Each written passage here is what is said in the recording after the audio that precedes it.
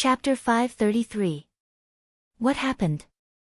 Qin Zhe looked at his sister and did not stop her from eavesdropping. Zhen Yoxin, the manager of the billing department, ran away with 300 million yuan. Su Yu gritted her teeth. What happened today? Qin Zhe's tone sank. Yes, he disappeared after the bank made the payment today. Su Yu said. Qin Zhe was stunned for a while. I'll come over now. Just after hanging up the phone, Qin Bao eagerly asked, What's the matter? What do you mean he ran away with money? 300 million yuan. So much money, and he just ran away. Ayo, this old lady's heart hurts. Qin Zhe, Bao's billing department, the industry is relatively special. 300 million yuan is not a small amount. I'll go and see it first. In the development and operation of a company, it is inevitable to encounter many inevitable troubles. The boss Huang he ran away with his sister-in-law, and the employees' wages were gone. This is one of the crises that employees don't want to face the most. If the previous sentence is slightly modified, the department manager ran away with hundreds of millions of yuan of funds and cheated the company and customers' money. This is definitely one of the crises that the boss and the company don't want to face. The company's senior executives take advantage of their positions and run away with the money. Whether it is at the beginning of the economic recovery or now that all aspects of control and supervision have been perfected, this kind of thing is common. It's just that ordinary people don't know about it. Compared with the industry, doing finance is more convenient and has more opportunities in this regard. And one time, he ran away with a large amount of money. Zhen Yoxin, the manager of the billing department, cheated the bank when the bill was discounted and ran away with 300 million yuan of funds. Looking at the rise of the billing department to the dusk, in just a few years of history, there are too many such incidents. It is precisely because of the disorder and chaos of the market that the government intervenes and causes this industry to become a thing of the past. The huge profits are not there, but there is still a good profit space, so Bao's investment has not given up. After Qin Zhe received the call, he immediately rushed to the company and happened to see Su Yu at the door of the company sending 2 policemen out. The 2 comrades greeted Qin Zhe kindly. When encountering this kind of thing, it is necessary to call the police and file a case. Qin Zhe and Su Yu walked side by side to the office. What's the situation at the bank? Did anyone participate? Qin Zhe asked. I don't know for the time being. It will be clear after the investigation. Su Yu said. The money was the company's money, and Baoza helped to discount it. The bank had the right to transfer the money. After going through a more complicated process, the bank transferred the money to the company, and Baoza took a certain commission. Baoza was equivalent to an intermediary, pulling the strings in the middle. He had acquaintances in both banks and enterprises. Zhen Yoxin might have used his acquaintance's relationship to manipulate and deceive, or he might have colluded with his acquaintance to scam money. How's the company doing? The phone is blowing up. Not only companies, but also other intermediaries. Many of the tickets we collect are from other small intermediaries. Su Yu sighed. 300 million is nothing, Qin Zhe said. We're already doing that, Su Yu said. Actually, she had already dealt with the things that needed to be dealt with. But now that Qin Zhe was here, she felt relieved. It was as if she had found her backbone. 300 million yuan was a big loss for Baoza Group. Although it was not enough to hurt them, it was still 300 million yuan. The whole company was shocked. Then, as early as this afternoon or as late as tomorrow, the whole industry would know about it. Because such things had happened before, the news would spread all over the industry the next day. This circle was actually not big. Financial fraud cases emerged one after another. Today's incident could also be classified as a financial fraud case. Qin Zhe, who came from the finance department of the University of Finance and Economics, had seen countless related cases in textbooks. Some money could be recovered, and some could not. When he set up the investment company, he had considered this aspect in his heart. Later, he handed the company over to Su Yu. The two discussed it. In order to prevent the finance department from running away with the money, important things like the seal and stamp had been held in Suyu's hands. Suyu naturally had a way of doing things. For example, she let Jin Yoshin manage the bill industry. Jin Yoshin was one of the talents sent to Baozi by Nan Man Pei. Based on the trust in Nan Man Pei, that group of people could be said to be the confidants and mainstays of the company. Just as Qin Zhe and Suyu entered the office, the employees whispered to each other. I guess the money can't be recovered. I don't know where it went. It's very troublesome. When the bank freezes the account, it will be too late. We lost 300 million yuan for nothing. This money is really easy to earn. Shoo, keep your voice down. Don't talk nonsense. Manager Zhen has lost his mind. Where will he go with the money? He will be wanted. But this is 300 million yuan. He can't earn so much money in a lifetime. He can live a comfortable life abroad. Fortunately, our company has a strong foundation. If this was a small investment company, the boss would jump off a building. Qin Zhe muttered, where is Jin Yoshin from? Suyu said, he's from Huanan. Sister Man sent him here. Qin Zhe said, call Sister Man. Suyu nodded. Yes, I almost forgot to call Sister Man. Qin Zhe lit a cigarette and frowned. Jin Yoshin, this old guy, even dared to cheat Hei's king's money.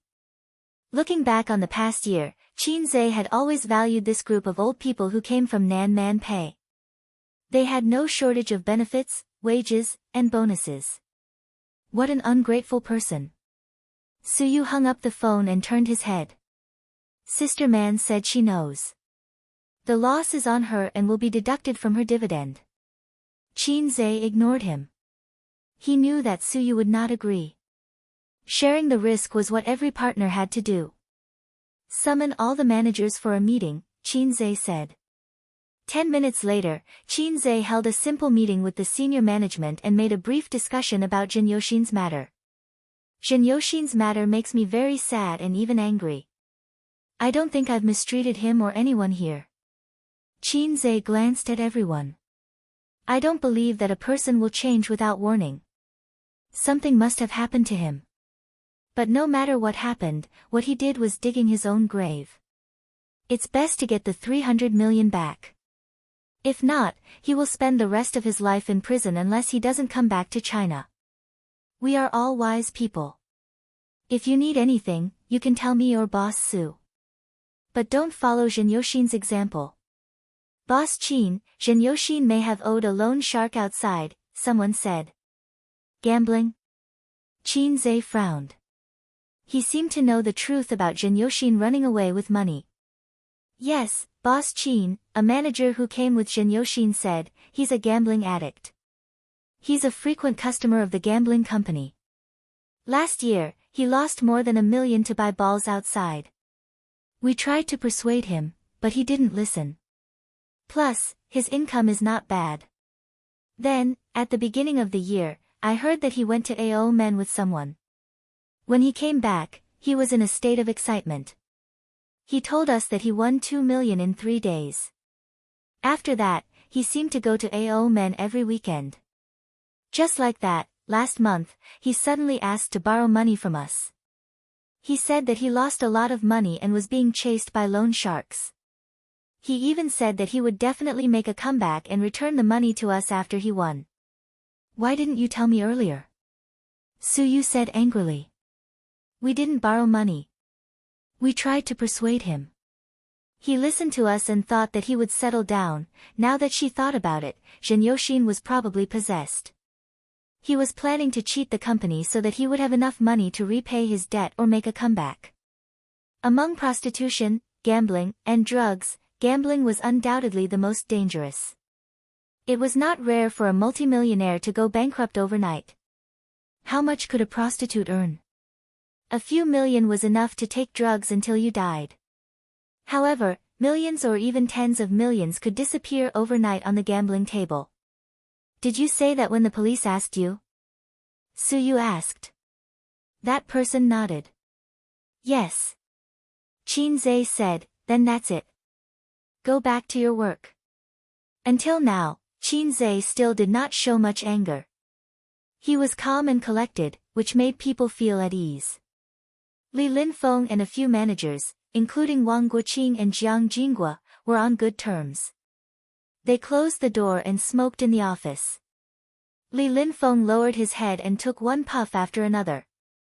Zhen Youxin is such a person. Why didn't I see it before? Li Linfeng sighed. Maybe he lost too much money and got anxious, Wang Guoqing said. Li Linfeng glanced at him and sneered. You think you can run away with the company's money if you're anxious? When you came to Baozi, how much did you earn each month? 20,000. It's below average in Shanghai. How much is your monthly salary, bonus, and annual income? Based on what we did, the executives of other investment companies would only do better. To be honest, half of the money was due to gratitude. Yes, Boss Qin is not short of money. He has a wide range of ways to make money and has the ability. But people cannot repay kindness, but they can't bite the hand that feeds them. 300 million, if it's another company or enterprise, the boss will be worried. Jiang Jingua sneered. This son of a bitch will be a rat crossing the street in the future. When encountering this kind of thing, the anger and bad mood were far greater than the heartache of the loss of money. Qin Zhe sat on the sofa in the center of the office, smoking silently. Su Yu was next to him, with a cigarette in her red mouth, pretending to be depressed. You said that Brother Ao Tian's body shook and all parties bowed down to him. His followers are loyal. Why did he suddenly become realistic when it comes to me? Qin Zhe hugged Su Yu and sighed. I boast that I'm a dragon among men, not much worse than Brother Ao Tian. Why don't I have loyal followers? Su Yu said, maybe it's retribution. You poached so many hot stars these days, and then retribution came to Baozi Investment. Qin Zhe, you still have the nerve to say that? You have the biggest responsibility for the company's problems. Su Yu nodded and said, Your Majesty, don't treat me as a human tonight. The two of them found joy in the bitterness. In fact, they couldn't do anything else. They could only wait for the news from the police. But they knew in their hearts that if they really paid off the loan sharks or squandered money on the gambling table, they could catch the person, but the money, they probably couldn't get it back. Chapter 534. 3 days after the Zhen Youxin incident, the culprits still hadn't been caught, and of course, the money couldn't be recovered. But life went on, and work went on. Qin Zhe worked hard for 3 days, relying on the speed of his fingers that had been single for 23 years, and finally finished the script of True Adultery. Qin Zhe was looking forward to seeing how erotic this TV series was. Unfortunately, the script seriously affected the reading experience, and there was no satisfaction at all. Qin Zhe didn't plan to follow this series. After all, a TV series was not a movie, and it was time-consuming. Besides, his sister wouldn't participate, so there was no point for him to follow. In addition, he also asked Mou, a director, and 2 scriptwriters to learn from the crew. In these 3 days, the company had already started the auditions and casting. Qin Zhe showed a rare fatigue, and he couldn't find the energy to do anything. This morning, at Baozi Investment, he fell asleep on the spacious sofa until Su Yu woke him up for breakfast. Su Yu accompanied Qin Zhe to eat. Seeing his poor appetite, she frowned slightly, holding chopsticks in one hand and the phone in the other. Qin Zhe, have you been feeling unwell recently? You look listless. 10 seconds later, in the group, Wang Zijin replied, a little bit, and he didn't have the energy to run in the morning. Maybe Tianfang Entertainment has too many things to do. Didn't they say they were going to shoot a TV series? At Crossdresser, useless thing, you can't do anything. Qin Bao was not convinced. It's not Tianfang Entertainment's problem. He threw the task of shooting a TV series to the company. And his lack of appetite is not because of this. Su Yu, then why? Wang Zijin. Qin Bao, you don't know, right? He has a very serious compulsive perfectionism. Wang Zijin, Suyu, I'm more educated than you, who are you fooling? Is there such a disease? Qin Bao Bao, believe it or not. Suyu. Then tell me. Qin Bao Bao, it happened a few days ago. Ever since A's debuted, he has always thought of himself as a little immortal who succeeds in everything he does. He has never tasted failure, so he is very proud of himself. This should be the biggest setback he has ever experienced in his life. Wang Zijin asked, that's all you've got after pocketing 300 million yuan? Qin Bao Bao, believe it or not, it's up to you. Wang Zijin. Go on. Qin Bao Bao, obsessive perfectionism is a combination of obsessive-compulsive disorder and perfectionism. My brother has been listless since he was young and has always been bad at everything. Because of this, he's a perfectionist at heart. That's why he especially admires me, his perfect sister. This is the best evidence. What he cared about was not the 300 million, but the damage to his perfect image in his heart. No matter what he did, he had to do it perfectly. That Zhen Ji heir, that disgraceful fellow, had ruthlessly betrayed him. It was like a thorn in his heart. He was like, what did he do wrong? Not enough charisma. Was there a problem with the bonus distribution? In fact, he himself didn't have any weight in the hearts of the employees, so he didn't hesitate to betray him. Su Yu and Wang Zijin were stunned. Nan Man Pei suddenly jumped out. Actually, it's just a lack of confidence. It's a manifestation of inferiority. Qin Bao Bao, it's not inferiority. It's somewhat similar to the manifestation of inferiority, but his heart is different. His mood at the moment is already annoyed, angry, and trapped in his own alley. After all, he thinks he's a little immortal. He'll be fine after a while. Suyu, don't impose such a disgusting name on him. Get out. Wang Zijin, ditto. Suyu put down her phone, ate a few mouthfuls of rice, and said sweetly, little immortal, don't have a glass heart. Come rub your sister's chest. Qinze. What the hell is a little immortal? Goosebumps rose all over his body. Don't give you a nickname. Qinze frowned and rubbed his hand on Suyu's soft, river crab, chest. Suyu hit him with her palm. Rub your face. Qinze said disdainfully, your breast capacity is not enough. What's the point of rubbing a facial cleanser that can't even suffocate him? He was indeed depressed these past few days. He became famous on the stage of Singer, and then he achieved consecutive victories in the stock market. After that, whether it was in the entertainment industry or in business, everything was smooth sailing. He was not a thick-skinned person, so of course he was depressed in his heart. If it was an ordinary small boss, his hair would have turned white from worry. On the other hand, it also showed that his background was too shallow. He was just a big boss accompanied by a low-level system. Making money was not a problem. But he didn't mix in the underworld, and he didn't participate in politics. He was cheated of hundreds of millions. What else could he do besides calling the police? When Father Ma encountered this kind of thing, he could only call the police. Suyu said, look at you sulking all day. I asked you to come to my house tonight, but you didn't come. Did Wang Zijin F***CKU? Why are you so reluctant to leave her? Qinze, he looked at her in surprise. Don't F***CK me. When did you speak so harshly? Where is your goddess-like style? Suyu said blankly, it's funny. It's the same adjective. When I scolded F***CK, nothing happened to you. When I said F***CK, your reaction was so big. You looked down on this word. Qinze's face was black. Believe it or not, I will tear up the Xinhua dictionary on the spot for you to see. When the two were alone, Suyu didn't have much scruples about speaking, but she wouldn't be so vulgar.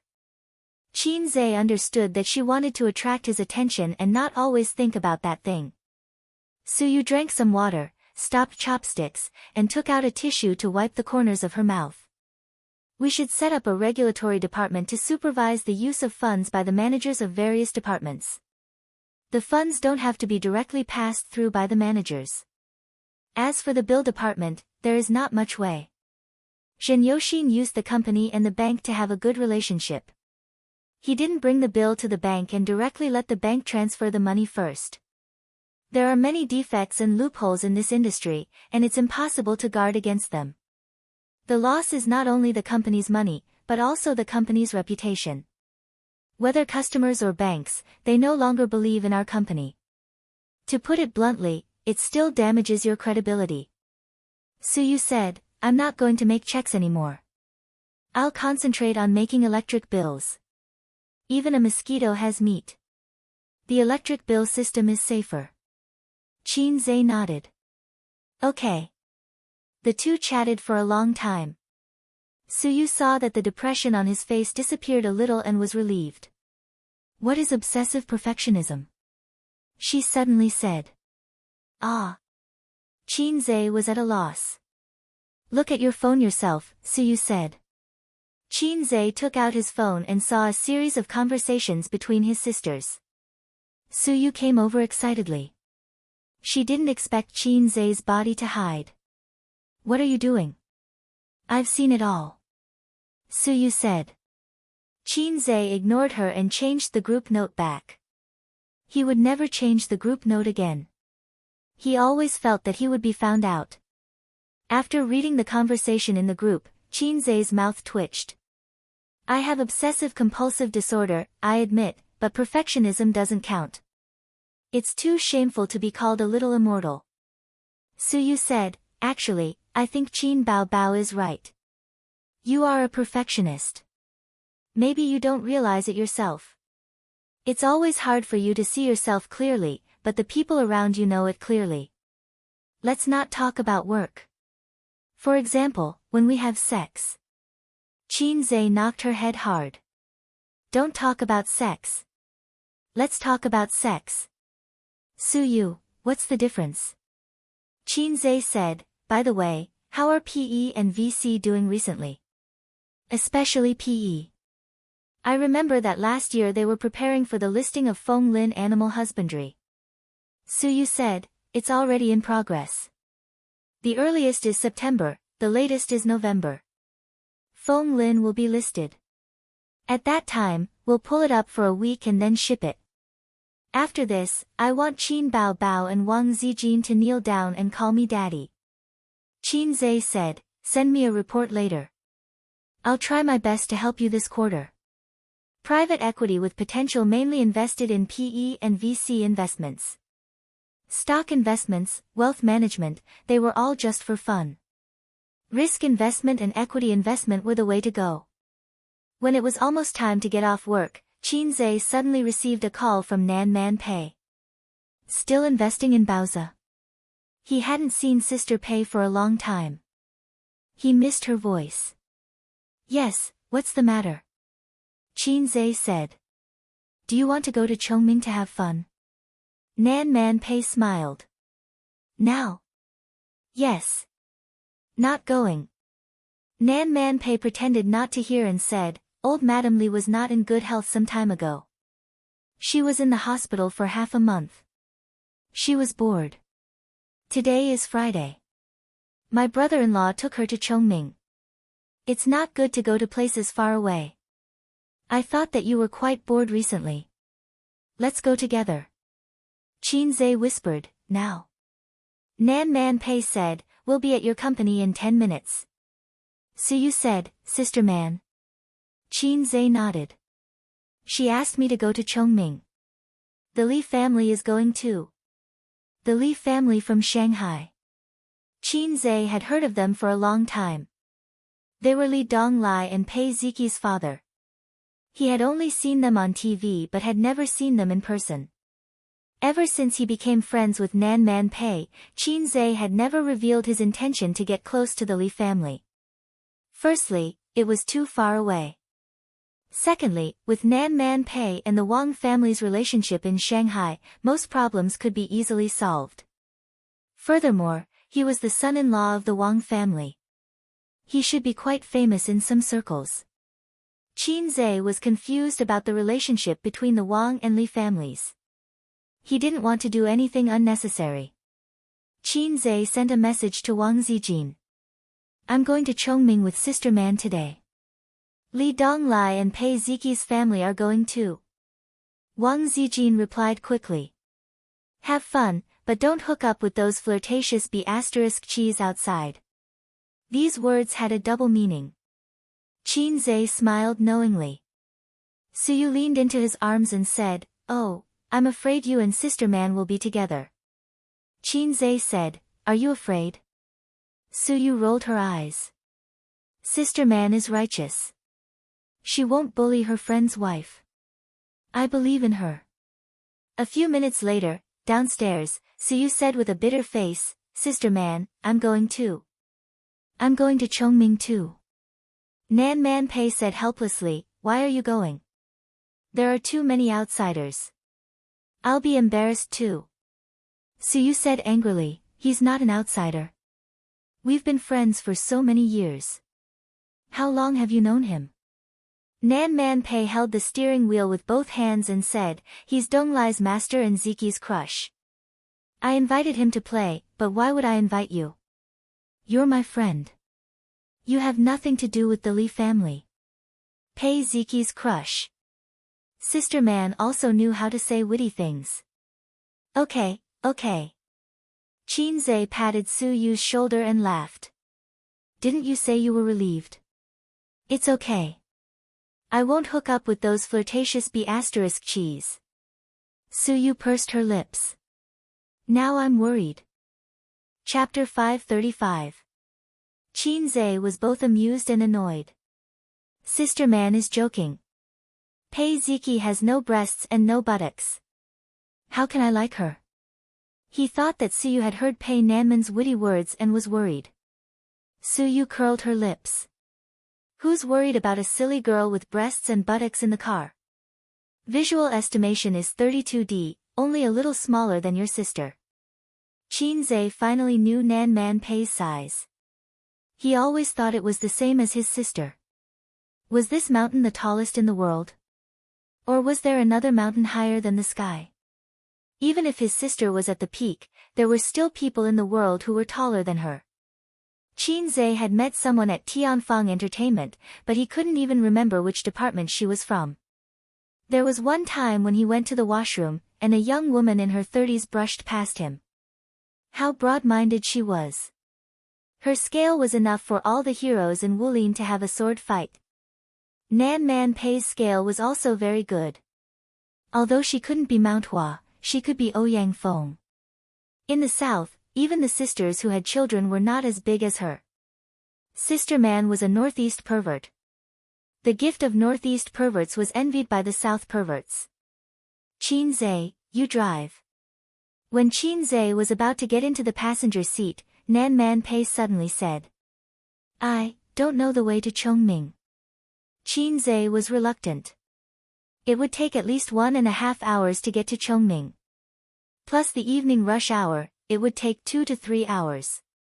I've driven back from Hangzhou.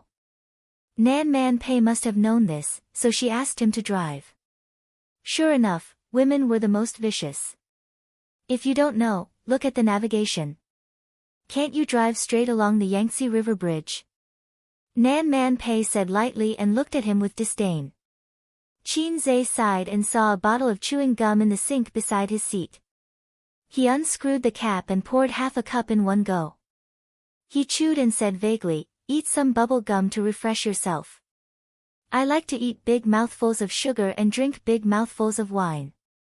Pei Nanman glanced at him but did not bother to reply. Sister Man, you didn't drive your Maserati? Qin Zhe asked. The car he was driving now was a BMW, but he wasn't sure what series it was. Speaking of cars, Qin Bao Bao seemed to have asked a celebrity friend to buy a dark blue Porsche overseas last month. She even selected a Bentley for Qin Zhe, but Wang Zijin joined in the fun and said that the car's appearance was too European and did not have the smooth curves of a shark, so she did not want it. The so-called appearance was too European, it was the kind of shape that looked like a square box. But Qin Bao Bao thought it was quite good. It was fashionable and domineering. Not only were they hipsters, but they were also a little bit angry. Some women looked like internet celebrities, and their personalities were also like internet celebrities.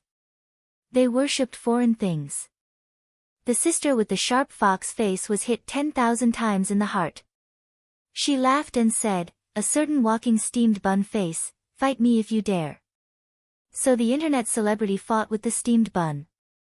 The internet celebrity won for the nth time, but Qin Zhe did not buy a sports car. Maybe she forgot after the fight. Qin Zhe, MMP. Qin Zhe did not care much about sports cars. He was not a maverick. He hated anything that was too eye-catching in public. Because there were too many secrets and things that couldn't be exposed in his heart, he was used to moving silently in the shadows that were hard to see. But after becoming a celebrity, he paid more attention to the protection of privacy. He did not drive luxury cars, did not show off in public, did not participate in catfights, and did not let his family contact the media. Everything was to cover up the thoughts in his heart that he could not hide. After driving for about 15 minutes, a group of people gathered on the side of the road. Screams and noises came from the crowd. Qin Zhe looked over and saw 3 or 4 women fighting. They pushed a woman to the ground, scolded and hit her. Through the gaps in the crowd, he saw that the woman who fell was dressed fashionably, young and beautiful.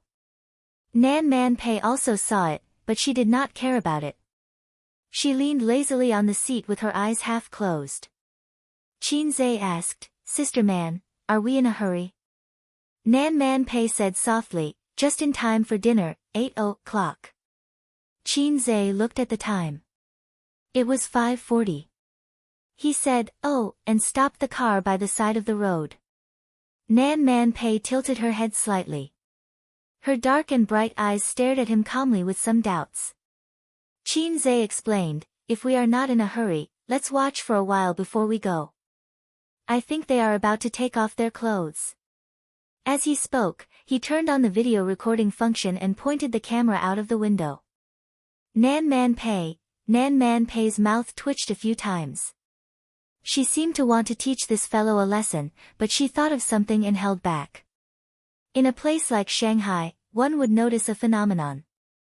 Small things were casual, but big things were urgent. If you called the police for petty theft, the police would be slow to respond. If you said that you were robbed in a certain place, the police would respond quickly. The urban enforcement officers, who could be seen everywhere in small cities, could not be seen in Shanghai. In the bustling crowd, the urban enforcement officers were not important. Therefore, the quarrel between the women could not be effectively stopped for a long time. This gave the majority of the men a chance to enjoy the benefits. Sure enough, they started to take off their clothes. It was not known when it started, but women fighting and taking off their clothes had become the same as gangsters fighting and reporting. It had become a necessary process. There was no supervision, and it was all about self-awareness. It was 100 times more serious than the relevant departments. After watching for more than 10 minutes, Nan Man Pei was speechless. She suppressed her anger and asked, "Is it good?" Qin Zhe said, "It's good. I have only seen it on the internet before. Today, I can see it in person. It is not a wasted trip." Nan Man Pei said lightly, "Qin Zhe, let me ask you a question." Qin Zhe said, "Sister Man, you are not from Shanghai. Don't speak in a Shanghai tone. I want you to say a few words in northeastern Chinese, such as, 'Oh my God.'" Nan Man Pei said, "When it comes to this kind of thing, there are more men than women watching. Why did no one go up to stop the fight? Why did they let the woman be stripped naked and humiliated?" Qin Zhe made an orchid gesture with his fingers. "This is a man's specialty in Allahu. Don't be too excited." Nan Man Pei suddenly wanted to hit him, but she was no match for him. Qin Zhe said seriously, "Usually, when it comes to this kind of thing, all the men will beat up the mistress. Why should others interfere? When women are fierce, they are very difficult to deal with. What if you go up to stop the fight and they hit you too? It's not that men don't hit women, but generally, men will not hit women in front of so many people. If I am harassed by a woman on the street, I will take a detour and not care about it. If a woman touches you in private, 90% of the men will slap her, and 10% of them are cowards. As soon as he said this, Qinze was slapped in the face. Slap. It was not the same as the word slap.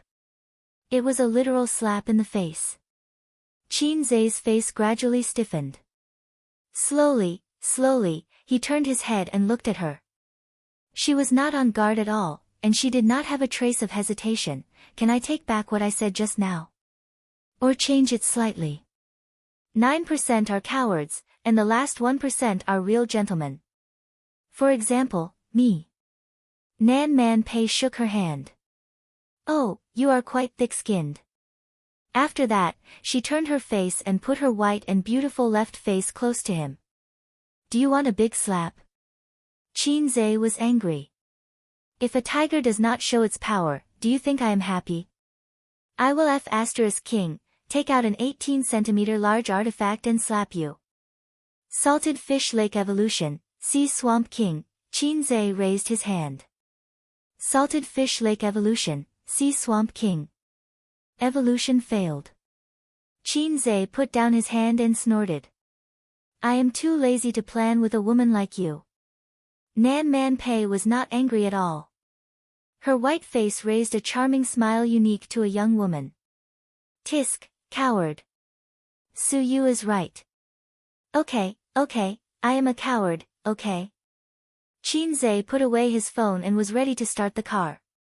Nan Man Pei said, Qinze. He ignored her. Nan Man Pei raised her voice in anger. Qinze. Just say it. Nan Man Pei pursed her lips and said, I haven't asked that question yet. Qinze looked at her. If these women outside, the one lying on the ground is called Su Yu, and the two standing are called Qin Bao Bao and Wang Zijin, what will you choose? Nan Man Pei smiled. Qinze's eyes widened. What a powerful woman. She said a more fatal question then, who should I save first if your mother and I fall into the water at the same time? My sister will not do this, and Wang Zijin will not do this, Qinze said. How do you know? A woman's heart should never be measured by common sense. No means no. With their upbringing and character, they will not do such a thing. Why don't you tell me what I should do if they fight with me in the future? I may think about it. Then what will you do? Nan Man Pei crossed her arms and dragged her plump 32D breasts. Shake your body, smile with the air of a bastard, and frighten them with your unique charm, slap. It was another slap, but it was much lighter than the previous one. Nan Man Pei smiled, but her eyes flashed with cold light. Will it kill you to talk seriously? I am not Su Yu, and I am not your sister who can be easily coaxed with a few words, nor am I Wang Zijin who looks smart but is actually stupid in some aspects. Qinze said angrily, then you are my woman. What are you worrying about? Nan Man Pei smiled.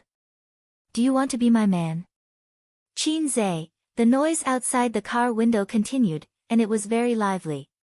In the car, Nan Man Pei said in a half-joking and half-serious tone, I am very rich. If you hook up with me, I dare not say that you will struggle less for 10 years. After all, you make money too fast. 5 years is enough. Su Yu and I are like sisters. If you get together with me, isn't it exciting? Don't all men like this? I was married, yes, but that was many years ago. I can't compare to Su Yu. She gave you her virginity. Compared to those unmarried girls who have countless ex-boyfriends, I am much cleaner, right? And I won't have children. Being a mistress or a lover is the only choice. I don't have to worry about having illegitimate children outside. Anyway, I have been single for so many years. I am used to it and have never thought about marriage. Isn't it quite comfortable to be alone? Su Yu is much more clingy than me. Now she wants to drive Wang Zijin away and be the empress. Don't you think it is too much? She doesn't even look at her own status. She is not loved by her grandmother and uncle. How can she be compared to the daughter of the Wang family? Chapter 536. This kind of woman is stupid, a fool who lacks love. She would be so touched by a little warmth from others that she is willing to give everything. At least you have a little conscience and gave her most of the company's shares. If she meets a more scheming and cold-hearted man, I can see her ending with nothing. Sister Man is much smarter than her. You are single, and I am also single. I will inevitably be lonely. If you want to find me, just come. I won't ask you for anything, and I won't ask you to take responsibility. Even if you get married in the future and want to continue the relationship, it's fine. If you want to break up, it's also fine. I can help you with your career far more than Su Yu. My experience in bed. Well, I shouldn't be as good as Su Yu. But don't you men like to conquer strong women? Qin Zhe was sweating profusely. Sister Man, let's talk nicely. Nan Man Pei smiled and said, I'm serious, I'm not joking. You are such an excellent man and young. I have been in Shanghai for 10 years, and I have never seen such an interesting and excellent man like you. Or are you a straight man who only wants virgins? Tisk, it's not like you are picking a wife. Why do you care if she is a virgin or not?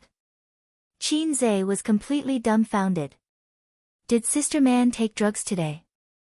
Otherwise, how could he explain her nonsense? A woman like her who independently supported such a large industry was inevitably stressed and out of breath. It was very likely that she took some drugs to relax. Qin Zhe scratched his head. If I say that I hate dating and one-night stands, will you say that I am pretentious? Nan Man Pei said seriously, no, because as far as I know, you have no other woman except Su Yu. So I like you. I have seen a lot of men who are richer than you, and there are even more who are not as rich as you. Which man doesn't have a woman on his left and right? He has a few college students as his mistresses, white-collar women, and he goes out to eat snacks on weekends when he is free. Qin Zhe said, I have a good appetite. I have a bad stomach since I was a child. Sister Man, I may have something to do tonight and can't go to Chongming. You can go by yourself. Can you drive? Or I will call the company's driver. As he spoke, he unbuckled his seatbelt. At this moment, an auxiliary police officer came over from outside the car window and slapped a ticket. The middle-aged auxiliary policeman slammed on the window. Do you know that you've parked illegally? How long has it been? Look at how long it's been parked here. Hurry up and drive away. She scolded in a low voice, little red guy. Only then did Qin Zhe realize that the chaos had stopped. The three police officers were evacuating the crowd while detaining the perpetrators and victims.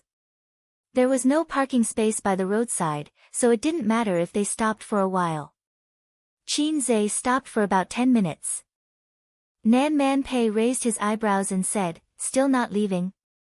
Qin Zhe had no choice but to open the window and pull the ticket in. He threw it under the windshield and stepped on the accelerator. The car sped away. The auxiliary police officer caught a glimpse of Nan Man Pei's face and was stunned. At this time, he recalled Qin Zhe's appearance and felt that he looked very familiar, but he couldn't remember where he had seen him before. If he had looked at it carefully just now, he would have probably remembered it. Fortunately, the uncle did not have obsessive-compulsive disorder. Otherwise, he would have to think about it before he slept tonight. Just like Qin Zhe, who had obsessive-compulsive perfectionism. Occasionally, in the middle of the night, his thoughts would wander and he would suddenly feel that he couldn't remember anything. He tossed and turned and couldn't fall asleep. It was very annoying. He scolded himself 10,000 times in his heart. He should have gone to bed earlier. What nonsense was he thinking about? The car drove onto the Yangtze River Bridge and completely bid farewell to the serious traffic jam. However, the car was not fast. After all, there was a lot of traffic. There were also more trucks. He got a driver's license in his senior high school exams, but in fact, he didn't have much driving experience and didn't exchange for advanced driving proficiency. He was most afraid of running into trucks. Every time he drove side by side with a truck, he would feel nervous. The reputation of the high-speed killer was like thunder in his ears. Rear end with an ordinary car. The winner was Reuben. Friction with a big truck. The next one was Brother Snake. It was over. The scenery under the Yangtze River Bridge eased Qin Zai's nervousness very well. Having lived in Shanghai for 24 years, it was Qin Zai's first time crossing the Yangtze River Bridge. He had never been to Chongming, so of course, he had never been to the Yangtze River Bridge. For the locals of Shanghai, there was actually nothing fun in Shanghai.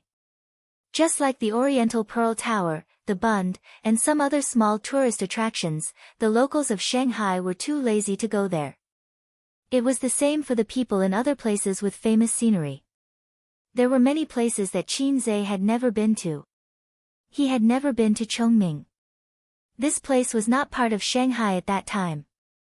There was also nothing worth visiting. A long time ago, this place was mostly rural and the construction was poor. But now, there were many vacation villas here. The scenery was good, the air was good, and the greenery was good. Many people liked to come here for a vacation to pass the weekend. The Yangtze River flowed quietly. Fishing boats were scattered here and there, leaving a rippling course behind. Qin Zai's first impression was that it was big. It was so spacious that it seemed to have no borders. It didn't look like a river, but like the sea. His second impression was that the water quality was poor. If he didn't know that this thing was called the Yangtze River, he would have thought that he was looking at the Yellow River. The yellow water was surging, and the turbid flow stirred up white bubbles. When I was young, I knew that the Yellow River was yellow. But I thought that the Yangtze River should be a white river.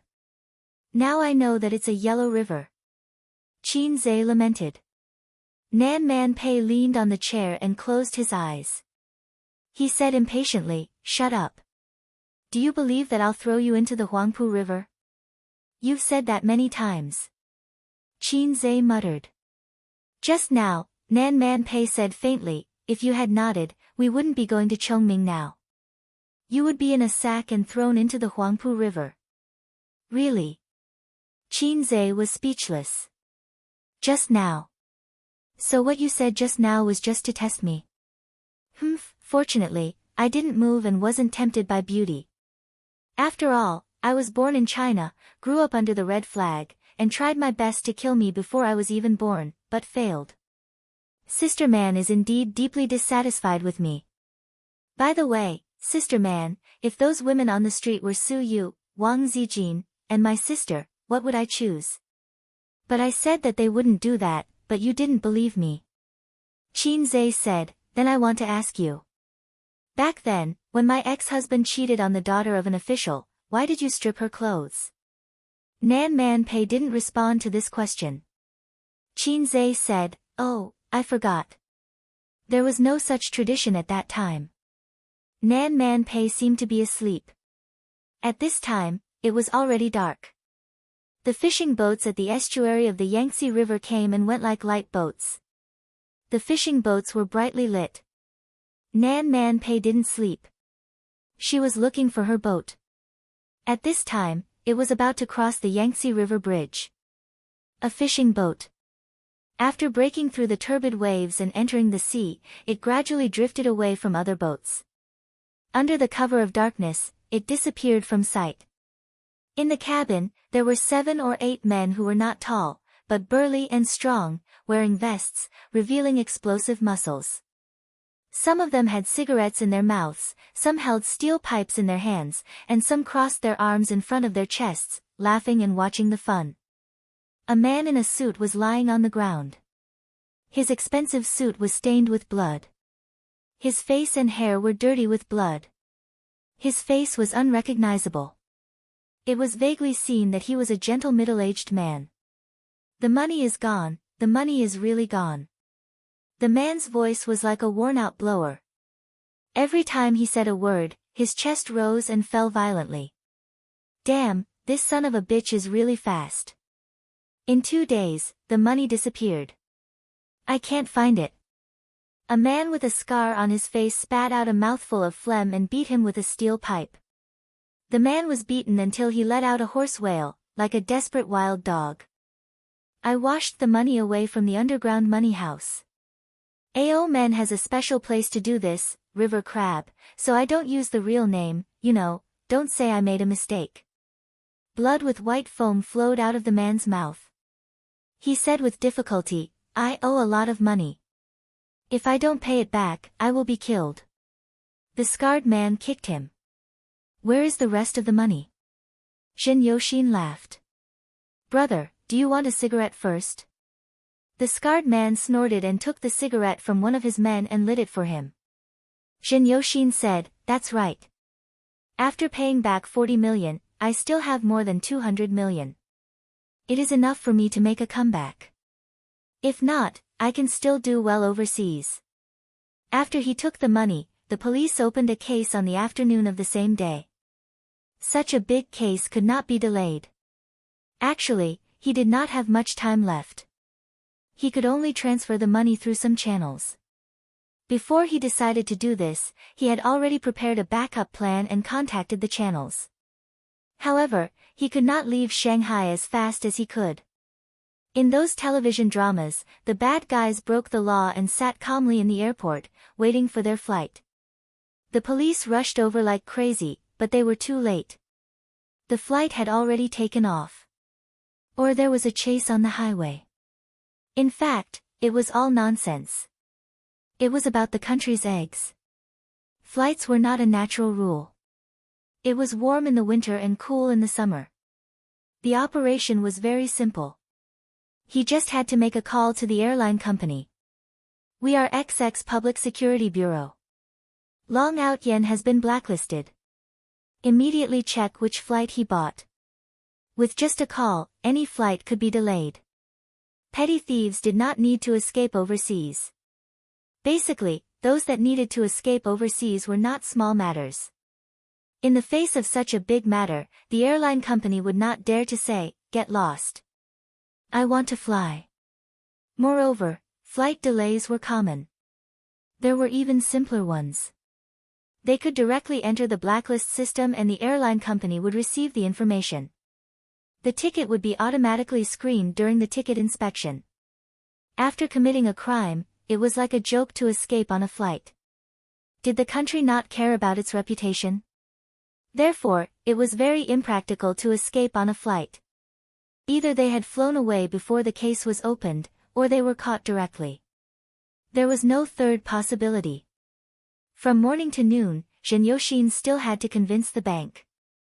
I, Zhen Yoxin, will transfer the money. The process of discounting the bill determined that he could not leave in advance. This is related to the complicated process of discounting, so I will not go into details. According to Zhen Yoxin's plan, he would hide in Shanghai for now. He would leave by fishing boat or hire a black car. He would take the national highway and not the highway. He would head west to Myanmar. Chapter 537. Myanmar has the largest casino in Asia, second to none. There, the gambling industry was the leading economic industry designated by the government. Every year, it brought in more than 30% of the government's tax revenue.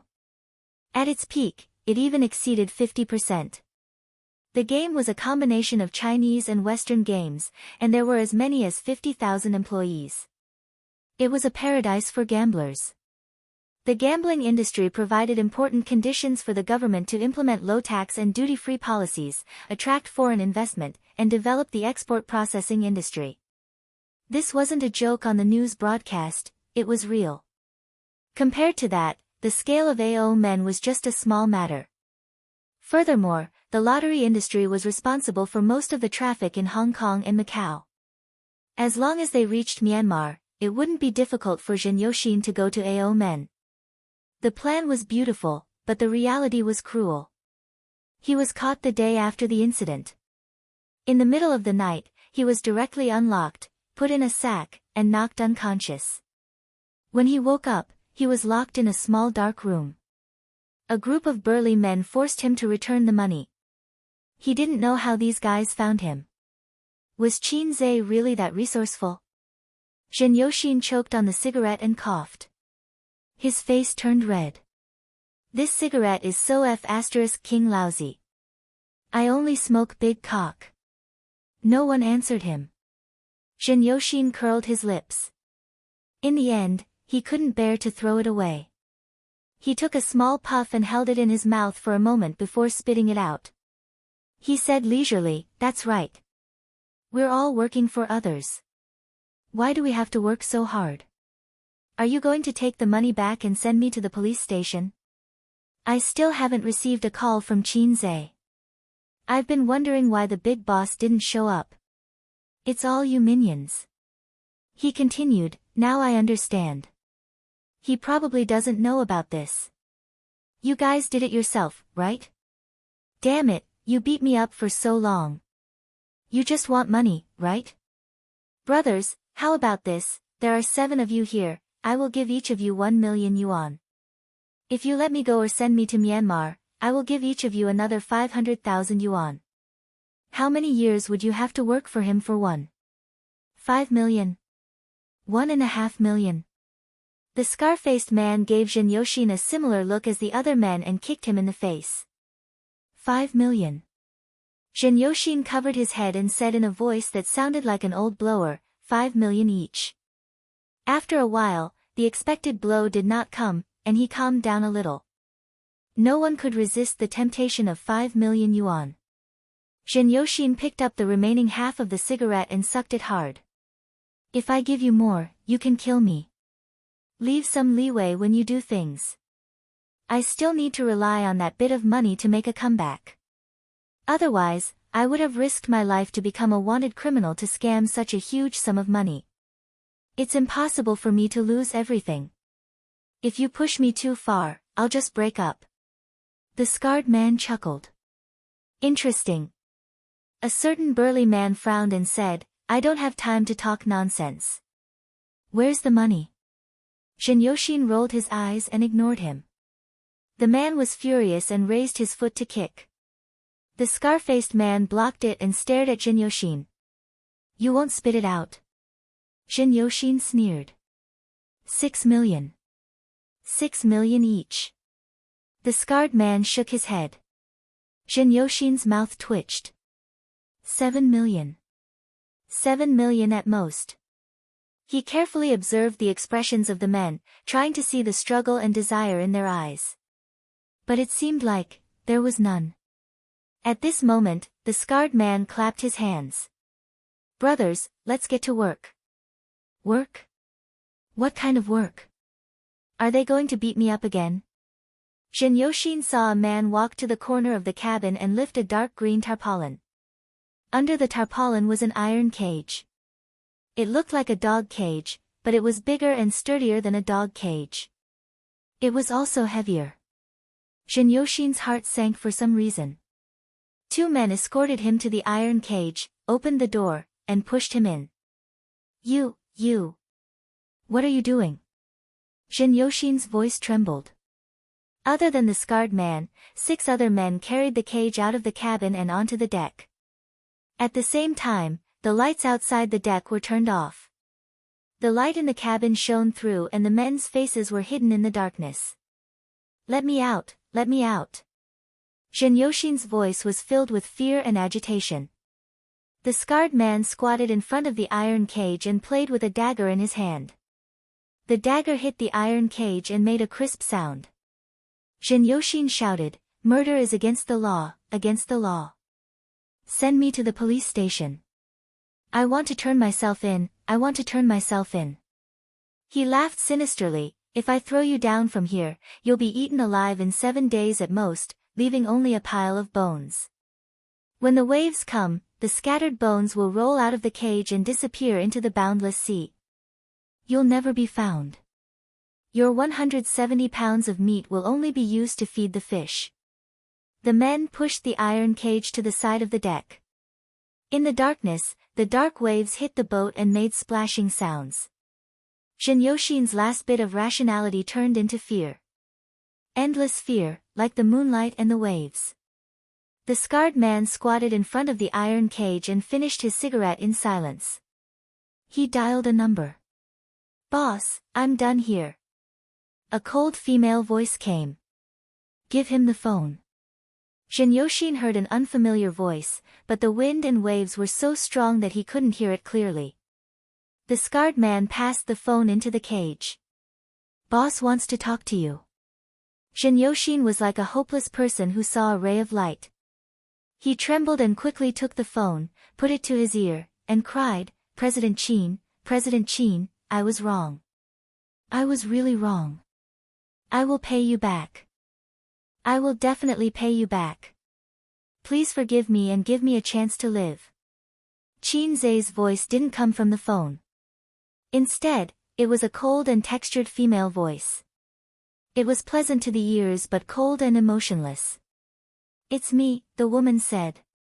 Shin Yoshin stopped crying. He was a little confused.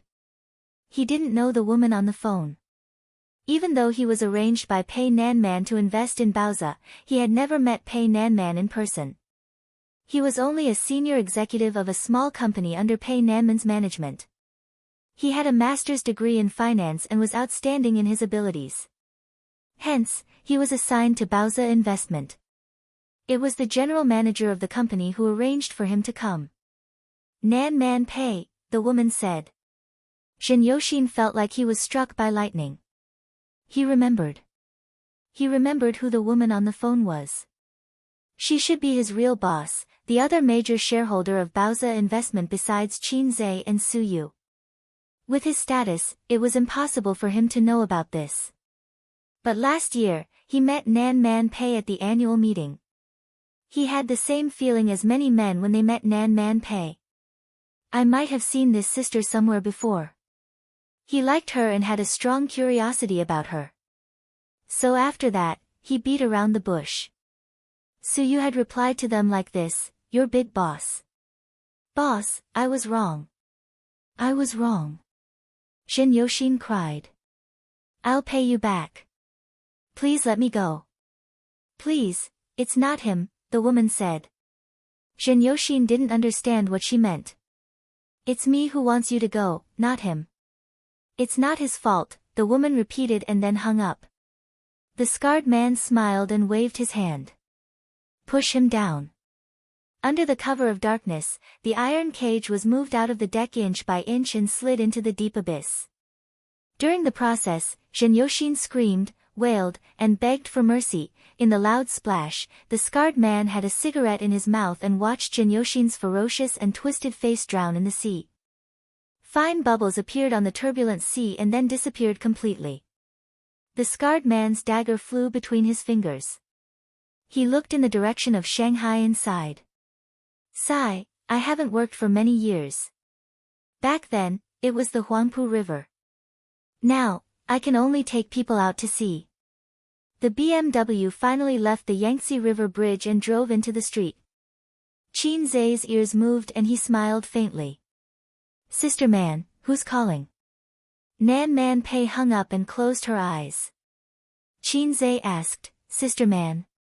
Nanman Pei shouted, It's none of your business. Qin Zai said indifferently, I'm just curious. Nanman Pei opened her eyes and stared at him. You heard it? Qin Zai looked innocent. What did I hear? You have such a big reaction. Yo, did you just call your mistress? Nanman Pei closed her eyes again. You talk too much. Believe it or not, I'll throw you into the Huangpu River. She closed her eyes, so she didn't see Qin Zai's fingers on the steering wheel tremble slightly. Chapter 538. Shoot for wisdom, shoot for wisdom. RBQ. Along the way, Qin Zai became silent and occasionally glanced at Nanman Pei. She was lying on the semi-reclined seat, resting with her eyes closed. Her facial features were three-dimensional and very beautiful. She should be 31 years old this year. She was mature, elegant, and fierce. Young men with little social experience would probably feel a sense of pressure when facing her. When Qin Zai first saw her by the Huangpu River, he felt that kind of pressure. She was like the female head teacher in high school. He couldn't help but want to bow his head. At that time, he felt that such a woman could only be matched by a successful, elegant, handsome man in his early 30s. Qin Zhe couldn't help but imagine the budding Nan Man Pei. She was more pure with a pair of rippling eyes. When she saw the roses in the corner of the wall, the corners of her mouth would rise with a brilliant and pure smile. In her era, she might even have 2 braids. His ideal literary girl with a sense of the times should be someone like Nan Man Pei, in his imagination, and definitely not a walking bun Wang Zijin. The female student uniform of the Republic of China period, blue shirt, black skirt, a pair of embroidered shoes, and 2 braids. It would be best if she could hold a book in her arms. Su Yu, his sister, and Wang Zijin couldn't do it. The modern atmosphere was too strong. The only one who could make Qin Zhe fantasize was a big sister like Nan Man Pei. Although she was born in the era where the Confucian shirt and skirt had long been a thing of the past, lost in the long river of history. If it could be like Japan, where girls would wear Han Chinese clothes on a certain festival, it would definitely be a rare scene. Chongming had a lot of rural tourism, and it was very well done. There was also a forest park with excellent scenery. There were also countless fun entertainment facilities. When they arrived at the hotel, it was almost 8 o'clock. Qin Zhe and Nan Man Pei stopped the car and got out. He stood in the night and looked around. He didn't see any super luxury cars. However, he left behind a few economy cars with unusual license plates. The destination was a very grand hotel that covered a very large area. In addition to providing accommodation, it could also be used for company tours, meetings, and other activities. A white ferry stopped at the entrance, and the staff greeted, "Please get on." Dinner was held on the 2nd floor. The dome was high, and small lights decorated the ceiling like stars, clustered around a huge crystal chandelier in the middle. The large private room on the 2nd floor was not spacious, but it was exquisitely decorated with 3 tables. The adults sat at 1 table, while the children and women sat at 2 tables. The Li family wasn't the only family that came to the forest park to play. There were a few other families that were of high status and had good relationships with each other. Using the words of ancient times to describe it, they were friends of aristocratic families. In modern terms, political alliance. Nan Man Pei said that old Madame Li had recovered and wanted to go out for a walk. This was one of the reasons. But this time, they came out to play not just to relax. You could think of it as reminiscing between friends. However, those who were qualified to sit were not ordinary people. At the table on the left, in addition to Li Donglai and Pei Ziki, there were a few boys and girls that Qin Zhe was familiar with, but he didn't know their names. He knew at least 2 of them, the little fangirl Chen Qingyuan, and the sister, I Have Milk Sickness, by Guowei. There were also a few boys who appeared at Pei Ziki's birthday party. However, Yang Lingdong, who had been pursuing Chen Qingyuan, was not there. He or his family was not qualified to be here. Chen Qingyuan's mother was in business. Her father was in the government, but his position was not high. The real boss was Chen Qingyuan's grandfather. Bai Guowei took a sip of juice and whispered, "Donglai, let's drive out tonight." "What's so fun about Chongming? We can't even find a bar." Half of the young people at the table were underage. Juice and coconut juice were the standard. Although they had learned to smoke and drink, no one dared to drink, not even beer. No one dared to smoke. As soon as Bai Guowei finished speaking, her sister knocked her on the head and said, "Don't you dare sneak out." Li Donglai said, "Qin Gu and I agreed that we won't go to bars before our sophomore year. But we can play cards together at night to satisfy our cravings. Don't come if you don't have enough money." Bai Guowei's sister, Bai Fang, laughed and said, "You're not allowed to go to bars, but you're allowed to play cards? This brother Qin of yours must be a retard. You're the retarded one." Bai Guowei, Li Donglai, and Pei Ziki were in the middle, but Chen Qingyuan heard it clearly and retorted faintly. "Little girl, who are you talking about?" Bai Fang glared at her. "It doesn't matter who I'm talking about. It'll be awkward for whoever answers." Qin Qingyuan ate her meat expressionlessly. Qin Qingyuan and Bai Feng knew each other, but they were not very close. Bai Feng had seen Qin Qingyuan a few times. At that time, she was still a pure girl, but she learned how to put on makeup and nails like a woman. She was full of pride and arrogance from head to toe. In the eyes of Bai Feng, who was born in the 90s, she hated it so much that she wanted to destroy it humanely and be reborn. In the process of social development, there was a very interesting phenomenon. The people born in the 70s criticized the people born in the 80s. The people born in the 80s thought that the people born in the 90s were retarded. The people born in the 90s thought that the people born in the 90s were incurable. The rule was that the previous generation criticized the next generation. The next generation's children were not the children of the previous generation. Have you ever seen parents criticize their children's generation for being retarded and incurable? Why was it like this? In fact, it was a kind of shame and disgust that saw themselves in the past. It was just like when people did things that they thought were cool and awesome when they were young. Many years later, when they thought about it, they were so ashamed that they wanted to roll on the ground. When people born in the 80s saw the retarded people born in the 90s, they felt that they had seen themselves in the past. It was especially shameful, and then there was the envy, jealousy, and hatred of aging. It was the same when people born in the 90s looked at the Queen of Balls. If you don't believe it, just wait and see. 10 years later, the Queen of Balls would criticize the people born in the 90s for being retarded and incurable. But the people born in the 90s would not, because they were born in the 90s. Li Donglai coughed and mediated in the middle. He explained, Qin Gu said that it's meaningless to hang out in bars. It's useless except for wasting one's youth and time. But playing cards is different. It's a test of memory, card skills, and logic. It's just like those children who seem to have bad grades but are actually very good at playing. They're very smart. Qin Qingyuan said, that's what Qin Gu said. Then let's add one more thing. I want to play tonight. Whose room should I go to? Pei Ziki said, let's go to my room. Bai Guowei said, I suggest we play a werewolf game or a killing game. It's more interesting and tests one's logic and reasoning ability. The other boys and girls agreed. Excluding those who drove expensive cars and hung out in bars, as well as some parties that children of the same age dared not even think about, this group of children was actually no different from ordinary teenagers. Bai Feng had never met Qin Zhe, but she knew that the Qin Gu they were talking about was the famous fast shooter in the entertainment circle. Her attitude towards Qin Zhe was more complicated.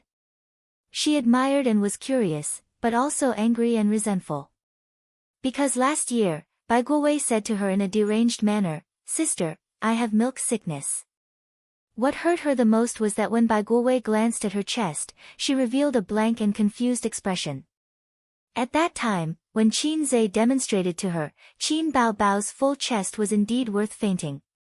When it came to his sister, it seemed a little difficult to make her faint.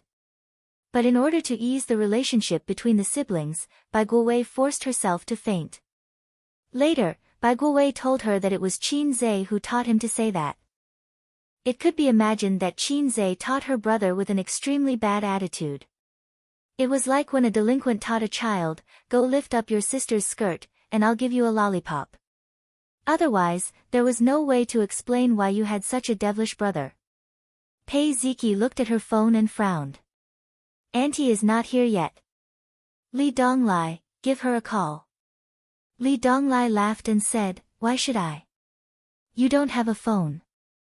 Qin Qingyuan said weakly, Ziki, your auntie is not sitting at our table, right? Pei Ziki nodded. Of course, she's sitting at my grandma's table. The boys and girls at the table breathed a sigh of relief. The younger sister-in-law of the Li family was very famous in their small circle. She was very beautiful and elegant, but the boys who had seen Nan Man Pei felt pressured and couldn't speak clearly. It was the same as how they felt when facing their dignified parents.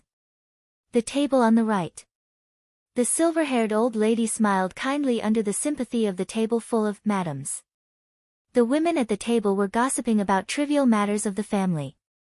Man is not here yet? The old lady asked. Beside her, a gentle and delicate woman laughed softly and said, Mom, not yet. Maybe she's stuck in a traffic jam. The old lady nodded and complained, this girl is always busy. She doesn't even bring Dong Lai and Ziki home. Man is 31 this year, and she doesn't have a boyfriend. The woman agreed absent-mindedly and said that the Li family's sister-in-law was not good. She also had a younger sister, but her younger sister and brother only had the chance to visit the Li family during festivals. They were both the Li family's sisters-in-law, but the difference in treatment was like heaven and earth. Man Pei was really treated like a daughter by the old lady. The old lady had a daughter in her early years, but she died before she finished junior high school. She was about the same age as Man Pei. The friendship between the Li family and the Pei family was a thing of the past, but the old lady said that it was a friendship formed during the revolution. How funny. A rainbow army soldier and a bandit. Where did the revolutionary friendship come from? Mom, I'm full. I want to go play. Beside the woman, a 10-year-old child put down his bowl and chopsticks. As he spoke, he jumped down from the chair. Stay inside. Don't run out, okay? The woman said. Outside the private room, the hotel manager and a dozen waiters were waiting. Naturally, the child would be followed closely when he went out. The child walked around the tables, looking left and right. There were no children around his age, so he was very bored. He strolled to Pei Ziki's side and mumbled, Pei Ziki, I want to eat meat. Pei Ziki turned her head and glanced at him coldly. She ignored him. Bai Fong waved her hand. Xiao Hao, come here. I'll get some for you. She gave him a piece of sweet and sour pork ribs. Hey, open your mouth. Don't use your hands, Bai Fong said. The child had already reached out and grabbed the meat. He didn't eat it. Instead, he slapped Pei Ziki's back and touched her a few times, wiping the grease from his hands on her body. Little girl, ha ha ha. The child stuck out his tongue at his sister. Pei Ziki was furious. She slapped him to the ground with the great monument smashing hand. She learned this move from Qin Zhe. During the tutoring period, Qin Zhe taught Li Donglai fighting skills. He always used the great monument smashing hand to knock down the fierce and aggressive Li Donglai. It was domineering and direct. Pei Ziki watched from the side a few times. She had to admit that it was indeed very cool. At this moment, he subconsciously used it. The child fell to the ground and cried loudly. The loud and shrill cry instantly attracted everyone's attention. Numerous gazes fell upon him. Chapter 539. The people who heard the commotion looked over. They looked at the child on the ground, then at Pei Ziki. Their expressions varied. Some were mocking, some were helpless, some were contemplating.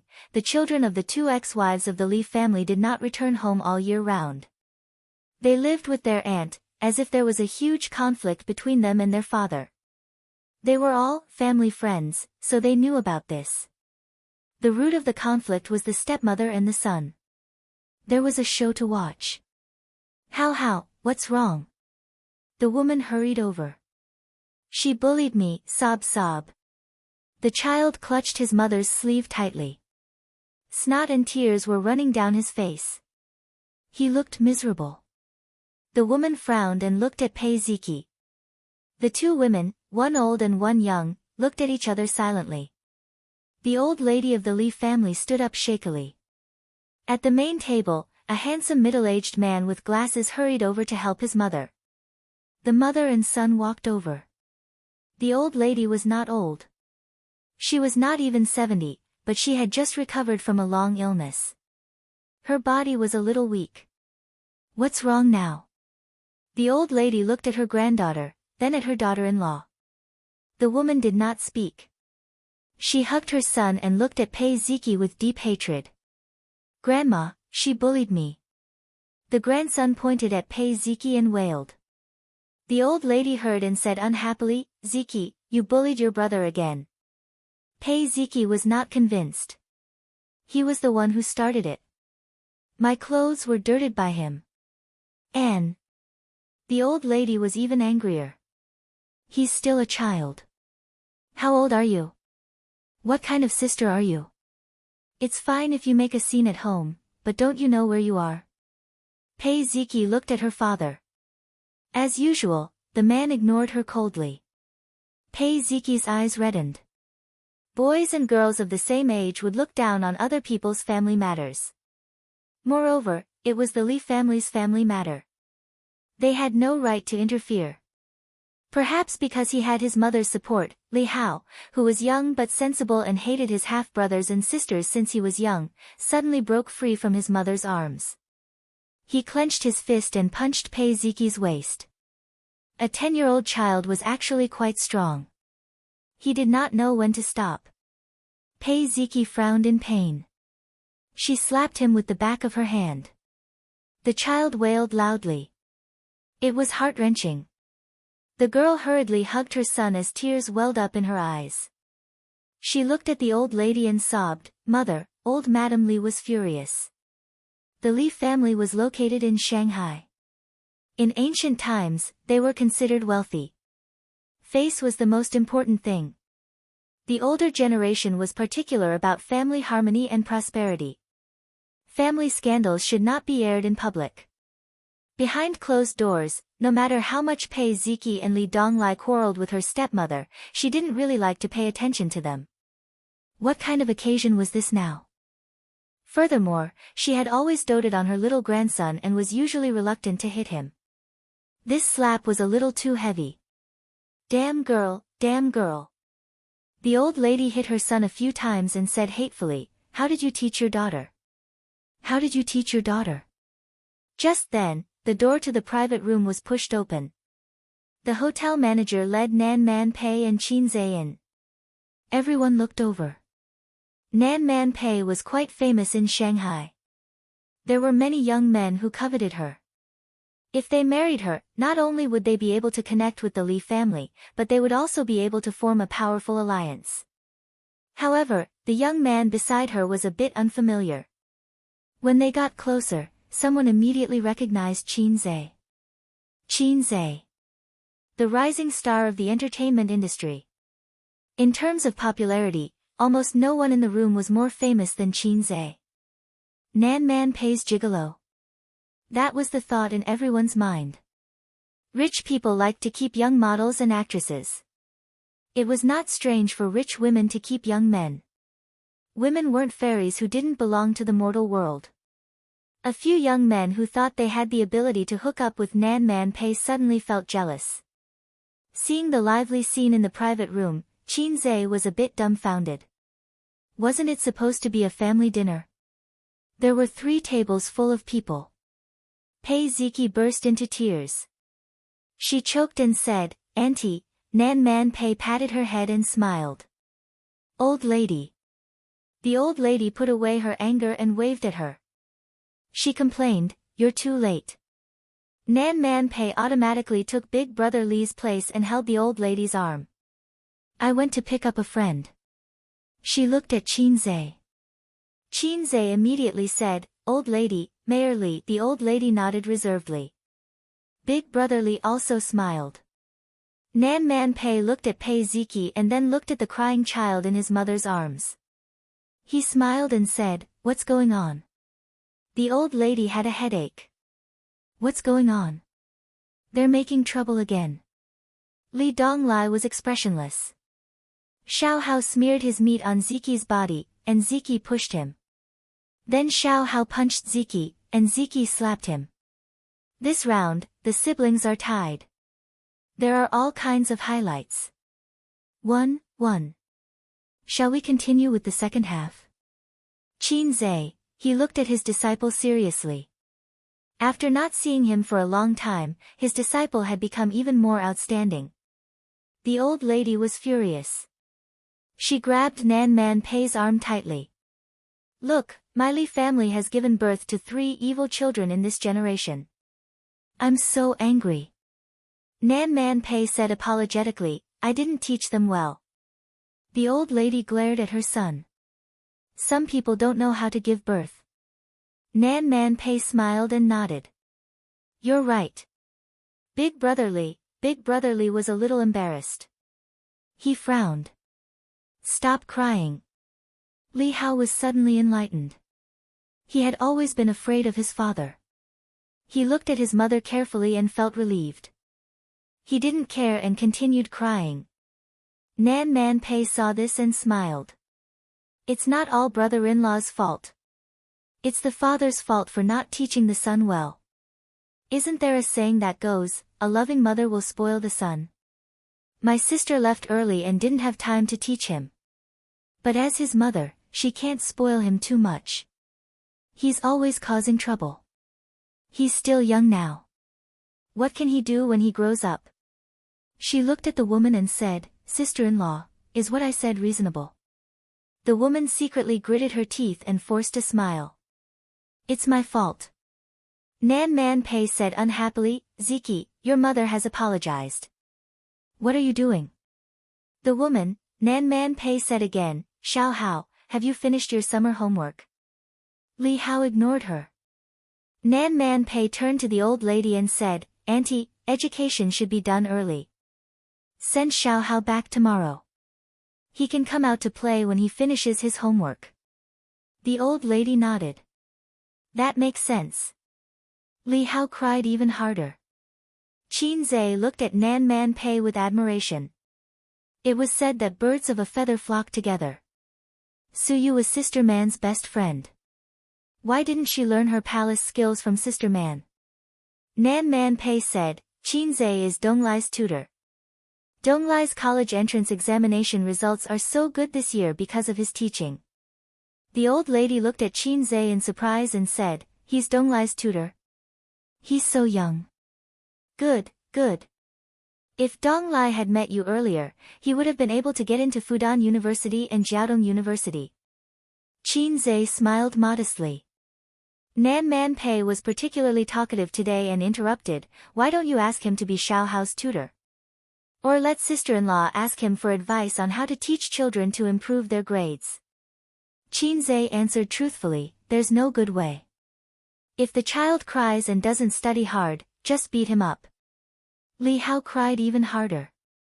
The woman said lightly, you don't have to worry about my family's affairs. Nan Man Pei looked sad and said, old lady, I'll try not to talk too much in the future and try not to come to Li's house. The old lady frowned and said angrily, how can you say that? Is Man an outsider? The woman defended herself, Mom, that's not what I meant. The old lady said impatiently, don't just stand there. Take him back. Qin Zhe felt a fiery gaze on him. Looking in the direction of that gaze, he saw a young girl with bright eyes, Qin Yuan. She had a delicate oval face, and her skin was fair and supple. When he first met her, he remembered that there was still some baby fat on her chin. Qin Yuan looked at him silently. She was happy, excited, and tender. Bai Fang saw this scene and curled his lips. This girl was hopeless. Man, my family is full of troublesome people. If only you could come here more often. With you here, no one would dare to make a scene. The old lady muttered. Nan Man Pei smiled and agreed. To the old lady, both of them were her flesh and blood.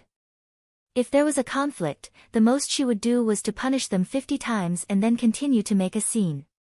But what could she do? A stepmother was a stepmother after all. Could you ask her to treat her ex's child as her own son? Could you ask the child to be filial to her like his own mother? There were many things that could not be resolved, especially family matters. Why else would it be difficult for an honest official to resolve family matters? Her son was very tactful and had always been a bystander. No matter which side he sided with, the other side would be bitterly disappointed. Moreover, the relationship between Pei Ziki and Li Donglai's father was already very cold. When her youngest son was bullied by her eldest son or daughter, as a father, she had no choice but to stand up as a grandmother. Of course, she would side with her youngest grandson. After all, he was too young and could be easily beaten. Her daughter-in-law was also not easy to deal with. Without her secret instigation, would her grandson be able to stir up trouble like this? She had used emotional violence against her ex's son and daughter all these years. Therefore, the old lady especially liked Nan Man Pei because Nan Man Pei was generous and capable. Even her sister was not as good as her. In the past, a woman like this could stabilize the house and make the house peaceful. Nan Man Pei would stay at the Li family for a few days every year. She would also bring Li Donglai and Pei Ziki home. That was one of the rare times when the Li family was able to reunite and live in harmony. The daughter-in-law of a humble family knew that she could not win against the other party, so she would be very obedient. Her grandson was also afraid of this aunt and did not dare to be too arrogant. Qin Zhe looked at Nan Man Pei, who followed the old lady, then at the group of familiar juniors. After thinking for a while, he asked the waiter to add a chair for the juniors. There were rich ladies and old ladies everywhere. He felt that it was not appropriate to sit there. Qin Qingyuan was overjoyed. She patted the empty seat beside her with her small hands and asked the waiter to add a chair there. Qin Zhe had just sat down when 8 or 9 young boys and girls shouted in unison, "Qin Gu! Qin Gu! Qin Gu!" It was as if some big brother was attending a banquet and the underlings were greeting him respectfully. It attracted the attention of the adults on both sides. Qin Zhe, Bai Fang said, "Hello, I'm Bai Fang, Bai Guowei's sister." Qin Zhe was stunned. He looked at this unfamiliar girl and was stunned by the name. "Hello, you can call me Hei's King. Bai Fang." Chapter 540. Qin Zhe felt that he might have offended this girl named Bai Fang. Not only was she glaring at him, but her face was also full of displeasure. It was just an ordinary joke. Could this girl not take a joke? Or was she sensitive to her name and hated being joked about? There were such people, such as Chen Ergu, Li Erden, Du Zideng, Hao Nyobi, Louis Fa, Ren Baqian, especially the latter. However, the name Bai Fang was still okay. It was quite ferocious. If the other party was a die-hard fan of the Great Desolate Era novels, he might be able to gain the respect of the other party by announcing his name. Unfortunately, Qin Zhe was not a fan of the prehistoric novels. He wanted to tease her when he heard the name. He read all kinds of books, especially Liu Bei. After going to university, his worldview matured. He understood that he was just a salted fish. A salted fish would be a salted fish no matter where he went. Just like a loser in society, even if he traveled back in time 20 years ago, he would only remember that housing prices were going up, the stock market was going down, and the newspaper seller was going to become a supreme figure. That was all. Don't expect him to become the richest man in the world. If he had this ability, he would not be a loser. Therefore, Qin Zhe learned from his painful experience and bade farewell to the king of the jungle, Liu Bei. Qin Qingyuan saw him in a daze and thought that he was embarrassed. She glared at Bai Fang fiercely and blamed her for making her unparalleled hero lose face. "Master Zhe King, this soup is delicious." Qin Qingyuan leaned over and scooped a bowl of soup for Qin Zhe. "Thank you." Qin Zhe received it politely. "Oh, you don't have to be so polite with me." Qin Qingyuan frowned and looked unhappy. Qin Zhe was silent for a moment and frowned. "Don't talk nonsense. Pour the wine."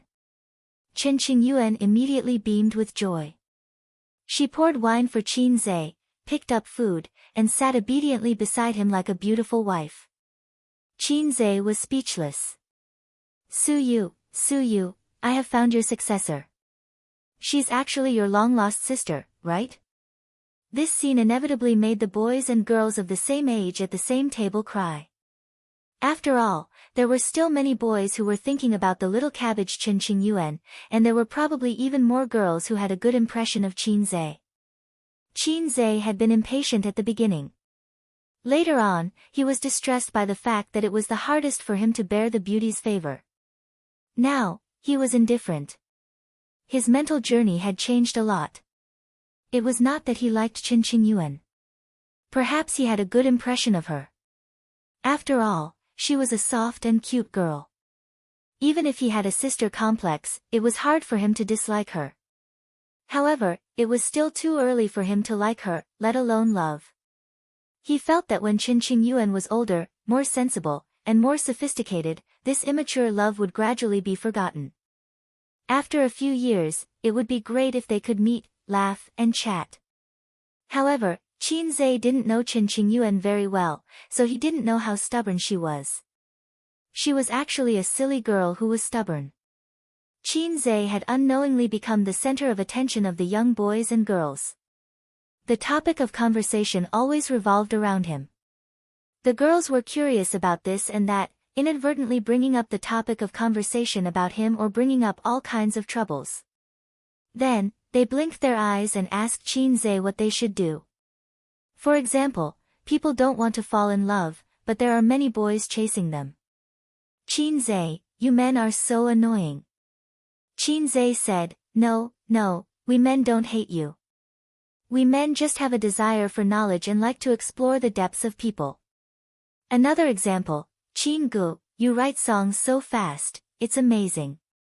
People admire you so much. The internet says that you are a fast shooter, but I think you are a machine gunner. Qin Zhe said, as long as it's not a sniper, I don't care. Would I ever be able to get rid of this title in this lifetime? I want to wash my hands and never write songs again. Some people were more concerned about his private life and asked him if he had a girlfriend. Qin Zhe didn't answer.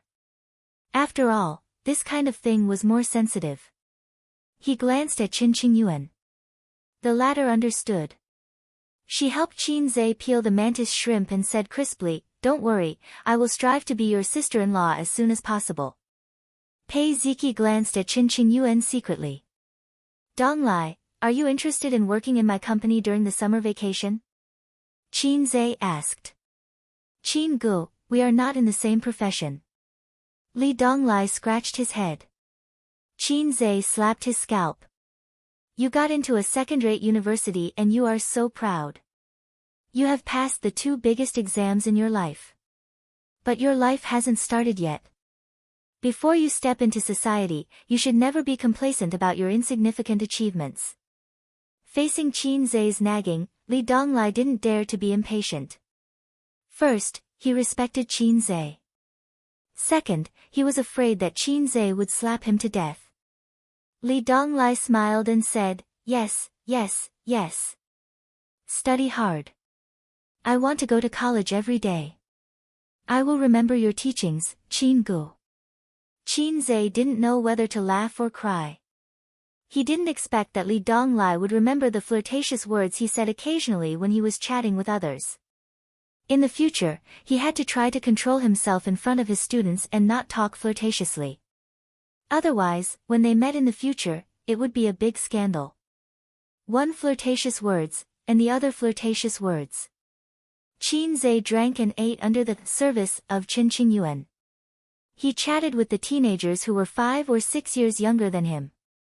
They got along quite well. Except for the big boss named Bai Fong, who didn't like to talk to him. Occasionally, he would talk to him, but it was to secretly stab him with a few words. Qin Zhe was puzzled. What's the meaning of this? We don't have any enmity, and we don't have any grudges.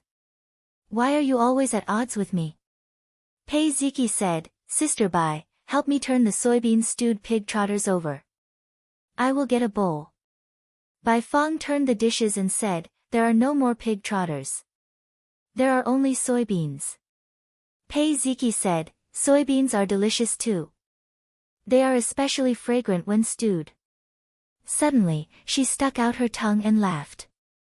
It's just that it's easy to fart when you eat too much. Bai Fong heard and laughed. You guys fart when you eat too much. I don't. I just burp. What it meant was, I am a little fairy. I don't fart. Qin Bao Bao often said, I am a little fairy. I don't fart. I am a little fairy. I don't have I shit. I am a little fairy. I don't have leaks in my teeth. Qin Zhe thought that the opportunity had come.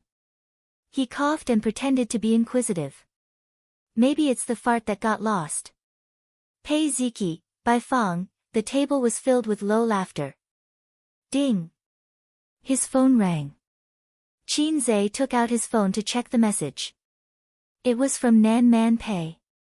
Go and propose a toast to my brother-in-law. Did I ask you to come over to eat and drink? You don't have any sense at all. Qin Zhe looked at Nan Man Pei from afar. Coincidentally, she was also looking at him. Their eyes met, and Queen Bei glared at him. This will make me look snobbish and arrogant. But since Sister Man said so, I will reluctantly do it, Qin Zhe replied. Chen Qingyuan secretly leaned over to take a look. Qin Zhe gently lifted her crystal earlobe and laughed. Where did you learn the bad habit of peeping at such a young age? Chen Qingyuan said righteously, my mother used to look at my father's phone like this. Qin Zhe laughed. Your parents must have a bad relationship. Chen Qingyuan's face darkened. She bit her lip. Qin Zhe whispered, I'm sorry. Chen Qingyuan never got angry with him. She shook her head. Qin Gu is right. My parents have a bad relationship. Qin Zhe patted her head like a brother caressing his sister. Then, he poured the half-drunk snowball into Chen Qingyuan's glass. Ask the waiter to change your glass. He poured himself a glass of white snowball, picked it up, and walked to the main table. Chen Qingyuan looked at the glass in front of her. It was filled with transparent snowball. She licked her lips. Should she have a sip? No, she was too infatuated. However, she really wanted to drink it. Should she have a sip? At this moment, she caught sight of Pei Ziki's helpless gaze, which was filled with sorrow and hatred for her incompetence. She immediately blushed. She waved her hand and said, Waiter, change my glass. Pei Ziki curled her lips and said, Keep it. Secretly put it in your thermos. Quick, when no one is looking. Chen Qingyuan's face turned redder. She stared at her and said guiltily, Don't talk nonsense. Pei Ziki snorted. What do you like about him? You're so infatuated. He doesn't even like you. Is it worth it? Is it worth it to be infatuated with him? Chen Qingyuan said, That's strange. It's my business that I like him. What does it have to do with you? Pei Ziki said, I'm doing this for your own good. Don't bite the hand that feeds you. Chen Qingyuan rolled her eyes. Stop it. I'm not your only best friend. Why don't you persuade others? You're always interfering with my freedom to love. Pei Ziki, do you need me to tell you what's on your mind? Qin Gu is handsome and charming. I'm a woman. I like men. Why wouldn't I like him? Pei Ziki said angrily, I know I can't stand you being so stupid. It's fine if you don't appreciate it. But you're still talking nonsense. I'm not going to care about you anymore. Chen Qingyuan spat and said, Bye-bye. The two pinched each other under the table a few times. Both of them grimaced in pain. Li Donglai said, Qin Gu is asking for a toast from an old man. Don't. How can Qin Gu bow to evil? Pei Ziki said, You're the evil one. Your whole family is evil. Li Donglai was stunned. Yes, my whole family is evil. Pei Ziki was speechless. Bai Fong chuckled. Your father is famous for not giving face. When others propose a toast, the most he will do is nod. He won't touch glasses. Taking a sip of wine is already giving face. Let's guess. Did Qin Zhe ask your father to take a sip of wine? The others were deep in thought. Li Donglai and Pei Ziki were silent. With their father's personality, a nod was the most he could do. On the other side, Qin Zhe walked to the main table with a wine glass. His actions attracted the attention of many people. For example, the juniors at Li Donglai's table and a few uncles at the main table. Qin Zhe took a sip. Mayor Li, let me toast you. The burning sensation was like a burning knife. First, the taste buds exploded. Since the throat was burning. The wine was delicious, but it was also terrible. Let's see if you can drink it. Of course, it was like what the advertisements said, soft in the mouth, a thin line in the throat. It didn't exist. If it was soft in the mouth, it was something else. For example, yogurt. A thin line in the throat was even better. Ordinary people couldn't do it. The juniors looked over. The middle-aged man who looked like an uncle watched with great interest. Chapter 541. Unexpectedly, Big Boss Lee had a kind smile on his face. He picked up his glass and drank all the wine in it. The uncles at the table looked normal on the surface, but they were very surprised in their hearts. Mayor Lee had given him a lot of face. Was this young man Nan Man Pei's boyfriend or what? Normally, a junior like Qin Zhe could be ignored. At most, he was an excellent entrepreneur or an outstanding young man. It was already a blessing for such a person to be able to join the table. The act of toasting was actually very abrupt, because with his status alone, he did not have the right to do so. For example, if you were a small employee under Jack Ma's father and had no position or power, you would come with a glass of wine at the annual meeting and say, "Old Ma, I'll drink this bowl of hot tea, you can do whatever you want, who the F***ck are you?" With the big boss's self-restraint, he would nod slightly and smile at you. But not only did the big boss smile at you, but he also drank it. If he was Nan Man Pei's boyfriend, it would make sense. Li Donglai said in surprise, "The old man seems to value our Qin Gu a lot." Pei Ziki looked at Qin Zhe in surprise. Qin Qingyuan was proud. Her expression said, "The man I like is of course excellent." Qin Zhe finished his toast and was about to return to his seat when an uncle suddenly pulled him and laughed. "Don't go, sit down and chat with us." Then, he asked the waiter to add a chair. Qin Zhe sat down blankly and was pulled by the enthusiastic uncle to chat. This unfamiliar uncle claimed to be Qin Zhe's fan and liked his exaggerated and borrow 500 years from the heavens the most. Moreover, he even shouted loudly on the spot, causing the other uncles to clap and raise their cups to drink. Qin Zhe felt that he was like a fire in winter that ignited the enthusiasm of the uncles. "Uncle, how should I address you?" Qin Zhe asked awkwardly.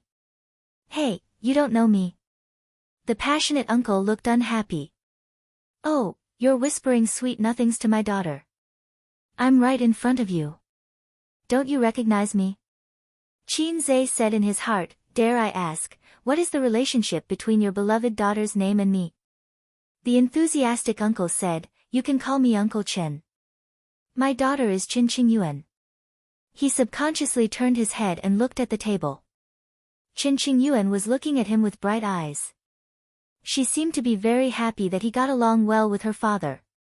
Qin Zhe was speechless. When he looked at Uncle Chen again, he was a little reserved. In his eyes, was he the pig who had taken his family's cabbage? So passionate. "Are you trying to set me up? I finally caught you.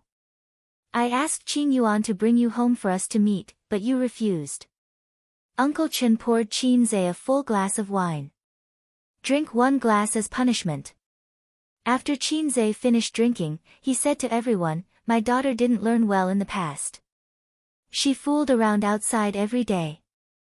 We couldn't bear to hit her, and she wouldn't listen to us.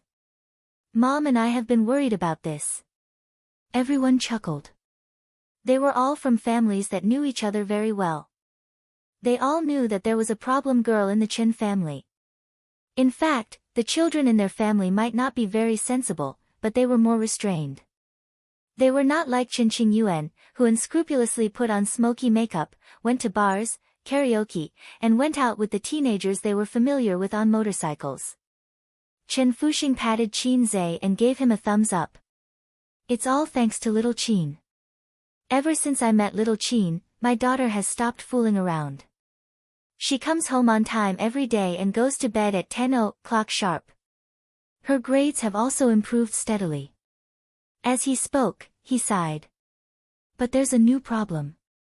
I don't know what kind of magic potion you fed her." The hint was obvious, so everyone laughed. They understood. The problem girl of the Chen family liked this young man. Big Boss Li nodded and said, after Fuxing said this, I also have to thank little Qin. Donglai's results will depend on you in the future. Qin Zhe immediately said, I'll do my best. Donglai's aptitude is actually not bad. It's just that she didn't focus on her studies in the past. Chen Fuxing asked, what's going on? Big Boss Li smiled and said, little Qin is Donglai's tutor. According to Li Donglai's original results, it was hard to say if he could go to university. Of course, he would definitely go to university in the end. How could the mayor's son not go to university? However, getting into university with one's own ability and getting in through connections were two completely different things. Whether it was in terms of face or long-term vision, one had to consider the whole life. Everyone was slightly stunned. They looked at Qin Zhe with a hint of admiration. Qin Zhe said humbly, it's all because of Sister Man's hard work.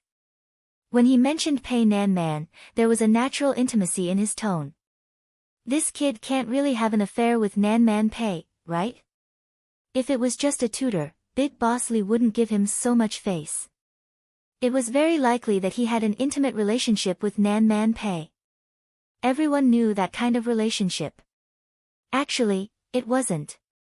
Big Boss Li gave him so much face only because of Qin Zhe's identity, the son-in-law of the Wang family. Nan Man Pei told him. As for the inside story that the Wang family didn't like Qin Zhe, not many people knew. Even Nan Man Pei didn't know. The uncles at this table were the heads of various organizations in Shanghai. They were definitely not nobodies. However, they didn't know about the Wang family. There were so many rich families in Beijing. Unless they were sitting in a certain position, who would pay attention to their daughter's marriage? Little Qin, are you a singer, an actor, an entrepreneur, or a teacher? A square-faced, burly, and rough man smiled. Qin Zhe was stunned and didn't answer this question. Those who sang and acted were all celebrities, and celebrities were all entertainers. And this table was full of big bosses. Entrepreneurs were people who did business. And this table was full of big bosses. Teacher of the people. To hell with teacher of the people. He knew that he was just a tutor, but he still said the words, teacher of the people. Was he mocking him? Qin Zhe was no longer the salted fish he had been in the past. He was able to discern who was speaking with hidden wisdom and who was speaking with sincerity and enthusiasm. For example, Uncle Chen, who might have been taken advantage of by him, actually admired him. Who was this person? His words were sarcastic. Had he offended him? Qin Zhe pondered and said, I'm just a successor of communism. The square-faced man, the uncles at the table were all stunned. Such an answer was very intelligent. The square-faced man smiled insincerely. Little Qin is quite humorous. You're very good at joking. Qin Zhe looked at Big Boss Li in shock and said, Uncle Li, so the country has been joking with us? Such a meaningful question made everyone at the table fall silent. The square-faced man's mouth twitched. Qin Zhe smiled. Who cares if you're the son of a rich family or an official? In front of the successor of communism, you're all scum. That famous person on the internet, the son of the richest man, is called Wang Shizong. At most, he will be the successor of Wanda. I'm the successor of the party and the country. What's there to be proud of with a mere Wanda? It's not low-key at all. I'm the successor of a country. I'm the successor of socialism. Am I proud? Am I showing off everywhere? Idiot. Chen Fuxing laughed and joked. Little Qin, do you have a girlfriend? Qin Zhe answered honestly, yes. Chen Fuxing was a little disappointed. The others looked enlightened. That's right, there was really something going on. Especially the square-faced man, his expression turned ugly. On the other side, old Madame Li asked curiously, Man, which family is this young man from? She felt that Qin Zhe might have an extraordinary identity. Nan Man Pei sat elegantly beside old Madame Li. She smiled more often than before and was gentler. She had restrained her cold and domineering manner. He's my business partner. He runs a few companies. They're not bad and have the potential to be listed. Nan Man Pei said, he's not from any family. He's from an ordinary family. She looked at Qin Zai's table. At this moment, that guy was taking turns to play in circles. Then, he was competing with the square-faced man in drinking, one glass after another. Nan Man Pei didn't expect Qin Zai to be so good at drinking. She didn't remember seeing him drunk. Of course, they didn't spend much time together. Instead, when he was a tutor, he ate at her house every few days as a tutor and cook. Nan Man Pei liked Qin Zai's dishes very much, but she never praised him. Old Madame Li frowned. Is he your lover? The group of aunties laughed. Nan Man Pei's face stiffened slightly. She said awkwardly, Old Madam, no, he's a friend. Old Madame Li had an, I understand, look on her face. She leaned in and whispered, you brought your friend here. Jianye will drink with him. Nan Man Pei smiled faintly. He really isn't. Old Madame Li said, it's best if he isn't. You're in your 30s and still not willing to get married. Are you still thinking about your ex-husband? Nan Man Pei shook her head. No. Old Madame Li said, well, I don't think so. I'm going to introduce you to someone today. Look, do you see that young man? He's handsome and his family is from Nanjing. His grandfather just retired from the military and he's not married. He's quite a match for you. Nan Man Pei was speechless. She felt like she had been tricked. She followed old Madame Li's gaze but couldn't find the handsome man. That one, the one wearing a camouflage vest and a military green jacket. Old Madame Li pointed to her. Oh, that was a very strong man with a square face. He looked to be in his 30s, but he didn't really fit the word handsome. He was the kind of person that Nan Man Pei would blacklist at a glance. Why would an ugly man marry a wife? Generally speaking, beautiful people wouldn't find a partner who was too average-looking unless it was for money. Nan Man Pei was also a woman. She wasn't a VIP member of the Appearance Association, but she was a little obsessed with looks. Su Yu and Wang Zijin were also obsessed with looks, but their taste wasn't limited to superficial appearance. They valued feelings more. But if you were too ugly, they didn't care about feelings. Qin Bao Bao was probably the one who didn't care about looks the most. As long as he was good-looking, it was fine. Since puberty, she had decided to hang herself on a somewhat good-looking crooked tree. Those stunning beauties just had to fall head over heels in love with an arrogant but average-looking man. They would never change until death. They were all made up by average-looking writers. It was just like the ancient writers who wrote about beautiful and enchanting fox immortals who liked to entangle with penniless and poor scholars. They were all poor scholars. At this moment, old Madame Li suddenly frowned and trembled as she covered her upper left abdomen. Nan Man Pei was shocked. What's wrong? Old Madame Li showed a pained expression. It hurts a little. Man, help me. Nan Man Pei was shocked and said, you're sick again. I'll call the doctor right away. Then, she shouted at the flustered woman, why are you sitting there like a fool? Call your husband over. How old are you? Don't you know how to behave? Chapter 542. Qin Zai was chatting with Qin Qingyuan's father. Chen Fuxing was actually a little mischievous. He set a trap for Qin Zai and coaxed him into toasting the elders at the table. And he couldn't use beer, he had to use white wine. Qin Zai thought to himself, as expected, he still has some opinions about me. Chen Qingyuan's pursuit of Qin Zai was a hot topic in a certain small circle. Even when chatting with outsiders, when they talked about Qin Zai, who was a hot topic in the entertainment industry, they would say, in our circle, there's a little girl who likes him very much and wants to throw herself at him, but he doesn't care about her at all. Chen Fuxing only had one daughter, and he treasured her dearly. Even if Qin Qingyuan made a fuss, he couldn't bear to hit her. Because of his concern for his daughter, he naturally heard a lot of rumors.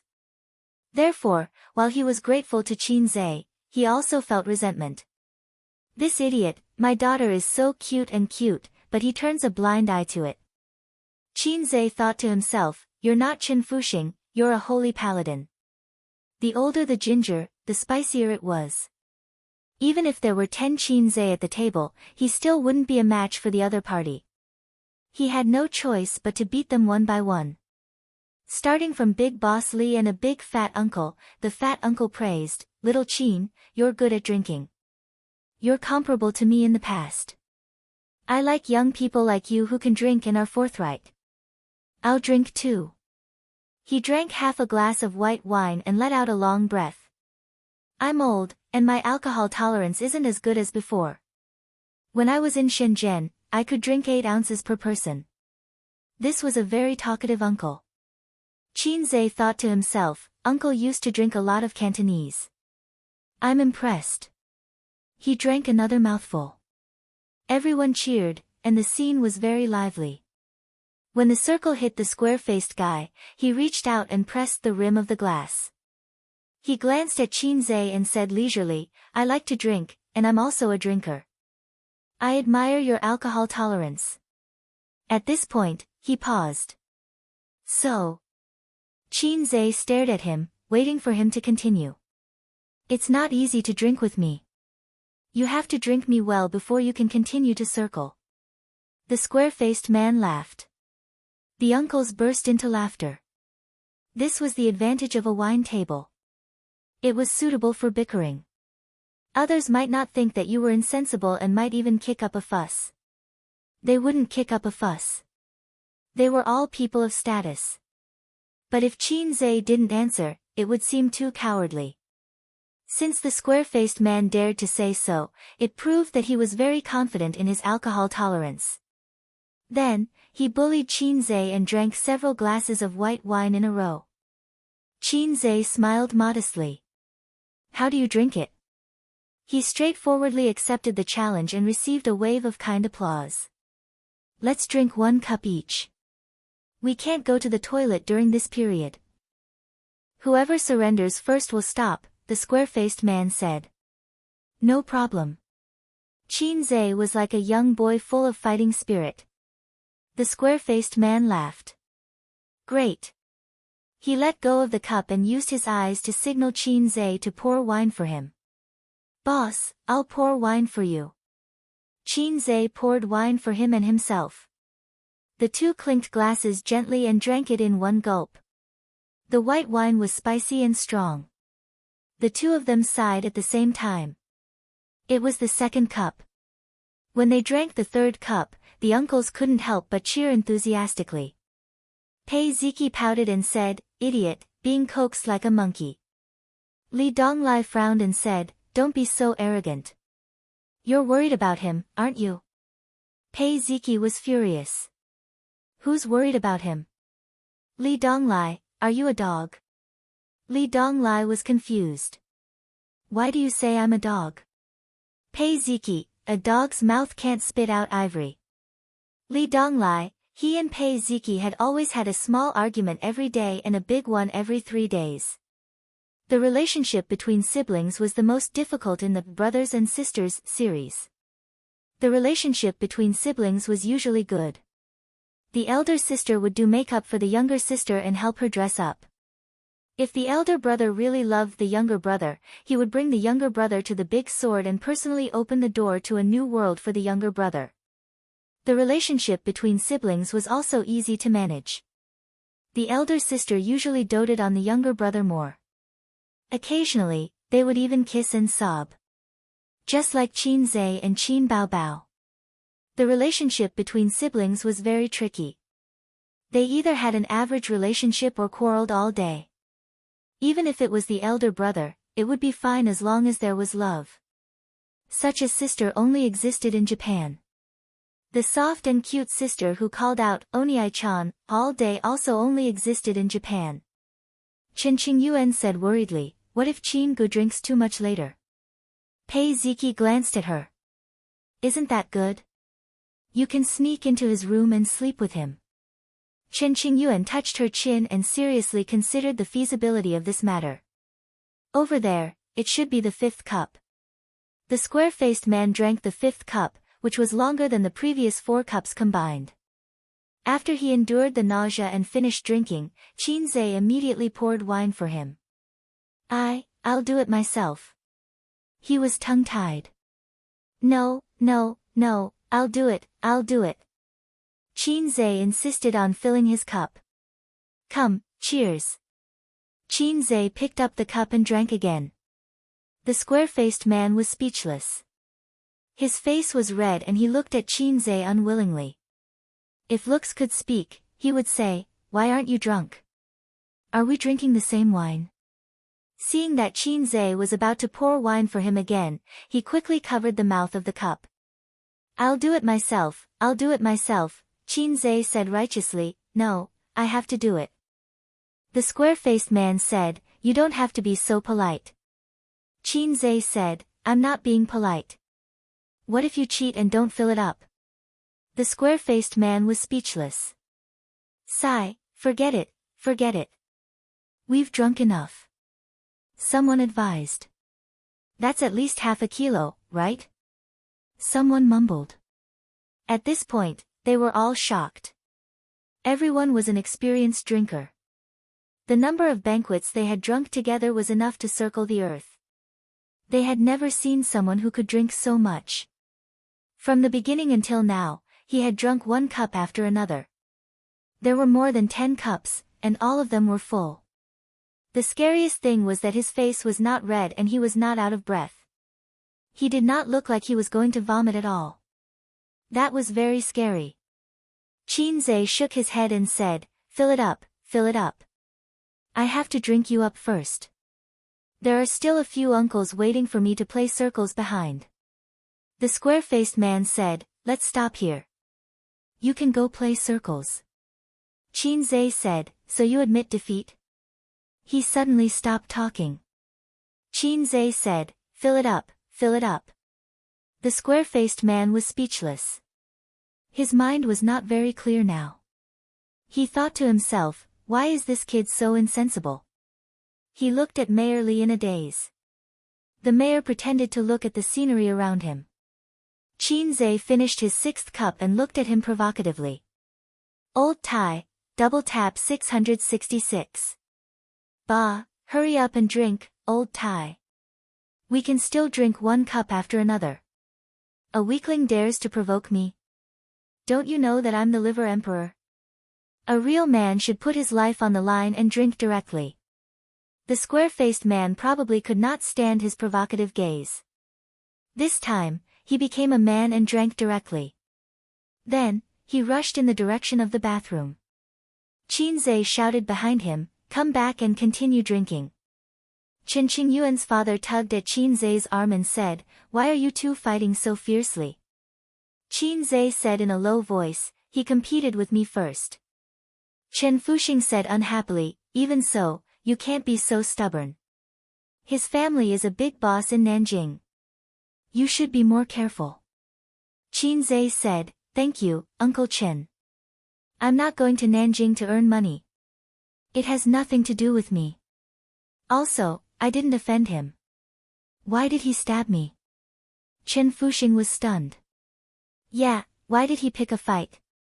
This was a difficult question. Qin Zhe thought for a while.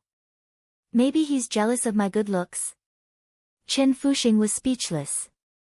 Qin Zhe said, I can't take it anymore. I have to go to the bathroom and vomit. My stomach hurts. His body was extraordinary now. After being tempered and nourished by the times are calling, his stomach felt a little uncomfortable after drinking so much white wine. Ding! Show your divinity, 13/15. Help Su Chunfeng relieve her pain and achieve the effect of shocking everyone. 500 points will be rewarded for success. Points will be deducted for failure. Suddenly, the system's voice rang in his mind. Qin Zhe. What's wrong with this mission? Is there a bug in the system? Why did it give me a mission without warning? Who is Su Chunfeng? Qin Zhe said in his mind, System, you finally got a bug. You lowlife, hurry up and fix it. The system did not ignore him. It replied, it's not a bug.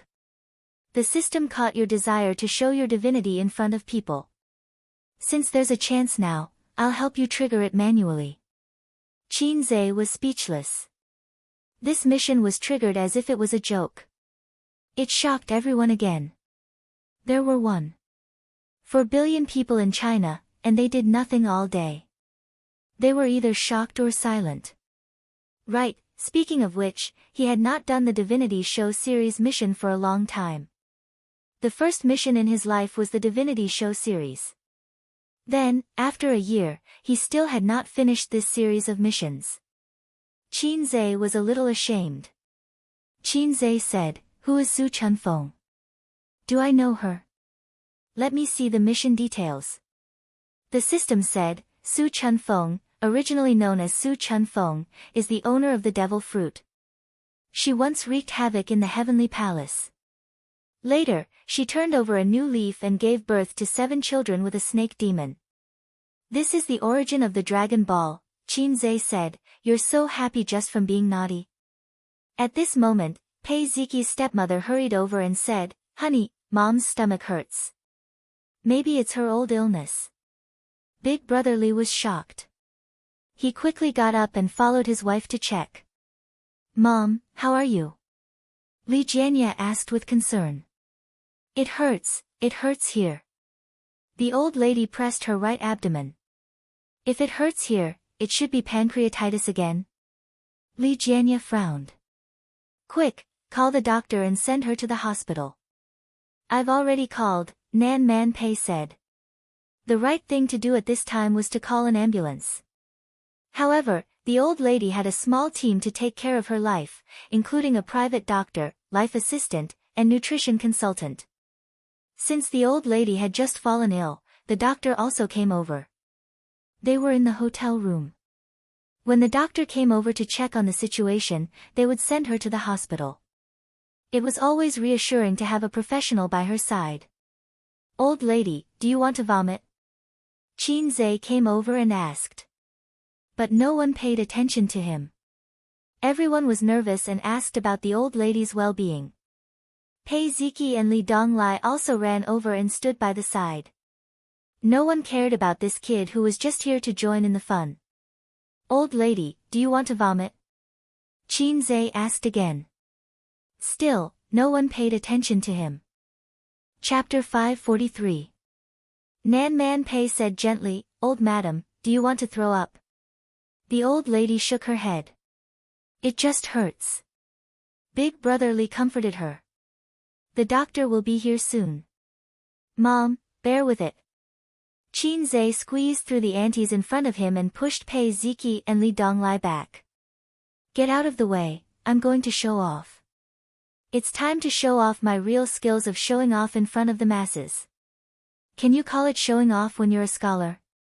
If she didn't vomit, then it's not a relapse. Maybe she didn't control her diet and ate too much? Qin Zhe said. Kid, don't talk nonsense. How do you know it's not a relapse? One of the aunties who was pushed by Qin Zhe reprimanded. A relapse of pancreatitis is serious, Qin Zhe said. The symptoms are vomiting and abdominal pain. If it's just abdominal pain, is it acute or chronic? This time, it was Pei Ziqi who answered him. It seems to be acute. Qin Zhe came to a realization. He leaned closer to the old lady and said seriously, it's okay. It's just that she's old and her organs are recovering slowly. She has intermittent pain, but it's okay. Regardless of whether they were sincere or not, everyone looked anxious and concerned, waiting for the doctor to come and check on the situation. However, this kid was self-righteous and talkative. He had some common sense and wanted to be in the limelight. That was the stupidest thing. Li Donglai quietly tugged at him with an awkward expression. The old lady was in so much pain that her face turned pale. Li Jianya frowned and said, the doctor isn't here yet? Nan Man Pei said, he was outside just now.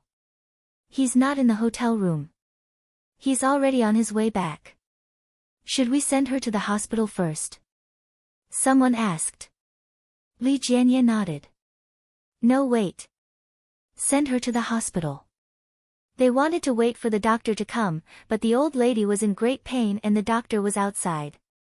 No one present was a medical student, so they were afraid that it would delay the treatment. Why don't I take a look? Qin Zhe moved closer to Nan Man Pei. This person, was he crazy about being in the limelight? The aunties and uncles frowned. Li Jianye looked displeased. Qin Zhe immediately said, I've studied medicine before. Sister Man knows. Nan Man Pei was dumbfounded. The others were stunned and looked at Nan Man Pei. Nan Man Pei put away his blank expression and remained silent. Qin Zhe took the opportunity to squeeze to Nan Man Pei's side and nudged her to the side. Elder Sister Man didn't expose me. Elder Sister Man really loved me. Qin Zhe gently pressed his finger on the old lady's upper left abdomen. Does it hurt here? The old lady nodded. He moved his hand to the side of his waist and gently pressed for a moment. Does it still hurt? The pain on the old lady's face did not change. Qin Zhe pressed her lower right abdomen for a moment. Does it still hurt? The author made a mistake in the previous chapter due to carelessness. He didn't expect to be immediately pointed out. The pain was in his upper left abdomen.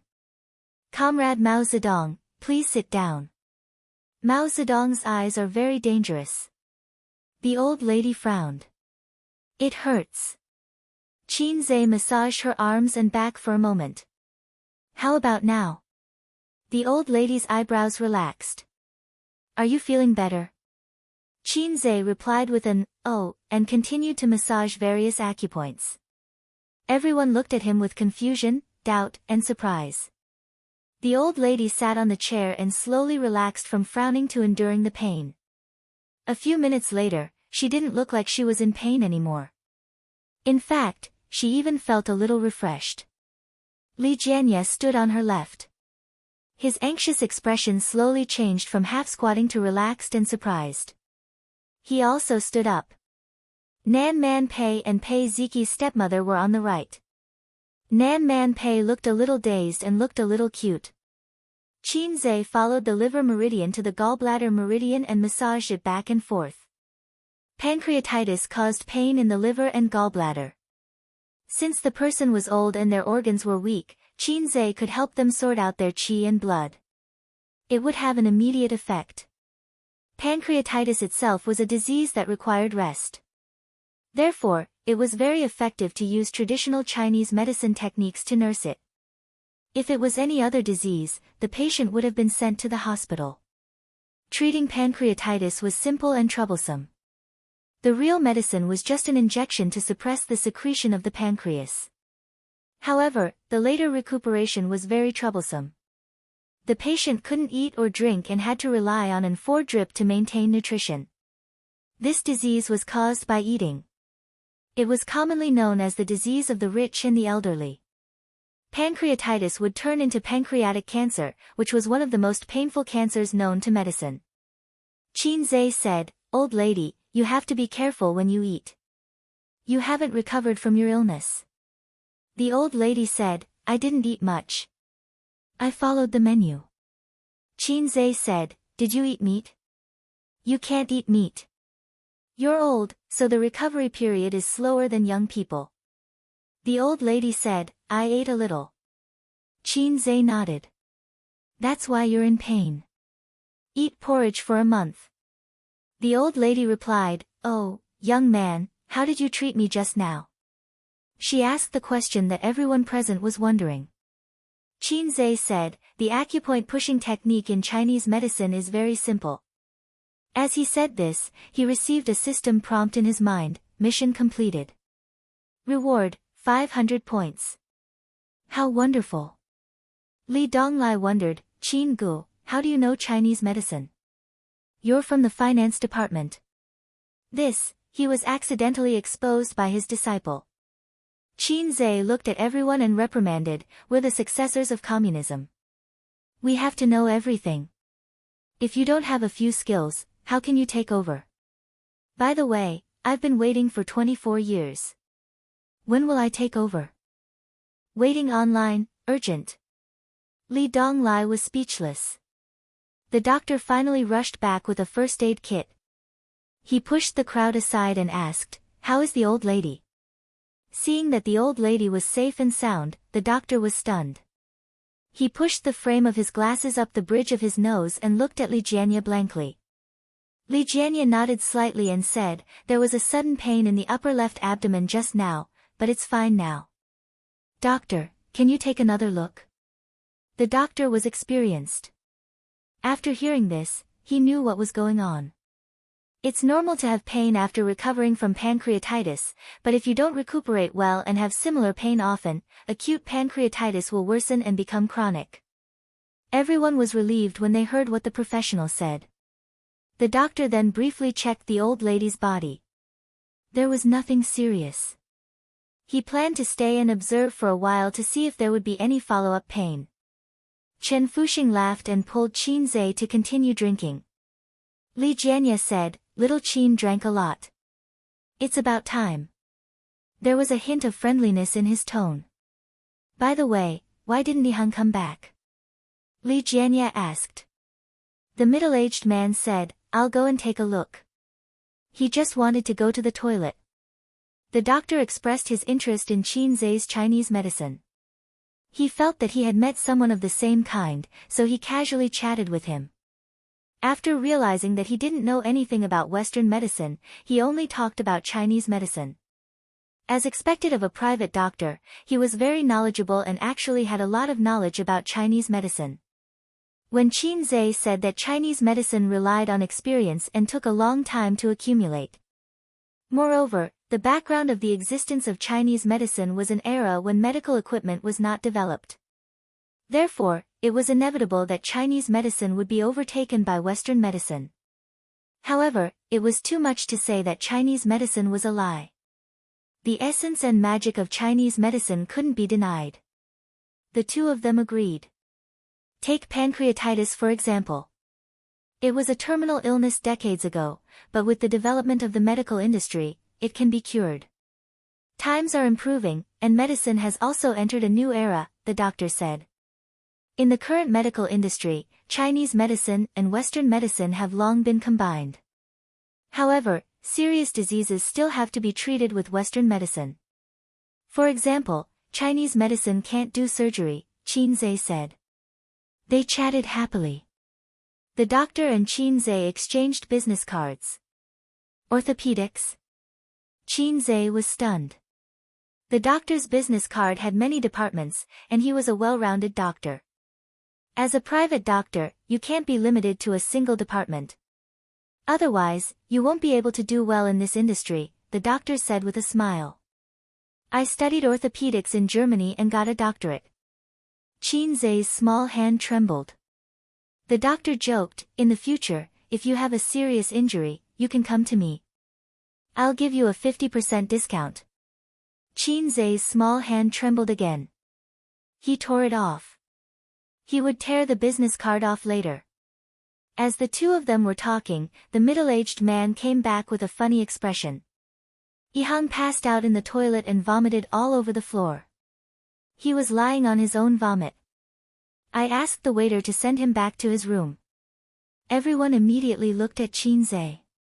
How much alcohol could this guy hold? It seemed that he was fine. Chapter 544. Qin Zhe said disappointedly, he can't drink after just a few glasses of white wine. He hasn't admitted defeat yet. Everyone was speechless. They suddenly felt that this young man was quite interesting. He was forthright when he drank and wasn't restrained or anxious. Combined with what he had shown just now, he was bold. Chen Fuxing thought to himself, no wonder Yuan likes him. However, although he admired Qin Zhe even more, Father Chen secretly dispelled the idea of supporting his daughter. This man was a little too outstanding. He didn't give his daughter a chance to speak at all. If his daughter got together with him, she would be bullied. Moreover, his relationship with Nan Man Pei was questionable. A father was a very complicated and changeable person. To his son, what? You changed girlfriends again? Not bad, little brat. You're much more charming than I was back then. Keep up the good work. Try to sleep with more women. To his daughter, what? Your husband went to the brothel? Damn it, bring me my 40-meter-long broadsword. I'm going to chop that kid into pieces. Therefore, from the perspective of an elder, Father Chen admired Qinze very much. From the perspective of a father, he refused. My little cabbage can't become a little vegetable. However, Father Chen didn't dare to talk to his daughter. It wasn't easy for his daughter to turn over a new leaf. What if she fell again? Father Chen's heart skipped a beat. He looked at Qinze. He heard from the little guys in his daughter's circle that this guy had rejected his daughter several times. However, when he was drinking and eating with her just now, he didn't show too much resistance. Did he have the same concerns as him? At this thought, Father Chen once again felt that Qinze's character was good. During this time, Qinze went to the toilet to vomit once. He vomited out the alcohol in his stomach, but he was still not drunk. Qinze drank so much white wine in one go. If it were in the past, he would have collapsed on the ground and passed out. Unknowingly, he became the focus of the young boys and girls. A capable and handsome young man was always able to gain the favor of many young girls. They were just a group of minors. No matter how powerful their fathers were, their own age and experience limited them. When they saw a successful man like Qinze, their eyes couldn't help but shine with stars. Just like when we were young, we especially admired and liked the big brothers and sisters next door. Qin Qingyuan, can you do it? If you can't catch up to him, I won't hold back. Someone said with a smile. That's right, that's right. Let's compete fairly. Didn't the netizens say that if you're capable, you should do it? We're going. Many young girls smiled and agreed. Qin Qingyuan said with a straight face, what are you talking about? Don't talk nonsense. You are all flowers of the motherland. Don't learn from me. I am a man-eating flower of the motherland. Li Donglai was stunned. Qin Qingyuan's tone was becoming more and more like Qin Ji's. One is marked by the company one keeps. Was this the latter or the former? Dinner lasted from 8 to 9 o'clock.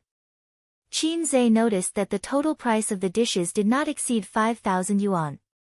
The wine was also ordinary wine. There was no noble wine like Mao Tai, which was more gimmick than content. As expected, the details of politics were impeccable. Moreover, there was no discussion of politics at the dinner. It was all chatting and bragging. He originally wanted to use the river crab on his head to explore the general trend of Shanghai. After the dinner, Qinze was dragged by Pei Ziki, Li Donglai, and the other teenagers to play a killing game. Qin Gu, are you drunk? Do you want to go back to your room to rest? Qin Qingyuan was not reconciled. Pei Ziki kicked her from behind. Brainless woman. In his state, you don't even have a chance to go back to your room to rest. Qinze was sandwiched in a group of teenagers who were 5 or 6 years younger than him. Listening to their chatter, laughter, and anger, he inexplicably felt emotional. He missed his youth. Born in a big city, it was hard to keep friends. Those friends who were close to him when he was young, or classmates, went their separate ways after graduation. Or they moved away inexplicably and never saw each other again. And those children in Shujia town, if they met now, they probably wouldn't recognize each other. No one would remember him as a city boy who used to run under the sun and laugh in the fields. Thinking back, when Runta grew up, he probably wouldn't remember Brother Sun. One day, Lu Sun, who had grown up, saw a teenager. The teenager said, Brother Sun, it's me. Do you still remember the mistake I made in the melon field? Lu Sun pondered for a long time and suddenly realized, oh, you are Runtu. He was moved and felt that he saw his lost youth. The teenager said, no, I am Runtu. The story tells us two truths. First, people really get lonelier as they grow up. Second, Runtu also has dignity. Qin Zhe didn't have a good time playing. He should always be the first to be killed. At dawn, he died. At dawn, he died. At dawn, he was voted to death. This F*King game experience was extremely bad. In the past, when he played killing games with his sister, Qin Bao would always be the first to kill him, and Qin Zhe would fight back and kill his sister first. Either he died, or his sister died. But my sister and I loved each other and hated each other. What do you brats mean? I can kill my sister to prove my Tao, but I can't be bothered to kill you passers-by. These days, there were many people who killed their sisters to prove their Tao. The road had been taken. If one wanted to prove his Tao, he had to find another way and kill his sister to prove his Tao. He was a celebrity, a handsome guy, and the object of worship of boys and girls. The idol effect caused him to always be picked on everywhere. After playing for about an hour, Pei Ziki chased them away. The teenagers who didn't have enough fun mumbled and left unhappily. What, play for a while more? It's only 10 o'clock. Yes, I haven't killed Qin Zhe yet. Qin Zhe, Pei Ziki pushed them. Go, we are going to sleep. You can continue to play by yourselves. After chasing them away, Pei Ziki and Qin Qingyuan tacitly took out cards and said that they wanted to play double buckles. Qin Zhe didn't really want to play. He drank so much white wine that his brain was a little dull. He wanted to rest. But Qin Qingyuan and Pei Ziki seemed to have made an agreement. They hugged his arms on both sides and refused to let him go. They said that they wanted to play cards and play money. They wanted to gamble all their belongings and rip him off. After all, they were outsiders. The way they asked for money was very subtle. Unlike his Ying monster, who said, "Brother, you are using your wife's money." Qin Zhe, how about 100,000? Ying monster waved a knife over. Is your future wife only worth 100,000? Even Wang Zijin could only pinch her nose and accept it. 100,000 was too little. His sister always tried to squeeze him dry. Oh, she was squeezing his little treasury dry. Qin Zhe had a lot of money at his disposal. Tens of billions. But the money he could spend was very little. The balance of his private bank card was controlled by his sister to within 1 million. Qin Zhe, who pretended that he was very rich, smiled and said, "Up to you. How much you can win depends on your ability." The rules of Fight the Landlord were starting from 200 yuan. Extra points for bombs. Qin Zhe and Li Donglai sat opposite each other. They were in one group. Pei Ziki and Qin Qingyuan were in the other group. They couldn't play cards for more than an hour. Qin Qingyuan and Pei Ziki's little treasury was emptied by Qin Zhe and Li Donglai. The two girls held hands and looked at each other with tears in their eyes. They were speechless. "Brother Qin Gu, can you give me back my money? This month has just started. My living expenses are gone." Qin Qingyuan pouted. Not only was her living expenses gone, but she also lost all her savings. "You drank fake wine. Why are you still so good at cards when you are drunk?" Pei Ziki complained tearfully. "Why?" Qin Zhe muttered, "Maybe the two of you are slacking off on the path of evolution." Li Donglai couldn't help but burst out laughing. "Look at how much she likes you. How can you be so heartless?" Pei Ziki said. "I won't pay her back." "Not in this lifetime," Qin Zhe said. "You heartless thing. Qingyuan loves you so much." Pei Ziki said loudly. "Love?" The Queen of Balls was so scary. She talked about love so easily. Qin Zhe was unmoved. Pei Ziki saw that it was difficult to get the money back. She pushed Qin Qingyuan and said, "What are you doing? You should say something too." Qin Qingyuan gathered her courage and stared at Qin Zhe. "Hey, Qin Gu, if you don't cherish me now, after this village." Qin Zhe looked at her from the corner of his eyes. Qin Qingyuan's courage was gone.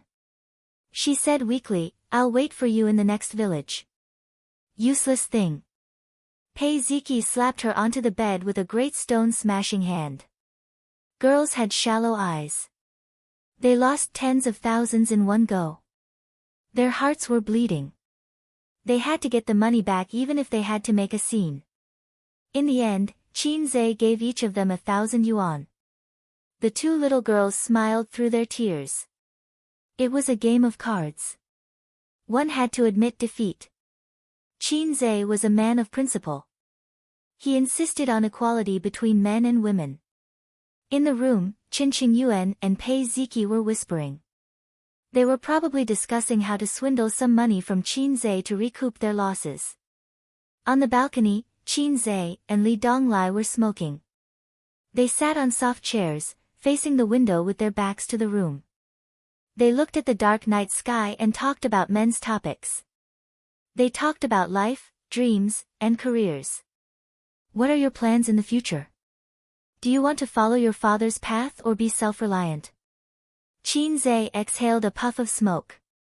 Let's see how it goes first. I'll probably follow the path he planned for me. The premise is that I have to work hard. Li Donglai said. After being hammered and sculpted by Qin Zhe, he had changed a lot in the past year. He had slowly lost his Chinibyu aura. Occasionally, he would look forward to his future. He was still angry with his father, but he was much more rational. However, it might take a few years to untie the knot in his heart. People would always grow up. No one would always be Chinibyu. I'm not as good as you, Qin Gu. You know how to plan for yourself and set goals. You have achieved so much at such a young age. Li Donglai did not hide his admiration and worship. Qin Zhe laughed until he coughed. After laughing, he felt a little sad. Where did the planning come from? The biggest plan in my life is to successfully complete my studies, get a good certificate, find a stable job, save enough money to get married, and then continue to save money to have children. It won't be too hard because I have my own house. However, I won't be too rich either. I'll have a big meal every weekend and travel during festivals. I'll be like this for the rest of my life. Because of his birth, he was born and lived in Shanghai. The people around him mostly talked about various kinds of security, social welfare, demolition, and finding a stable and profitable job through his relatives and friends. They did not talk about how he should work hard to become a millionaire or a billionaire. The richer the area, the less wolfish the people were. That's why the rich people in Shanghai were all foreigners. They had a secure life, good social welfare, and a house. They had not suffered much in their lives. Where did the wolfish nature come from? None at all. Moreover, how many people could succeed if they worked hard? Most people in Shanghai lived by the principle of being content with the small fortune. Then how did you get to where you are today? Li Donglai was puzzled. People are forced. Oh, it's this force, not that force, Qin Zhe said. Li Donglai chuckled and said, I know. People are forced. At the same time, they have to work hard for it. Qin Zhe was speechless. Comrade Mao Zedong, why are you so naughty? Li Donglai said again, Master, have you found the one who will work hard for you for your whole life? Qin Zhe said in annoyance, you talk too much. Li Donglai egged him on and said, the one inside is really not bad. She's pretty and smart, but she's also quite stupid. In the future, you can have a wife outside, but at home, you can have a wife. Qin Zhe sighed sadly. I might not be able to have a stupid woman in my life. Li Donglai obviously did not understand why he sighed, or perhaps he misunderstood. He said sympathetically, I know. What's so good about a girl? She doesn't understand romance. She's not as charming as the big sisters. Qin Gu, I understand your taste, but I don't understand why a girl's first boyfriend can take everything away from her so easily. It's the same for the second and third boyfriend, but the man who marries her has to buy a house and give a betrothal gift. Qin Zhe said in annoyance, don't read the messy things on the internet. That's not how marriage is calculated. Li Donglai straightened his neck and said, but I think it's quite reasonable. Of course you think it's reasonable. It's because you haven't had king girlfriend before. You won't think so after you've had a few girlfriends. Facing his disciple's misunderstanding, Qin Zhe felt that it was necessary to enlighten him, lest this guy become cynical. Love doesn't care about the past. Li Donglai would definitely not understand such an answer. It would be useless to say anything. This was the difference between having sex for a period of time and having sex for a lifetime. Such an answer was too vulgar and not conducive to his master's image. Qin Zhe pondered for a moment and said, facts have proven the importance of work experience. Li Donglai, after they finished smoking, Li Donglai put out the cigarette butt in the ashtray and suddenly asked a question that surprised Qin Zhe. Master, what do you think of my aunt?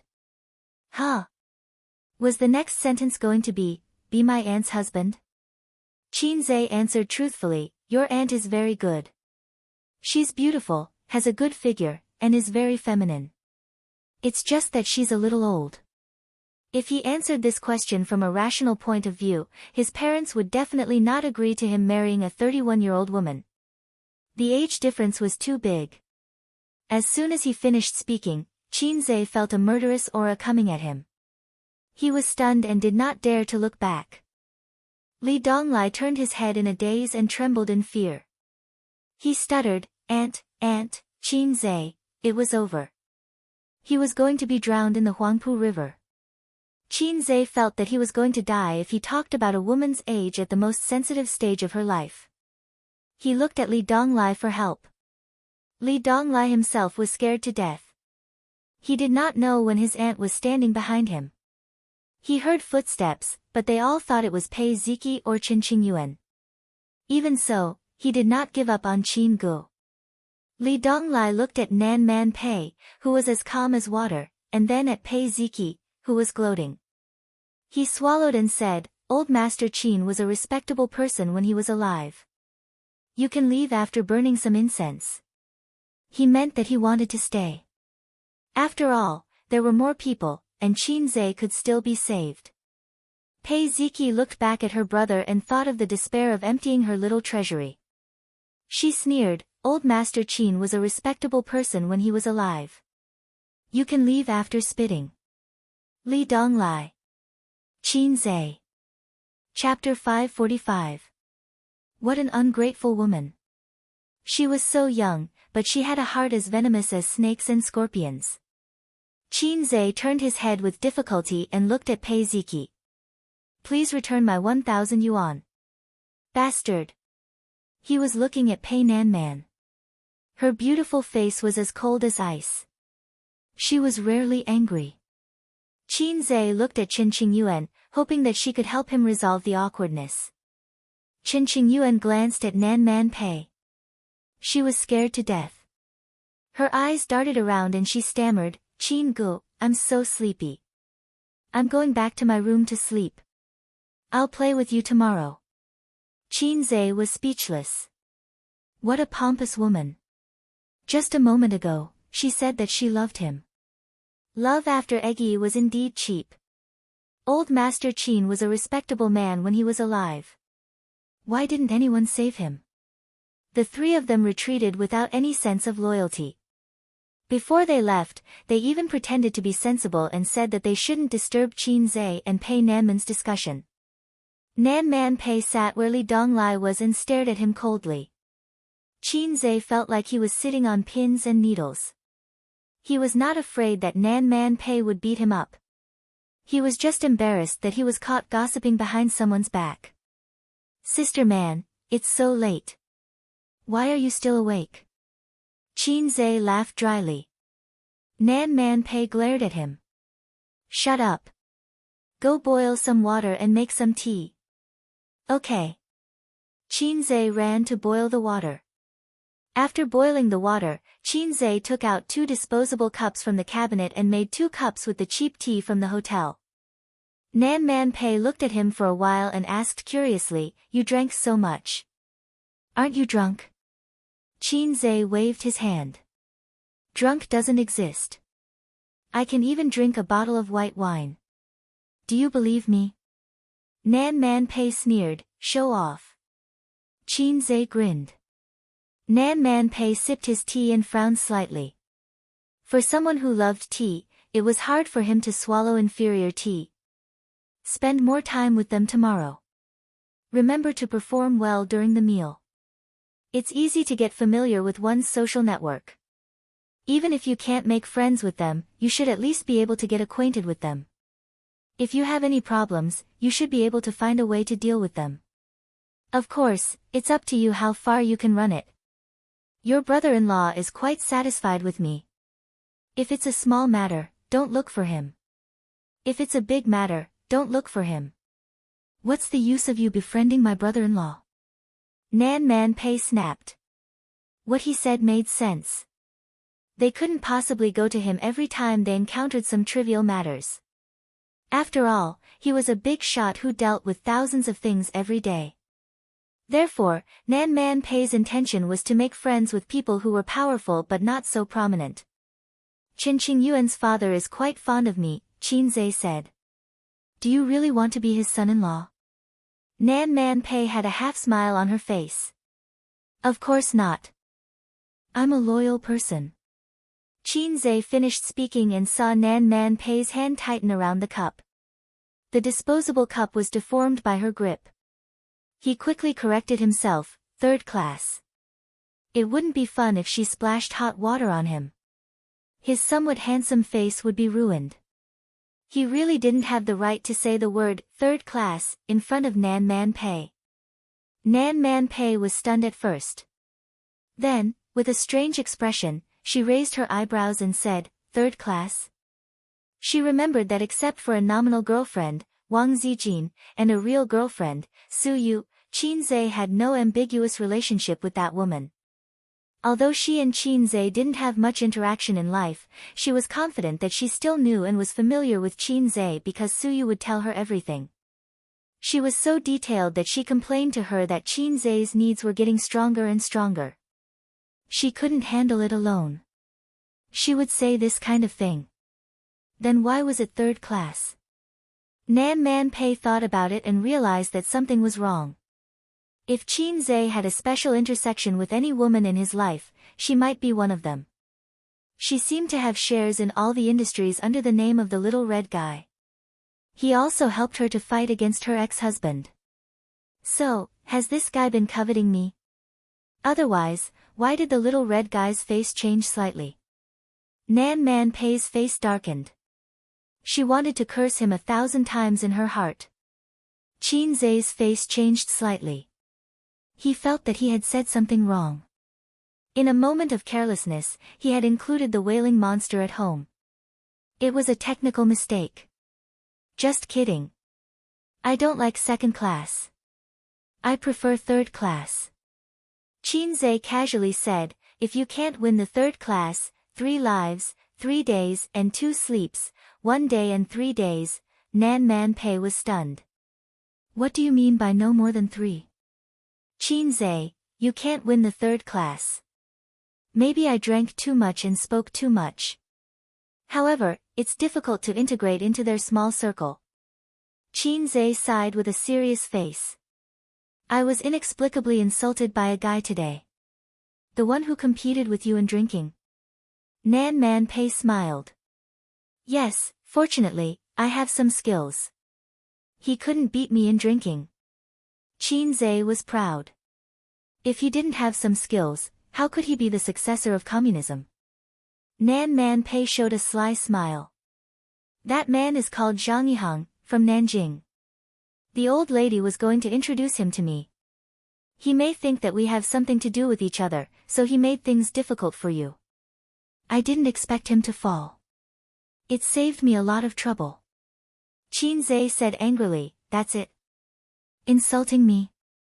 Nan Man Pei took a sip of tea and said leisurely, isn't it enough? If a man hooked up with Su Yu, would you insult him? Her family arranged a blind date for him, although Su Yu and he didn't know each other, would you insult him? Qin Zhe was speechless. Of course, I'll fight back. I'll kill him. Sister Man was really a woman with great wisdom. With a simple sentence, she stabilized the brainless supporting role in the mouth of countless haters. If someone hooked up with Su Yu, Wang Zijin, Qin Bao Bao, and Qin Zhe would definitely insult them. If I met the host of the cheating system, then I may become a brainless supporting role. I hope there are no cheats in the world. I know he's from Nanjing, so I insulted him. Anyway, I'm in Shanghai, and he's in Nanjing. Well, water doesn't interfere with river water. Qin Zhe said. Even if he did, you're a son-in-law of the Wang family. Are you afraid of him? Nan Man Pei said angrily. Actually, I'm a fake son-in-law. Qin Zhe mumbled. Why do you say that? Nan Man Pei looked at him curiously. Qin Zhe's face suddenly became a little embarrassed. The Wang family doesn't like me very much. Although they didn't say anything to me, I can feel the Wang family's cold attitude. Maybe it's because I'm a commoner whose ancestors have been bumpkins for 8 generations, so I'm not suitable for them. Nan Man Pei analyzed, they didn't mock you in front of you, maybe it's because of their family upbringing and self-restraint. But they didn't make things difficult for you behind your back and didn't find a chance to make you retreat. It means that the Wang family doesn't completely reject you. They probably feel that you need to wait and see for a while. As long as you develop wretchedly and don't act recklessly, it won't be difficult. Qin Zhe was puzzled. Big sister man, why aren't you gloating? Nan Man Pei said lightly, I can't interfere with whether Suyu can be with you or not. She's quite content now, knowing that you won't abandon her. If you have feelings, the marriage certificate isn't important. If you don't have feelings, the marriage certificate is just a decoration. I feel that you're better than my brother-in-law. Qin Zhe was silent. Nan Man Pei egged him on, don't you want to hear about the Li family's gossip? Don't you want to know why Ziki and Dong Lai are so prejudiced against their father? Qin Zhe shook his head. Every family has its own difficulties. I'm too lazy to worry about other people's trivial matters. My own feelings are a mess. By the way, how's the acquisition of your VR equipment factory going? Nan Man Pei asked. Looking at his face, Nan Man Pei knew what was going on. Do you know that the industry is difficult? Do you have a feeling that you don't know where to start? Nan Man Pei said in a vengeful tone, sure enough, you can't do anything without hair on your mouth. I wasted 100 million. Qin Zhe was not convinced and retorted, I don't have hair on my mouth, but I have hair down there. I'm much older. Nan Man Pei raised her eyebrows and kicked him hard. I gave you face, didn't I? Nan Man Pei said coldly, do I look like an old woman who's easy to bully? Qin Zhe, Omega winky face flirtatious words are a disease that needs to be corrected. Qin Zhe rubbed his calf and looked at Nan Man Pei's women's leather shoes. It hurts so damn much. He actually had a little plan in mind when he gave the task of acquiring the factory to his uncle. Or rather, a little scheme. As for what kind of scheme, he couldn't tell Nan Man Pei. Next door, in Li Donglai's room. Qin Qingyuan had just been summoned away by her father, leaving only the siblings in the room.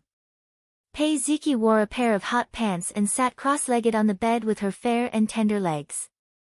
Li Donglai sat at the desk and smoked. Pei Ziki said angrily, Li Donglai, can you stop smoking? Li Donglai rolled his eyes. Why can't I smoke in my room? Auntie already said that smoking is fine as long as it's controlled. Besides, I'm already an adult, not a minor like you. It's fine even if I have a girlfriend, but you haven't even graduated from high school. How dare you have a boyfriend? Auntie will break your legs. Pei Ziki laughed as if she had heard the funniest joke in the world. You want a girlfriend, you dummy. Li Donglai was furious. Who are you calling a dummy? Do you believe that I'll beat you up? Pei Ziki raised her small face. Come on, whoever doesn't dare is a dog. Li Donglai chuckled. Yes, yes, yes. If I'm a dog, then you're a little bitch. Pei Ziki was choked speechless. She was sad and angry. Ever since Qin Zhe came, she couldn't win an argument against Li Donglai. The old Li Donglai was stunned and didn't dare to say vulgar words for fear of being beaten up by Auntie. He had always been at a disadvantage when it came to arguing. Now, Li Donglai was really good at arguing. His words were like needles, and he didn't use any dirty words when scolding people. It was as if someone had opened the door to a new world for him. Pei Ziki jumped off the bed and kicked Li Donglai with her bare feet. Li Donglai let her kick him. At most, he just rolled his eyes. In this respect, he was more gentlemanly than Qin Zhe. If it were Qin Zhe, he wouldn't say a word. He would first hit his sister with the stone-smashing hand, and then ride her. Qin Bao Bao was like a plump mermaid, struggling under her brother's crotch. But her brother had the sea-stabilizing needle. No matter how hard she tried, she couldn't make any waves. Seeing that his sister's anger had subsided after kicking him, Li Donglai threw himself on the bed, muted the TV, pricked up his ears, and listened for a while. Then he ran to the balcony and looked next door with a puzzled face. Auntie didn't beat Qin Gu. She must have tolerated him for a long time. I once overheard her talking to Auntie Suyu on the phone. Auntie said, "That guy is asking for a beating. I've tolerated him for a long time. If it weren't for your face, I would have beaten him to death." Pei Ziki was shocked. Qin Zhe and Auntie Suyu. Chapter 546. You don't know. Li Donglai laughed and said, "Look at your long hair and short knowledge, my silly sister." Pei Ziki gritted her teeth and said, "You say it clearly." She also tolerated Li Donglai for a long time.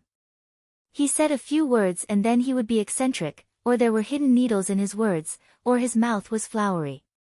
People couldn't help but want to beat him. It was all learned from Qin Zhe, Pei Ziki secretly thought. The good-for-nothing Li Donglai, trying to build himself into Qin Zhe. Whether a boy or a girl, it was worth celebrating to meet a good role model in adolescence that was worth imitating and learning. Unfortunately, Pei Ziki felt that the way he imitated was a bit off.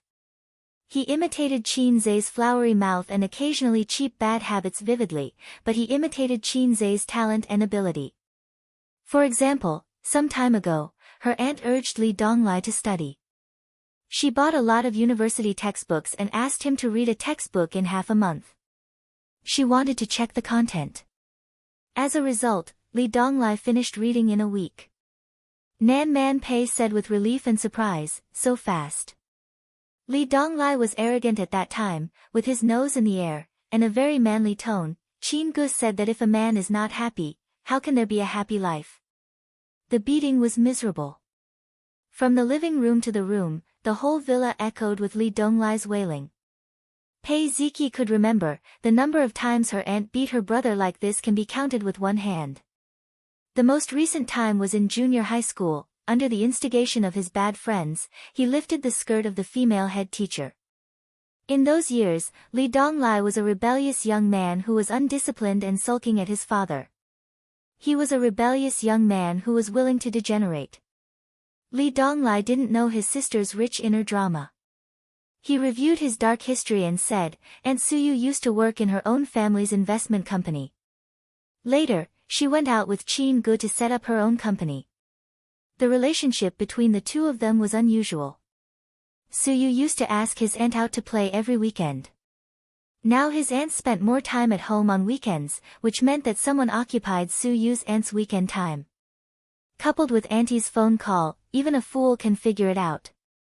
I've already told you that Qin Gu isn't interested in a silly girl like Qin Yuan. He's only interested in mature big sisters. Qin Yuan doesn't stand a chance. When she grows up to be a mature lady, Qin Gu might even have a child." Pei Ziki's expression kept changing. If Qin Zhe really got together with Su Yu, then Qin Yuan would have no hope at all. Although Qin Yuan was very beautiful, Su Yu was more delicate and mature. Even Pei Ziki was envious of her long legs. Moreover, Qin Yuan is just an ordinary high school student. Her studies are not bad. Su Yu is an overseas returnee. She is a strong woman who manages a company. There is no comparison at all. It's Gigi. Auntie is soft-hearted. Li Donglai muttered, I still want to see Qin-gu get beaten up. Pei Ziki stared at him and curled her lips, Auntie can't beat Qin-ze. No. Li Donglai looked at her in surprise, you don't know how good our auntie is. As the closest relatives, Li Donglai and Pei Ziki have heard about Nan Man Pei's background. Because that's also their mother's background, Nan Man Pei won't hide it. Li Donglai has seen Nan Man Pei's skills with his own eyes. Nan Man Pei has a fighting club under her name, which teaches taekwondo, sanda, and other training classes. Li Donglai once went to play with her and saw with his own eyes that in a competition, his auntie beat the 3 coaches in the club. They were all coaches who had learned a few skills. One of them could beat several ordinary people. Li Donglai's young heart was suddenly shocked. He vowed to learn a lot of skills like his auntie, laugh proudly on campus, and be chivalrous. But his auntie didn't allow it. This was the reason why he had been beaten into submission by Qin-ze. He wanted to learn a few skills from Qin-ze. Qin-ze did teach him a few skills. Li Donglai can usually beat 2 or 3 people of the same age. When did that happen? Why didn't I know? Li Donglai didn't believe it. Although Qin-gu is very powerful, he can't compare with his auntie, the goddess of war, in his heart. Pei Ziki laughed and said, you don't know this? My stupid brother, your knowledge is as short as your hair. Li Donglai, after Pei Ziki retorted, she said proudly, it was my birthday. You were drunk and unconscious, and Qin-ze carried you back to your room. I asked him to go upstairs to help Auntie put away the clothes while I lay on the sofa and fell asleep. When Auntie came back, I went upstairs. Not long after, I heard banging sounds. I went upstairs to take a look. They were fighting fiercely. Auntie's skirt was torn apart, and he was wantonly humiliating her on the sofa. Wantonly humiliating her? Are you sure it's wantonly humiliating? Li Donglai was shocked. Of course. Pei Ziki recalled the scene that night and blushed slightly. She gestured with her hands. He pressed Auntie down on the sofa like this and even carried one of Auntie's legs. Auntie's skirt was torn and exposed. But Auntie couldn't beat him and could only endure his defilement. Defilement? Li Donglai, degree, your rhetorical skills are really climax after climax. I saw Auntie being bullied, so I rushed up to help. I scratched and bit. Pei Ziki said hatefully, Auntie said it was a competition, but I think Qin-ze took the opportunity to take advantage of Auntie. Otherwise, why would he carry Auntie's leg? He could have just beaten Auntie to the ground. Li Donglai was shocked. Auntie really lost? Pei Ziki nodded. Oh my, so Qin-gu had held back when he taught me. After waiting for another half an hour, Nan Man Pei still hadn't come. Pei Ziki felt sleepy and yawned. Why isn't Auntie out yet? I want to go back to sleep, Pei Ziki said. Li Donglai hesitated. Why don't you sleep here? I'm not sleepy. I can still wait. After Auntie comes out, I'll sleep in your room. Pei Ziki thought for a while and nodded. She lifted the blanket and crawled under it, curling up into a small ball. By the way, do you like Qin-gu? Li Donglai asked inexplicably. Pei Ziki was stunned and said, do you want to die? Li Donglai lit a cigarette, took a deep puff, and exhaled. Looking at the smoke rising slowly in the light, his eyes were in a trance. Actually, I like him. Qin-gu is handsome and has no lack of ability and talent. Isn't he the Prince Charming in a girl's heart? Just like Qin Qingyuan, you can't help but like him. Speaking of which, you and Qin-gu met earlier than her. Oh, I'm not an albino scientist. All albino scientists in the world deserve to die. I don't believe that you really don't care about him. It's because of your disdain that I understand that you might like him. It's no big deal. Who doesn't look forward to a certain big brother or big sister in adolescence? I also look forward to Auntie Suyu. I want to marry a beautiful and cold wife like her in the future. But I know that it's just a longing. But don't fall so deep like Qinqing Yuan. I don't like her because her love is too humble. The last time we worked together to check the box office of A Journey to the West, when I came out of the toilet, I saw her crying on the sink outside, crying miserably. She's stubborn. She's stubborn when she's angry with her parents. She's also stubborn when she likes Qin Gu. But liking a person is uncontrollable. Not liking a person is also uncontrollable. You can't think that Qin Gu is heartless and indifferent just because he doesn't like her. Qin Gu has already made it very clear to her, but she's like a moth to the flame. Who's to blame for crying so miserably? Li Donglai sighed faintly, but I don't want you to cry so miserably. You're my sister. I'd rather you betray others than let others betray you. Pei Ziki looked at him blankly. Li Donglai said, do you think Qin Gu is poisonous? Why do all the little girls like him so much? I'm not as handsome as him, not as talented as him, not as smart as him, not as good as him, not as good as him in singing, not as good as him in earning money, not as strong as him in aura, not as good as him in fighting. Besides these, what's the difference between me and him? Where am I inferior to him? But I'm still a virgin. Damn it, what do I need this iron bar for? Psycho. Pei Ziki lifted the quilt and covered her head. She said with a slightly choked voice, who likes him? I won't like him. The room was completely quiet. Li Donglai was alone in a daze. Listening to Pei Ziki's slight snoring, his thoughts drifted. In the luxurious parent-child room at the end of the corridor, the family of 3 should be asleep at this time. He imagined the scene inside. The naughty child, who was always looking for trouble, was sleeping happily. The stepmother, who had always disliked him and his sister, was gently patting his son's back. Beside him was his dignified and silent father, who was leaning on the bed, reading magazines or government news. His mother passed away when he was in primary school. His father remarried half a year later. It was a shotgun marriage. Because of this, Li Donglai could not forgive his father. His father said that it was for the good of you and Ziki. You are too young and cannot live without your mother's care. Li Donglai said loudly at that time, you are fickle, and you might even have an affair. Otherwise, what's with the bastard in that woman's belly? You scum. His father slapped him on the spot. His aunt said that his father cheated his mother. His mother abandoned her huge family business and followed him to Shanghai. She was unfamiliar with the place and people, and they almost broke up. His mother loved him so much, but what did he do? Did he lack women? Couldn't he live without women? How long had it been since his mother passed away? Half a year later, that woman was already 3 months pregnant. Therefore, after his stepmother married into the family, Li Donglai made all kinds of trouble and looked for trouble.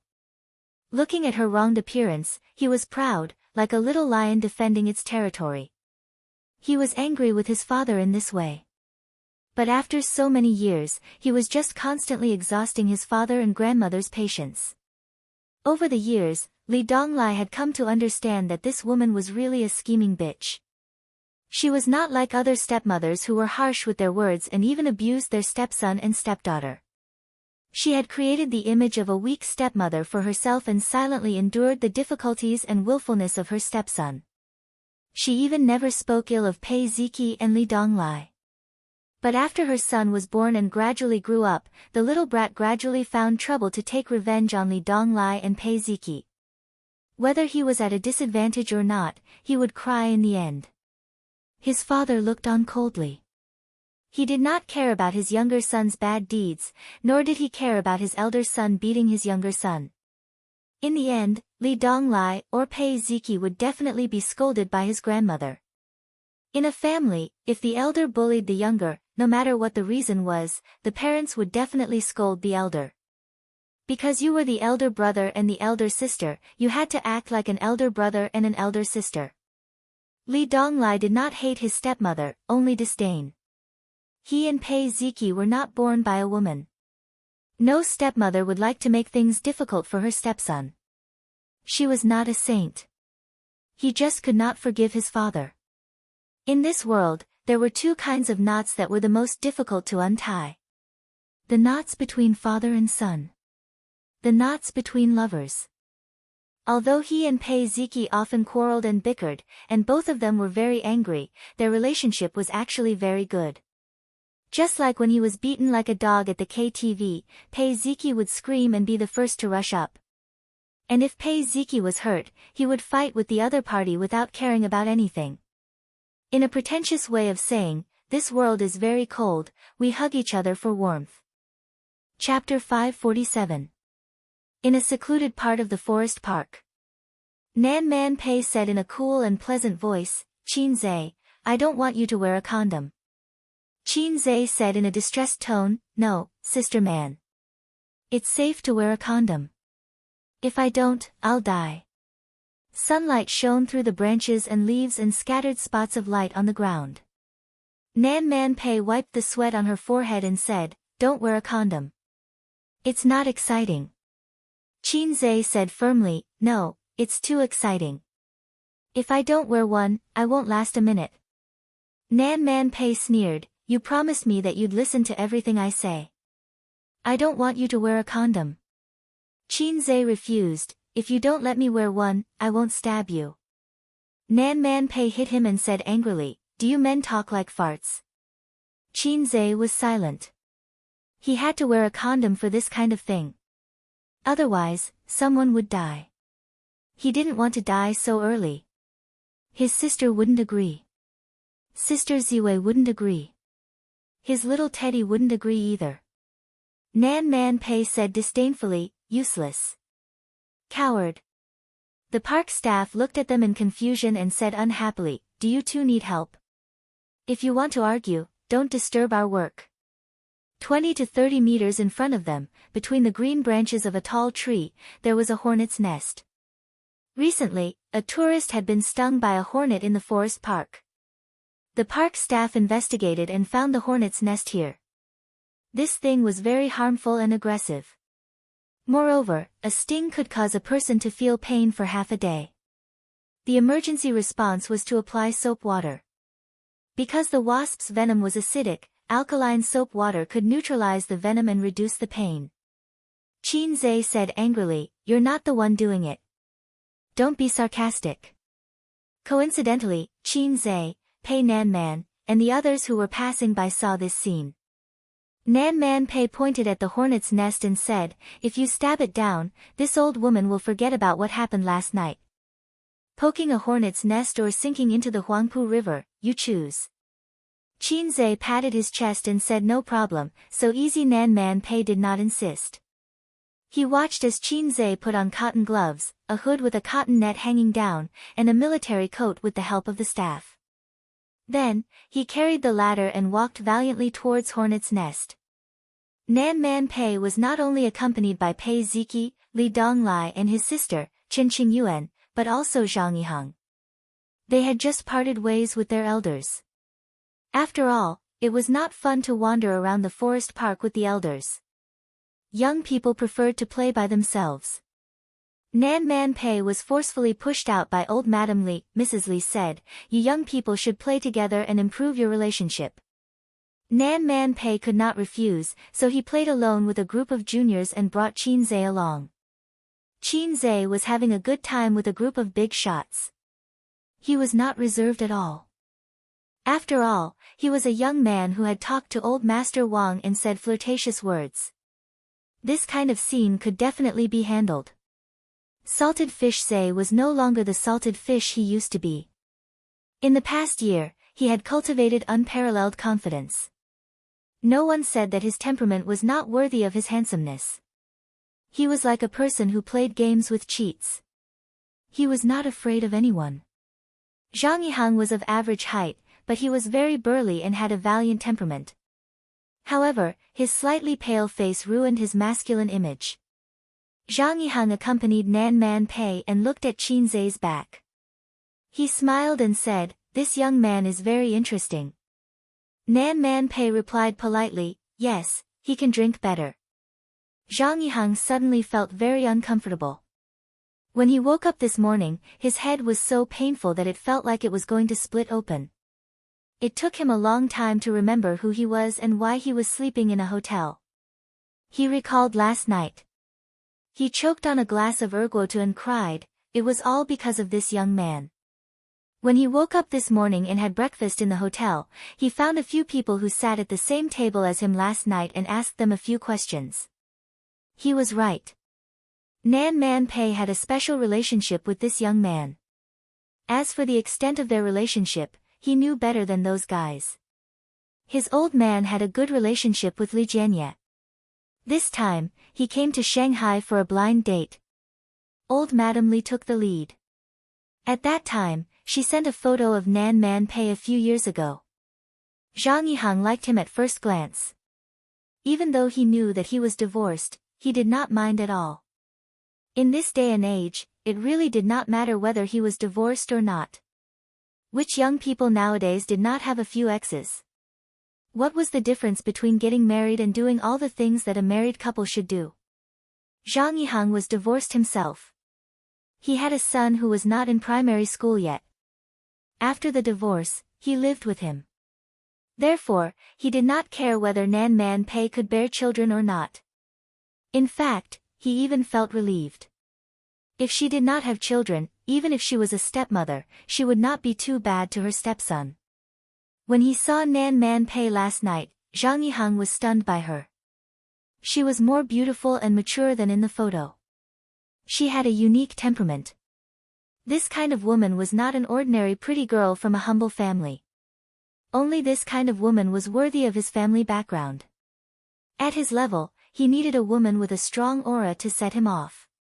If he married a pretty girl who was shy and self-abased wherever she went, it would be embarrassing no matter how beautiful she was. Probably because of old Madame Li, Nan Man Pei was always very polite to him. She smiled a lot, but there was a faint sense of alienation. It did not seem like she was going for a blind date. Zhang Yihang thought for a long time. When he heard the conversation just now, he felt that it might be because of that young man. Just then, something happened in front of him. Qin Zhe finally reached the top of the ladder and reached the hornet's nest. But when he took the hornet's nest, perhaps because his gloves were too thick, he used too much strength. Pei Nanman and the group of people not far away could only watch helplessly as the hornet's nest was crushed by Qin Zhe's hand. The hornet's nest was made of mud, so it was fragile. In an instant, it splashed Qin Zhe's face. He had poked the hornet's nest. He felt that this figure of speech was weird. In the blink of an eye, the hornet's nest was boiling and buzzing. Qin Zhe screamed and jumped down from the 2-meter-high ladder. He covered his head and ran toward Nan Man Pei. Nan Man Pei's expression changed. The staff not far away cursed, "What the F***ck," and ran away. The enemy would arrive in 5 seconds. If they did not run, they would not be crushed. Pei Ziki and the other young men and women were scared out of their wits. They screamed and ran in all directions. Zhang Yihang thought to himself, "It's time for me to show off." He grabbed Nan Man Pei's hand and said manfully, "Run with me." After he finished speaking, he was stunned. He did not manage to hold her hand.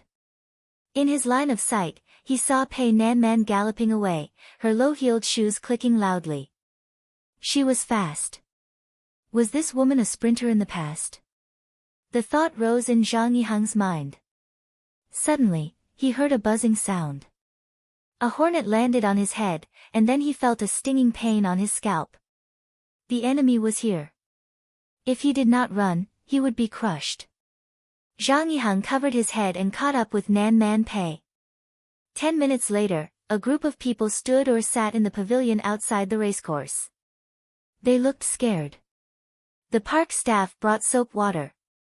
Not many people were stung by the hornet's nest, but Qin Zhe was one of them. The rest were 2 young men, a girl, the previous staff, and Zhang Yihang. The staff wanted to curse, but he knew that this group of people was not ordinary, so he held back. "Why did you join in the fun? Was it fun?" "It was not fun at all. My head is hurting. Qin Zhe sat in the pavilion and took off his short-sleeved shirt. His well-proportioned body attracted the attention of the girls. They kept looking in and out of his body.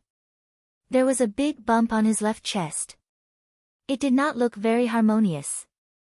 Chen Qingyuan stood at the side. Her heart ached. She wished that the hornet had stung her own chest.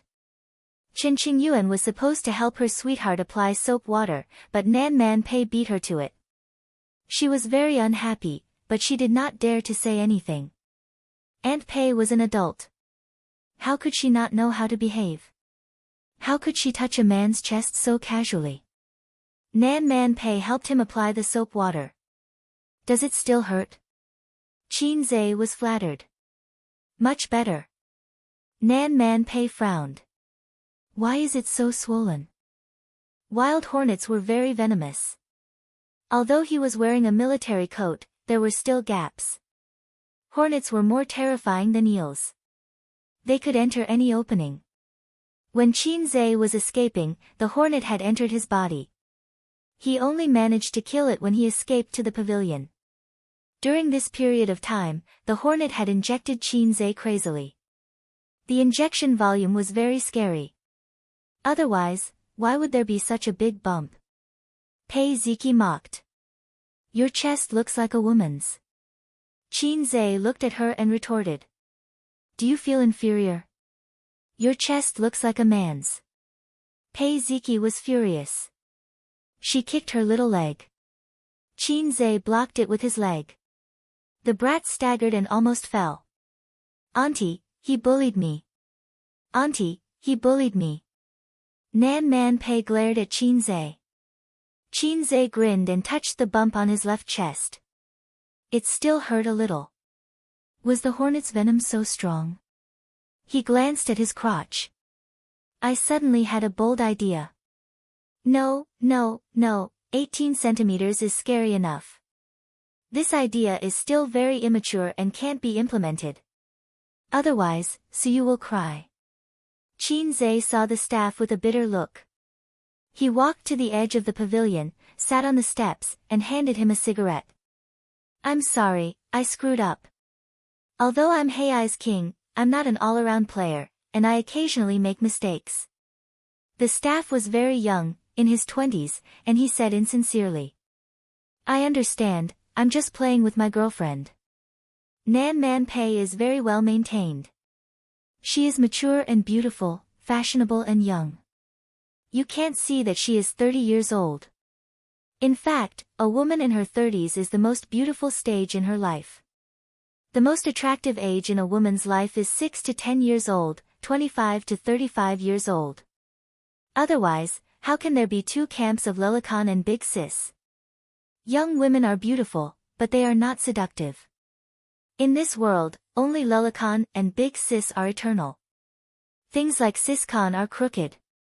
After a few simple words, the staff found that Qin Zhe was very gentle and easy to get along with, without the attitude of a big star. He had long since recognized Qin Zhe's identity. He was slightly agitated, cross it out and start over. But he didn't chase stars, so he didn't show too much fuss. Unless his sister is Qin Bao Bao, he will be very excited to ask for an autograph, and then show off in his circle of friends that he got the signature of the goddess. Maybe he will take a photo or something. Everyone is a man. What is there to be excited about? The same world, the same dream. The same gender, the same JJ. Qin Zhe said helplessly, yes, don't look at her very serious, occasionally she is not serious, I mean more willful. The staff smoked gloomily, but I'm unlucky. I'll be scolded by the manager later, and my head will be blue. Qin Zhe's eyes lit up, Sichuan lewd? Yes. I always like the Sichuan version of Mandarin. I think it's very Western. What's so Western about it? It's really Western. It's the first time I heard the effect of a talk show in Mandarin. Brother, what's your surname? Perhaps he felt that Qin Zhe was too down to earth. The staff threw him a little wink and laughed. The north wind blows, the autumn wind is cold. Whose wife is staying in an empty room? If you have trouble, I'll help. I live next door, my surname is Wang. Qin Zhe laughed. The staff also laughed. Qin Zhe lightly slapped his scalp, speak properly. I don't live next door, but my wife's surname is Wang. Chapter 548. Zhang Yiheng frowned. There was a big bump on his head and a bite on his neck. The pain was secondary. The main thing was that he had suffered an unexpected misfortune. If not for this rascal's naughtiness and insistence on poking the hornet's nest, such a terrible thing would not have happened. The hateful thing was that he only had a bump on his chest. If it had been a woman, she might have been happy for a while. She did not need to spend money on treatment and was confident of being a woman. Why did he get stung on the head? Why did he have a horn on his head? Zhang Yiheng was full of anger. He said unhappily, if you have time to chat, think about how to deal with the hornet's nest. Qin Zhe replied, the park staff has already done it. The staff member surnamed Wang nodded. My colleague will do it. Qin Zhe shrugged. That's right. By the way, can you teach me some Sichuan Mandarin? I'll go home and tease my sister. She'll definitely laugh like a mantis shrimp. It's so cute. When old Wang heard this, he was also interested. Sure, what do you want to translate? Qin Zhe said, I'll kill you with one punch. Old Wang was speechless. How am I supposed to translate this? Where are the people from Sichuan? Give me some pointers. Zhang Yiheng hated two kinds of people the most in his life. 1. Self-righteous people who felt that they were invincible just because they had some small achievements. They looked down on everything and looked up at the sky. 2. People who commented all day long, the first post makes sense, the first post is the truth, the first post is so *king correct, and then the number of comments was ridiculously high. He had painstakingly climbed to the first post, but the first post did not even say anything. His mentality exploded. Qin Zhe was the former. After earning some money, he felt that he was the most powerful person in the world. In fact, he knew nothing about power. Moreover, Qin Zhe had an ambiguous relationship with the woman he had taken a fancy to. Nan Man Pei did not even soap him. He only did it for Qin Zhe. He even had to show off when he was wiping soap. If I threw a piece of soap, would you dare to pick it up? Zhang Yiheng said sarcastically, if you don't have any skills, then don't do unnecessary things. You don't even know how to poke a hornet's nest. If you cause others to be stung by a hornet, don't you know how to apologize? Qin Zhe scratched his head. Didn't I say that? Hey, didn't I apologize to you guys? The boys and girls replied, he did. They are all my men. Qin Zhe shrugged at Zhang Yiheng. He did. Zhang Yiheng was furious. He could see that Qin Zhe was deliberately looking for trouble. He was the only one who didn't apologize to him. He was clearly looking down on him. Understood. Sure enough, he had an unusual relationship with Nan Man Pei. This kind of person, who always went against him, was the legendary brain-dead villain. Watch me find a chance to smack him in the face. You're just a kid with no background and no power. What are you trying to do with me? Let you understand the horror of the world in minutes. Li Donglai interrupted, Qin Gu is good at martial arts. He's doomed this time. Amazing skills. Zhang Yiheng snorted. His laughter was full of disdain. He didn't hide his disdain. Qin Zhe said, it's my fault.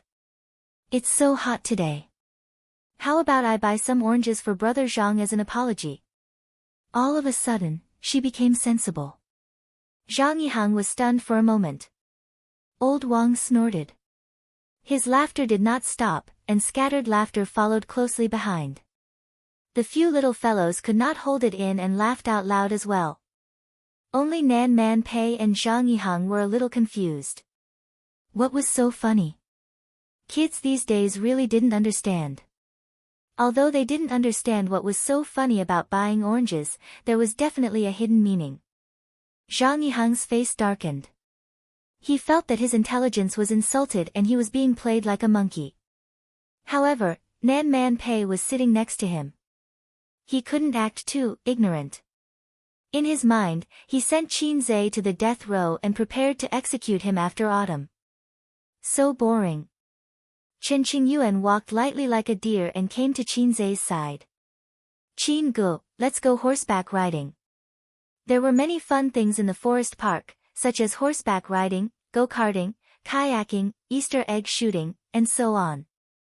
There were also many scenic areas. Qin Zhe turned to look at her. The deer was very beautiful, and it didn't have its hair done. Qin Zhe had never ridden a horse before. He felt that he could give it a try and was about to nod. Su Jian, let's practice. Li Donglai suddenly pushed a boy next to him. It was a boy wearing glasses. He shook his head. No. Li Donglai sneered. Trash, I'll only use one hand. Do you dare? He was so aggressive that the boy's face turned ugly. Li Donglai, do you want to hit people again? You're so annoying. You never stop. The boys and girls were either persuading or complaining. Nan Man Pei frowned. Dong Lai. Li Donglai didn't care. He straightened his neck. Coward, are you coming or not? The boy wearing glasses didn't say anything. He looked at Zhang Yihang for help. The Zhang family was not only close to the Li family, but also had many allies in Shanghai. The boy wearing glasses' uncle and Zhang Yihang's father were comrades. That was why Zhang Yihang could mingle in the Li family's circle of friends. Seeing this, Zhang Yihang smiled and came forward to warm up the atmosphere. Speak nicely. You are all friends, right? Li Donglai retorted. It's none of your business. This was awkward. Li Donglai didn't give up. The boy wearing glasses didn't dare to practice with him. Li Donglai was famous for being a troublemaker. He was especially good at fighting. Zhang Yihang looked at Nan Man Pei. She was unhappy. She was worried that the naughty boy was hard to take care of. In fact, Nan Man Pei didn't want to beat Li Donglai because there were outsiders present. It was like when a child was disobedient outside, the parents would at most scold them. They would rarely beat the child in front of outsiders. Well, if you want to practice, I'll come with you. Zhang Yihang said. I've practiced before. Li Donglai ignored him. Zhang Yihang laughed. Forget it. I don't bully children. Li Donglai couldn't stand provocation. He glanced at the disdain in Zhang Yihang's eyes and nodded. Okay. The two left the pavilion and confronted each other on the side of the road. Pei Ziki pulled Nan Man Pei's arm. Auntie, what's wrong with him? Nan Man Pei patted her hand. Don't mind him. He's itching for a beating. The boys and girls in the pavilion played the role of onlookers. They were excited to watch the show. If Li Donglai's provocation was seen as a fight, then this was pure entertainment. Li Donglai lowered his waist. This was the most basic horse stance that Qin Zhe had taught him. The first thing to do in a fight was to stabilize the lower body. Only when the stance was stable could the punch be stable. After he stabilized his lower body, he threw a straight punch at Zhang Yihang's chest. As Zhang Yihang dodged to the side, he grabbed Li Donglai's wrist and pulled. Their strength was not on the same level at all. Li Donglai staggered and was tripped by Zhang Yihang's outstretched leg. He fell flat on his face. Li Donglai was not convinced. He got up and fought again, but he was knocked down again after a few moves. It was a one-sided beating. The last time he fell, he was kicked in the stomach. Li Donglai couldn't get up for a while.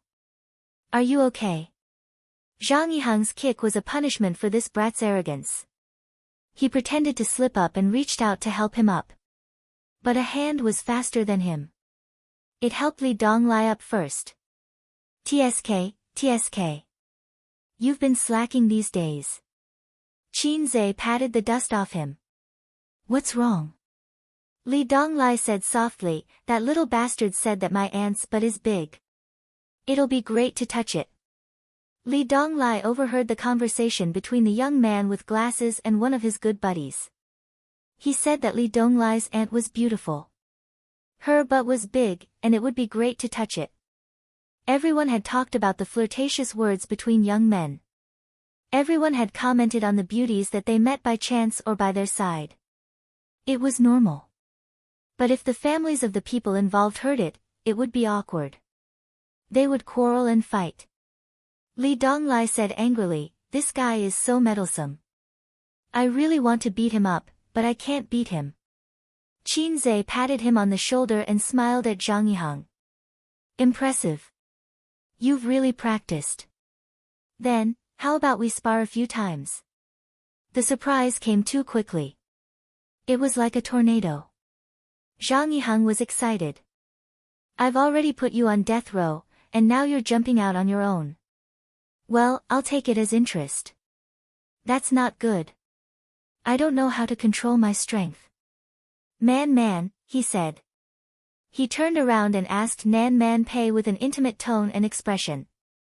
Pei Nan Man sat there calmly.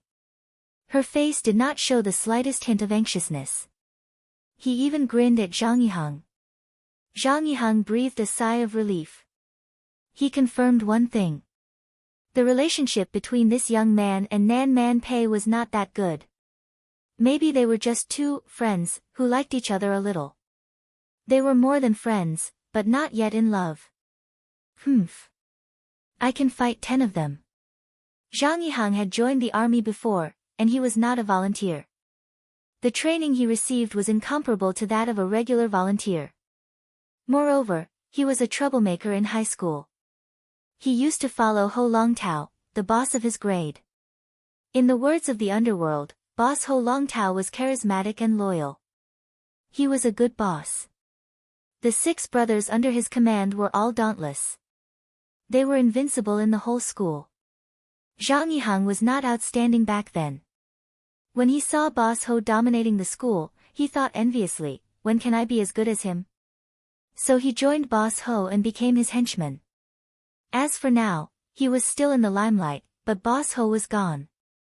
It turned out that without a good father, one should not waste time in school. If one did not work hard when he was young, he would be a delivery boy when he grew up. Fighting had always been Zhang Yihang's specialty. It was time to show off his real skills. Not far from the pavilion, a fashionably dressed girl was holding a selfie stick. The camera was aimed at the pavilion. On the screen of the phone was a live broadcast. The comments section was flooded with all kinds of gifts.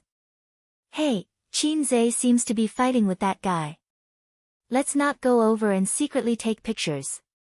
The girl's sweet voice said, I have to go further away. Otherwise, he might rush up and smash my phone. Or I can pretend to be a tourist taking a selfie and sneak up. The girl looked at the screen. I've decided to risk my life to get closer. Can everyone send gifts? But when she saw the almost identical comments on the screen, she was stunned. Chapter 549. Yu Yu, formerly known as Li Yu, was a professional female streamer. She was from Suzhou and came to Shanghai to study. She was currently studying at Donghua University and came from an average family. She had been a streamer for half a year and quickly became popular because of her good background. Now the number of viewers in her streaming room was around 50,000. She could barely be considered a popular streamer. Li Yu's singing voice was average, and because she was in university, she couldn't sing and dance in a special room like other female streamers. Now she could not only pay for her living expenses and tuition independently, but also had a large amount of savings. But she didn't dare to confess to her family. Although her father's love was like a mountain, her father would still beat her. She only said that she was working part-time. Li Yu was very grateful for the live streaming industry and the platform. She could eat, drink, and make money. Such an easy job was rare. The only thing better than this was being a civil servant. They were both civil servants, but being a programmer was much more difficult. Most of the time she was doing outdoor live streaming, running all over Shanghai, and occasionally switching to a food live streaming. Today was the weekend, so she took a car to the forest park for an outdoor live streaming. Just now, she had seen Qin Zhe in the pavilion, and she had also taken a picture of his naked body into the camera. For a whole 5 minutes, the gifts didn't stop, and the number of viewers in the streaming room also skyrocketed. The little bitches in the comments section muttered, "Thank you for the streamer's welfare, my husband is the most handsome."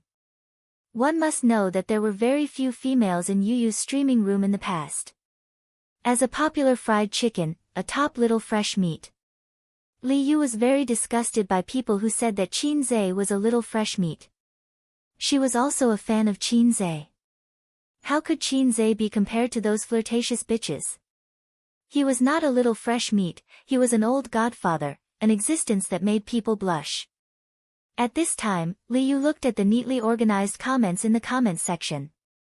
It's over. The comments were more uniform than pickled cabbage. As a fan of Qin Zhe, she couldn't bear it and complained, "How is it over? Can you have some confidence in Qin Zhe?" The audience is laughing but not saying anything. This stupid streamer must have never seen Qin Bao's live streaming. It's not Qin Zhe who's going to die. It's that guy who's going to die. Li Yu was dumbfounded. What do you mean?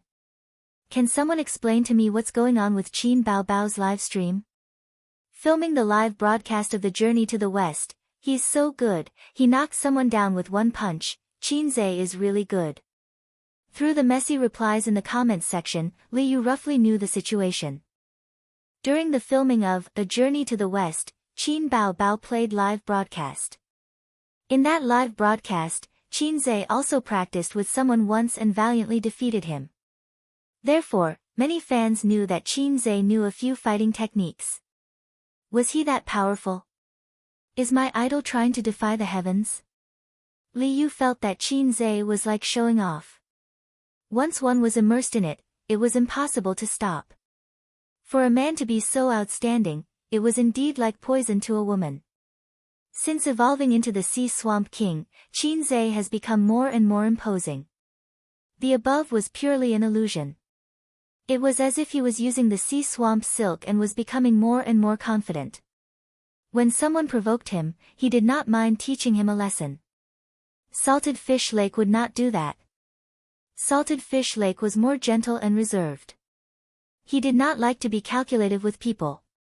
You could also take it as cowardice, but please do not expose him. Salted Fish Lake also wanted to save face. When his disciple was beaten up, as a master, he could not sit by and do nothing.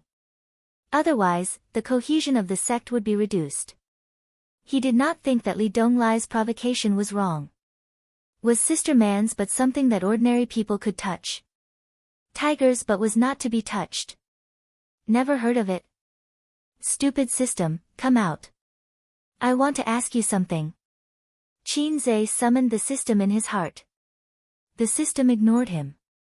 Sir System, I have something to ask. Qin Zhe rephrased his words. Nothing.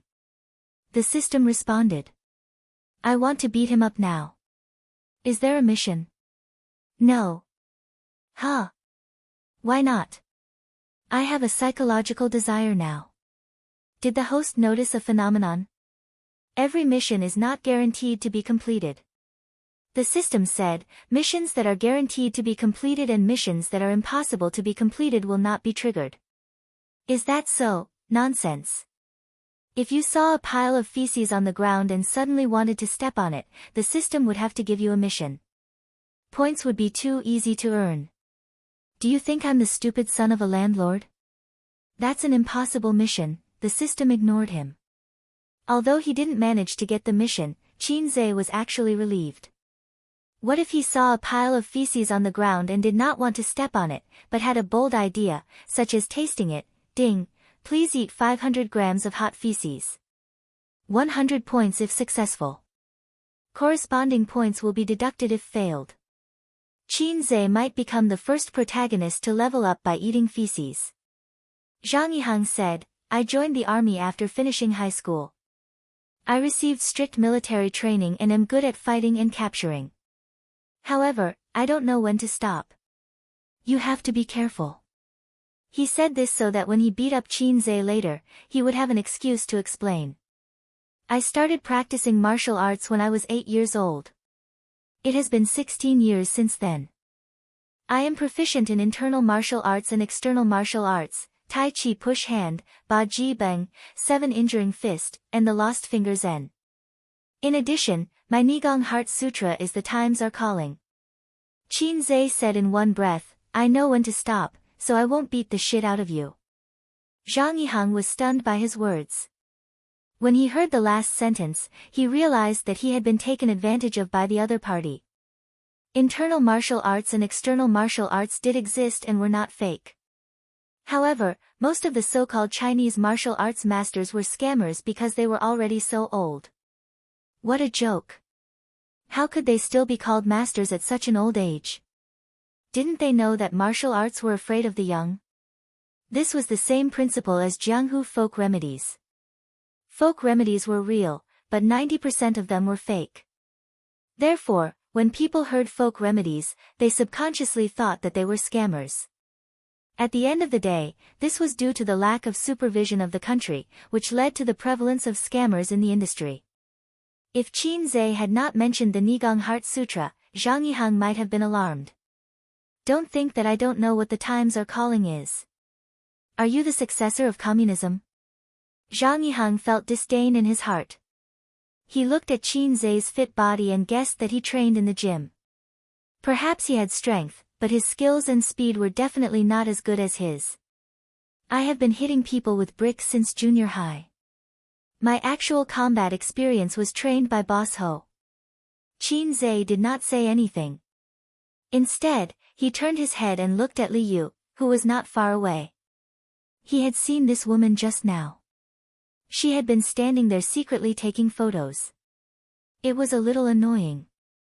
There was a reason why celebrities hated paparazzi. It was not just because of privacy issues. When they were standing on the stage, they could take photos of them in any way they wanted. However, no one wanted a camera to be pointed at them in their daily life. This meant that they had to maintain their image at all times. They could not even pick their nose.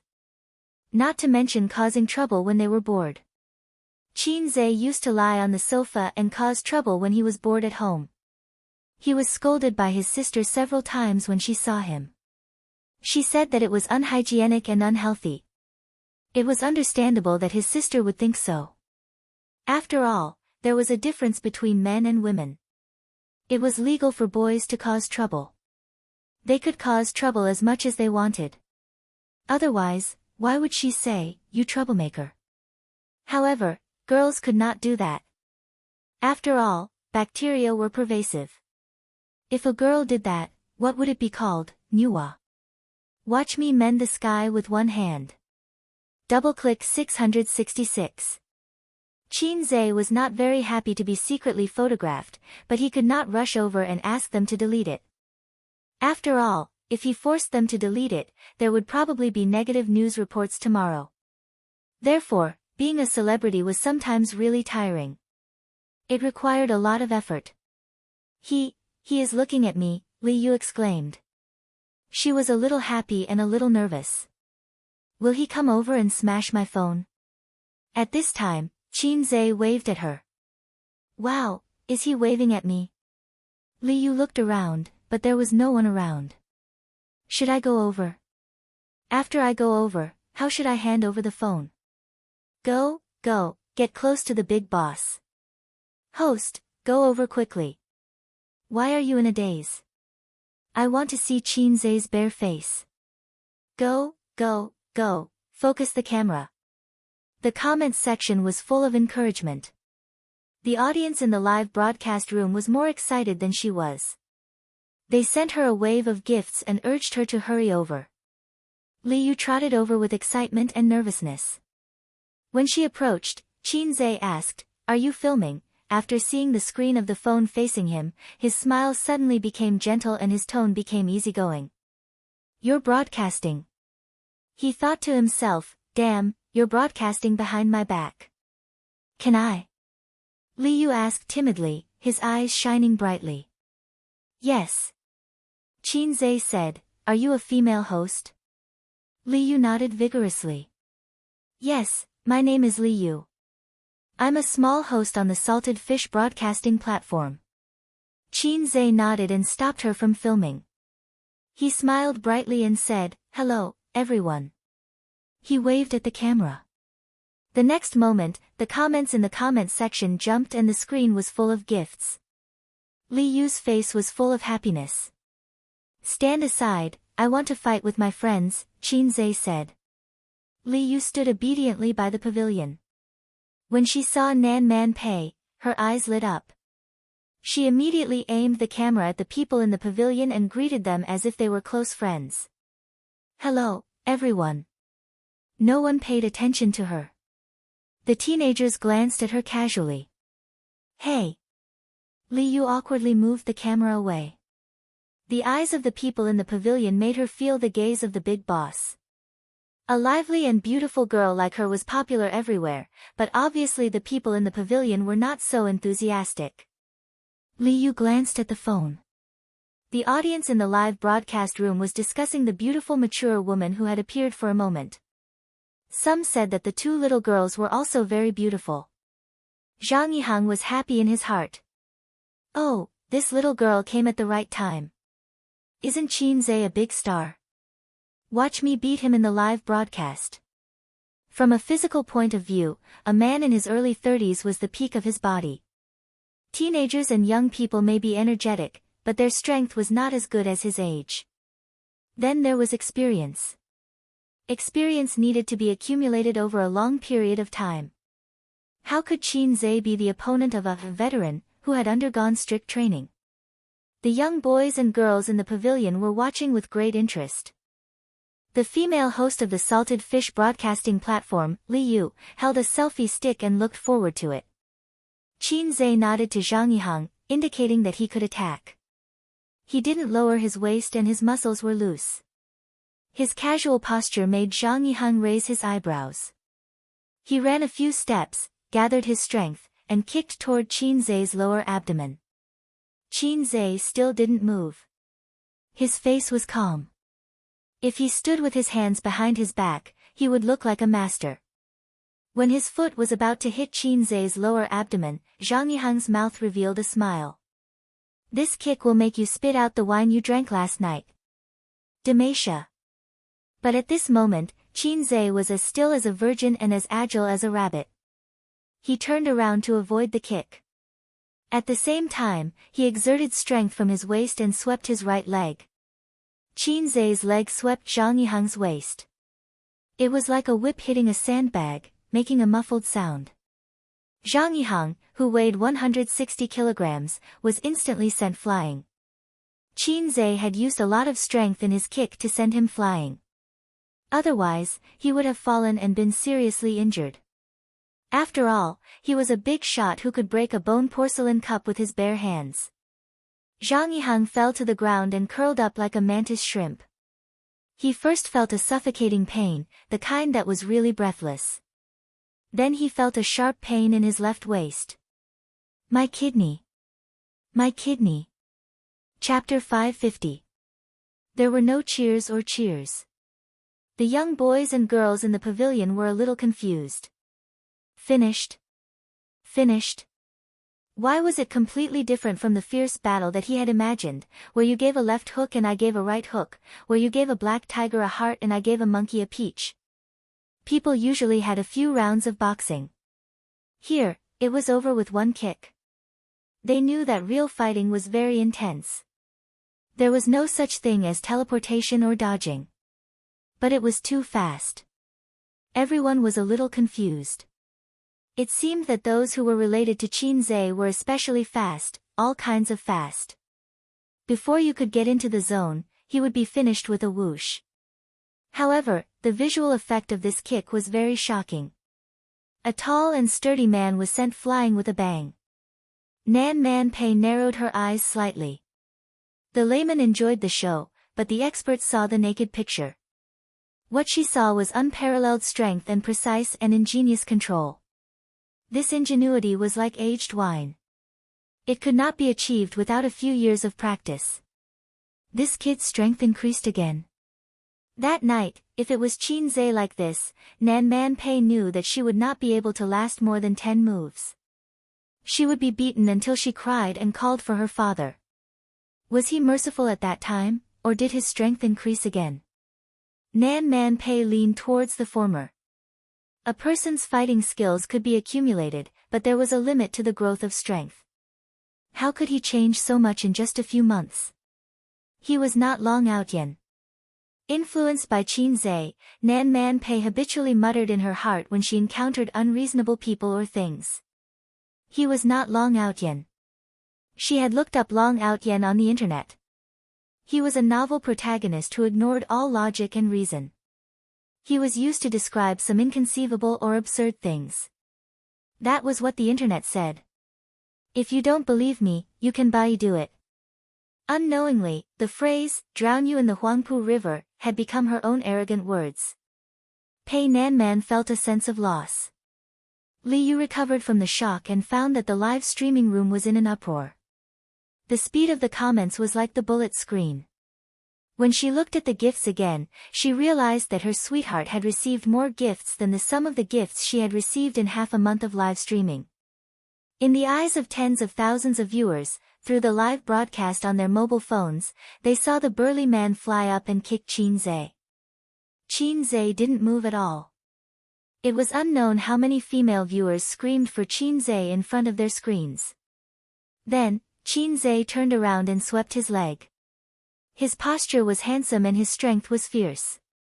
Such a big man flew out like a sack. Compared to Qin Bao Bao's live broadcast on the set, this time's sparring session was even more shocking and visually impactful. He was sent flying with a single kick. I think I've learned physics for nothing. It must be fake. It really doesn't make sense. If you say that it's possible to send someone flying with a kick, it's possible. However, sweeping someone away and kicking someone away are two completely different things. But that's the truth. This isn't a movie. Is a fast shooter a monster? This fast shooter is a bit rash. What's so strange about that? Didn't you see his muscles just now? Oh, this old lady's maiden heart, I really want to lick it. Quick, shoot me. How is that man? Is he dead? The viewers in the live broadcast room were in a heated discussion. Qin Zhe reached out to help Zhang Yihang and pretended to be very concerned. Are you all right? Oh, look at me. I accidentally missed. Zhang Yihang's face was pale. He ignored him and struggled to get up. Sitting on the ground, he gasped for breath. He had no time to care about what Nan Man Pei would think of him. He had to recover first. When Qin Zhe saw Li Yu coming over, he pretended to help him. Image was very important, especially for public figures. They must be great, glorious, and righteous. Otherwise, they would be easily patronized by God Hegemon. There were many dead anchors and stars who were killed because of their arrogance and lack of control. Li Yu cried, "Idol, you're so powerful." Qin Zhe smiled and faced the camera. Everyone, please call me Wu Dao Grand Master in the future. It's time to change my image. I'm just a fast shooter, let it go with the wind. Qin Zhe intended to take this opportunity to clear his name. Smart people always seize the opportunity to clear their names. It was so embarrassing to be called Wu Dao Grand Master all the time. The viewers in the live broadcast room responded, Wu Dao Grand Master. Wu Dao Grand Master. Wu Dao Grand Master, I love you. Qin Zhe was speechless. I'm so stupid. Why do I always have to be entangled with a nickname? Steady Aura. Steady Aura. The nickname Wu Dao Grand Master was quite naughty, so fans and onlookers liked to call Qin Zhe this way. They thought it was a teasing and a nickname. What kind of nickname was this?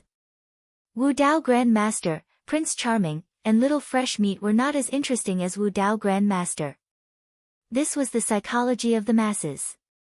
For example, Many stars like to criticize themselves on Weibo, which could make fans laugh and like them. That was the reason. But Qin Zhe really didn't like this nickname. When he introduced himself in the future, he would say, "Hello, I'm Shi Ritian.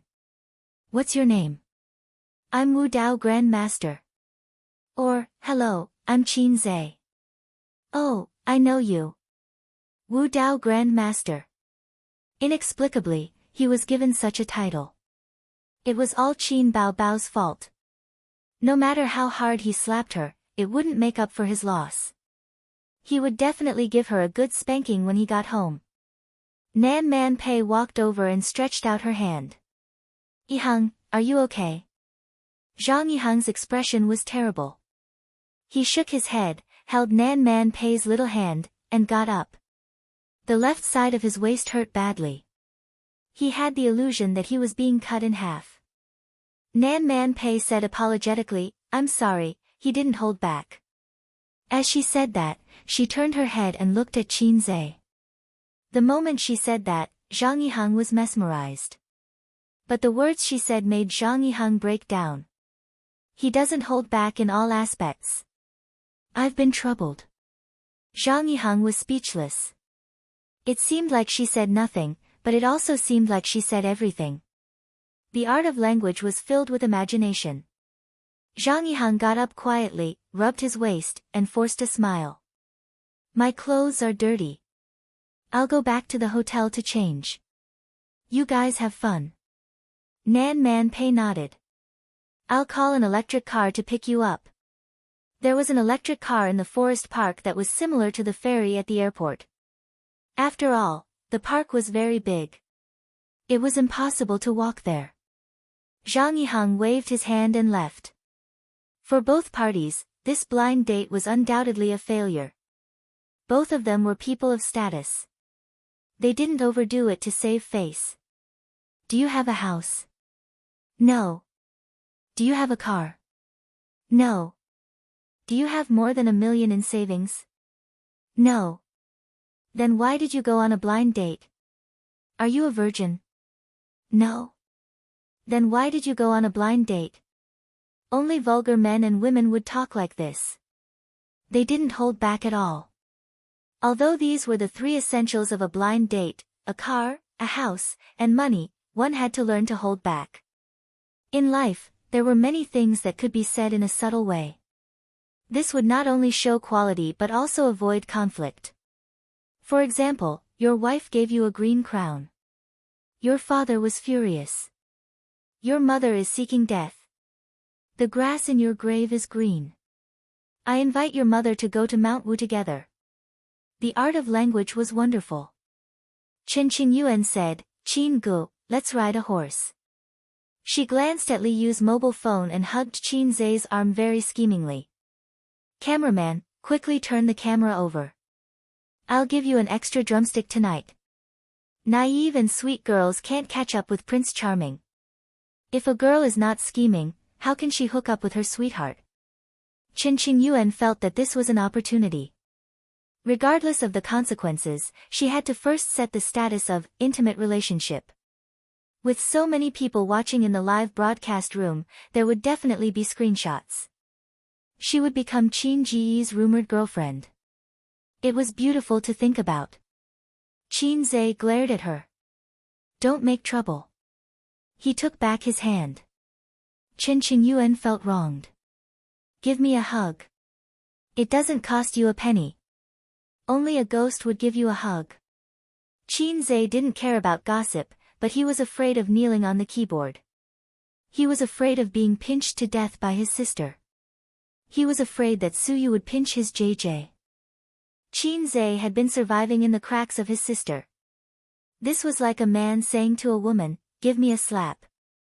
It doesn't cost you a penny. Maybe I'll give you money." They came to the racecourse. The so-called racecourse was actually a 200-meter playground, a miniature version of the 400-meter track in the school.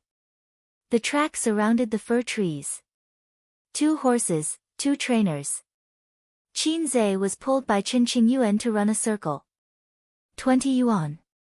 The 2 horses trotted, and people bumped up and down on the back of the horses. Ha, Qinggu, don't you think we are like the Jianghu Rangers, the Condor heroes? Qin Qingyuan smiled brightly. I think we are like two children. Qin Zhe said. Why? This thing is like riding a wooden horse, up and down. Ugh. Now that you mention it, it does seem like it. It's not romantic at all. When riding a horse, one's buttocks couldn't sit stably. Both feet had to be on the stirrups. Even so, the person was still jolting. Riding a horse was not romantic at all. On the contrary, it was a little empty because a horse was a living thing, not a car or a bicycle. In the TV series, riding a horse in the martial arts world should be very romantic. Let's accompany the mortal world and enjoy the prosperity of the world. Reality, let, me, us in the mortal world, urge, horse. One lap was soon finished. Qin Qingyuan was not satisfied yet. Qin Zhe saw Nan Man Pei's eager expression and asked, Sister Man, do you also want to ride a horse? Nan Man Pei nodded. Qin Zhe shouted, Li Donglai, give me your coupon. I'll ride around again. Li Donglai was speechless. Could it be that Qin Gu has taken a fancy to my aunt? I tried so hard but ended up guarding against the wrong person. Yes, Qin Gu has a big sister complex. He has no interest in little girls. Someone like my aunt is more in line with his taste. On second thought, it's normal. My aunt is so beautiful. Any man will have thoughts about her. But my aunt hasn't found a partner for so many years. Obviously, she doesn't have that kind of thought. Brother Qin was probably unrequited in love. Qin Zhe and Nan Man Pei rode side by side along the track. Nan Man Pei's eyes were sparkling. There was a little girl's excitement. She's already 30 years old, but she's still so unrestrained. She's imitating other girls' expressions. But she's very beautiful and cute. Nan Man Pei experienced the pleasure of riding a horse without any distractions. Qin Zhe silently turned his head and looked at her trembling breasts. The big breasts were a little naughty. Their trembling made one's heart itch. Kandwo Gil was hard. The scenery was beautiful. Qin Zhe nodded silently. He'll ask his sister to come and ride another day. After one lap, Qin Zhe got off the horse. Nan Man Pei didn't get down. Ziki, give me your coupon. Li Donglai, who had just finished buying his coupon, came back. Pei Ziki snatched her brother's coupon and handed it to the horse trainer. Nan Man Pei happily started the second lap. Li Donglai was speechless. The whole section collapsed. I want to ride a horse too. I've never ridden a horse in my life. I've never even ridden a Western horse. You. Nan Man Pei ran half a lap before Li Yu got on the horse with the help of the horse trainer. She was still holding the selfie stick. She grabbed the saddle with one hand and smiled sweetly at the camera. I'm going to ride a horse now. Okay, didn't I always show you, Qin Zhe? You can't ignore me. The horse trainer said, put away your phone. You can't broadcast riding a horse. Li Yu bargained. It's okay. The horse is so slow. The horse trainer said, no, you can't hold it with one hand. What if you fall? We are responsible for your safety. Li Yu looked at Qin Zhe. She didn't know anyone here. She only spoke a few words to Qin Zhe. Qin Zhe smiled. Qingyuan, help me hold it. Qin Qingyuan said obediently, okay. Qin Qingyuan ran over and took the selfie stick from Li Yu. Li Yu smiled. Thank you, little sister. Qin Qingyuan nodded and quickly ran back to Qin Zhe. The horse trainer said, don't squeeze the horse's belly. Don't pull the reins. After that, he gently patted the horse's butt. Li Yu sat on the horse's back and rushed out with a whoosh. She immediately screamed. The horse had been running slowly for the previous few laps, but when it came to her, the horse suddenly charged. The 2 horses in the horse farm were trained.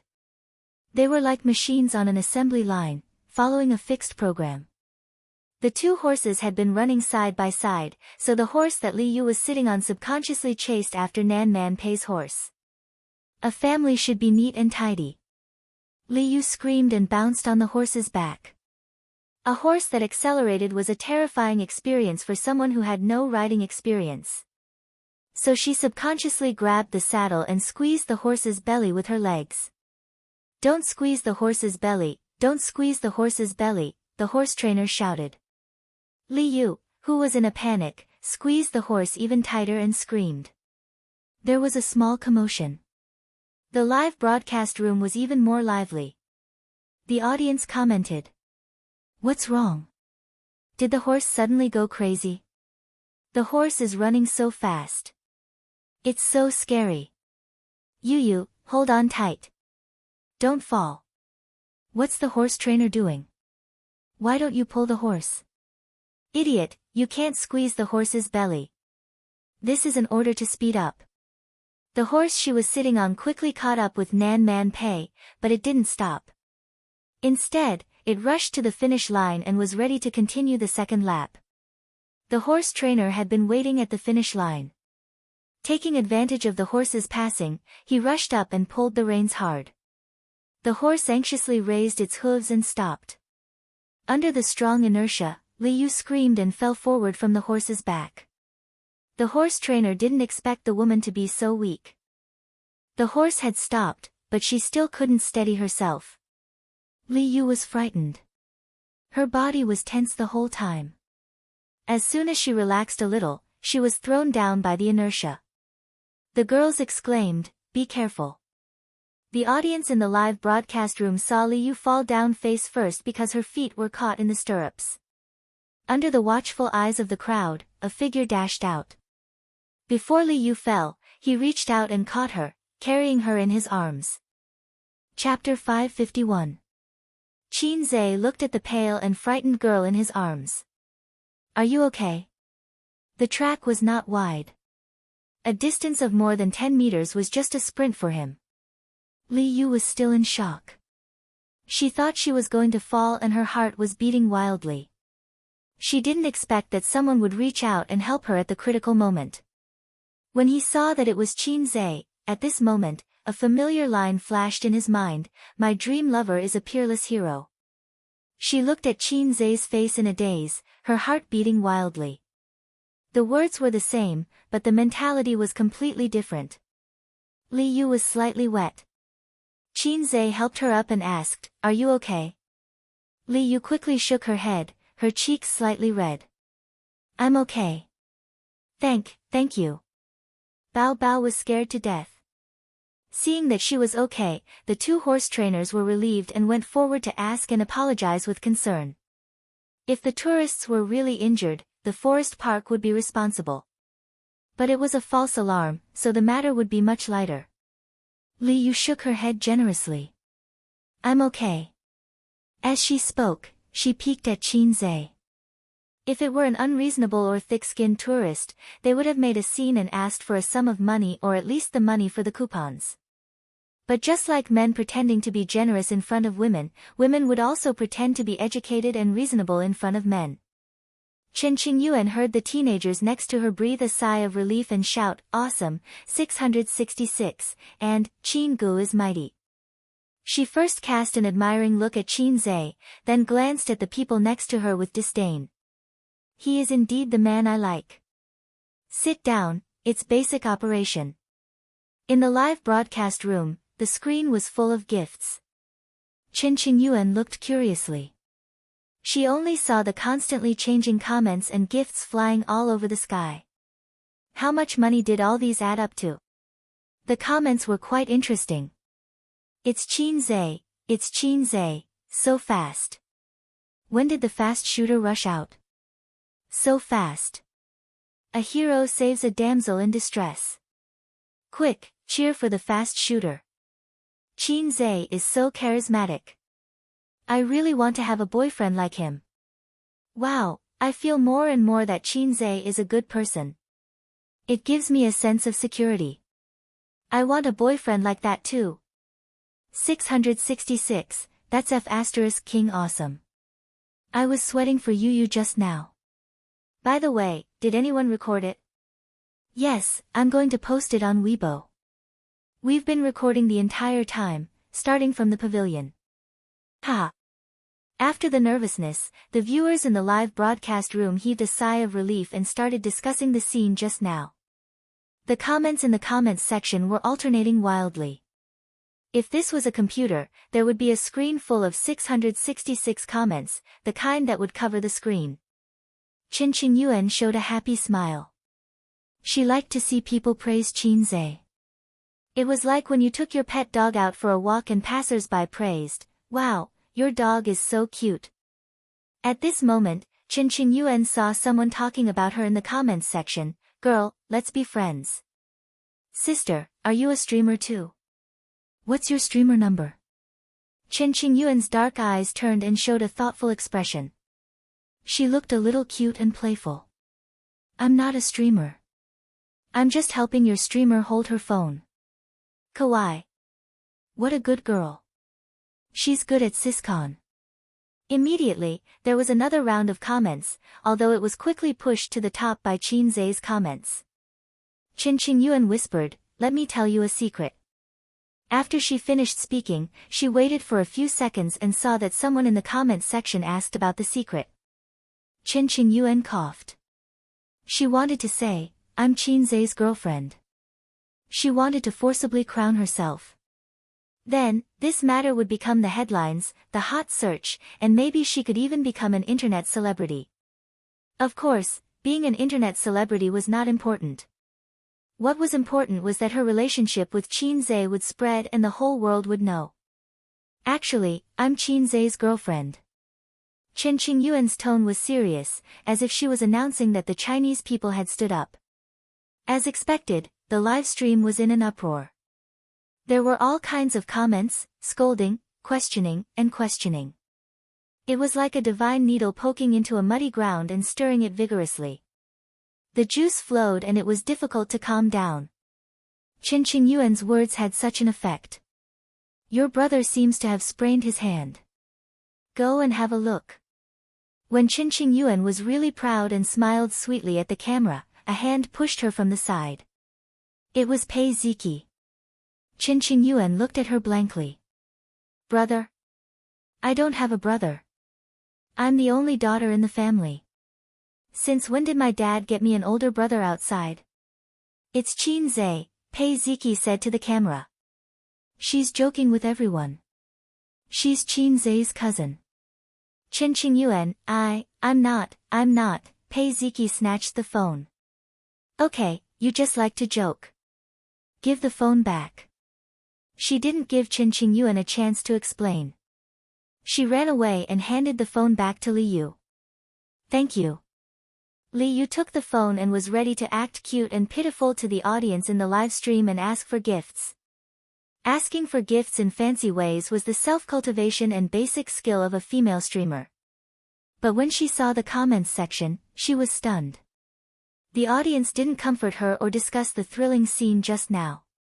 So it's Qin Zhe's cousin. Qin Zhe's cousin is so beautiful.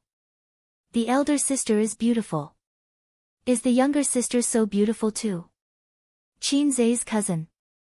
Li Yu was confused. Was it the girl just now? Then she checked the number of gifts and was shocked on the spot. The gifts she received in one day were more than the total gifts she received in a month of live stream. No wonder everyone liked to freeload. It was too easy to make money. On the other side, Qin Qingyuan stared at Pei Ziki unhappily. "Why are you ruining my business?" His words sounded like a big bully asking a young hero who had pulled out his sword to help out when he saw injustice on the road. Pei Ziki said, "Don't mess around with this kind of thing. It's okay to be mischievous. But if you do it tens of thousands of times, something bad will happen." This was the same principle as playing with a little was good for the mood, playing with too much was bad for the body, and playing with too much was bad for the body. Everything had to be done in moderation. Qin Zhe is a public figure. His girlfriend has always been a sensitive topic. Don't be silly. It's okay if it's really his girlfriend, but you're a fake. Pei Ziki said, believe it or not, you'll be found out tomorrow. Do you know how terrible the fans are now? Do you want to be made into a joke, be abused on the internet, and even receive threatening messages? Qin Qingyuan said guiltily, it's not that bad. Pei Ziki lowered her voice. It's okay if you're found out, but don't implicate your father. Is your father's butt clean? Everyone is squatting in the toilet. His sh*t will never be clean. Qin Qingyuan thought for a moment. Then I'll go back and help my father clean the sh*t on his butt first. Pei Ziki was speechless. Qin Zhe held Nan Man Pei's waist and helped her get off the horse. He asked, Sister Man, do you still want to ride? If you do, Ziki and Donglai's coupons will be renewed again. Nan Man Pei shook her head. Forget it. It was a pity that they were not in the grassland. Otherwise, they could ride the horse and enjoy the speed and passion. Qin Zhe said, oh. He was a little disappointed that he could not enjoy the moving scenery again. In addition, he suddenly understood why some people liked to have sex on the horse. It was because it was too easy. The horse's power could replace the waist and save a lot of trouble.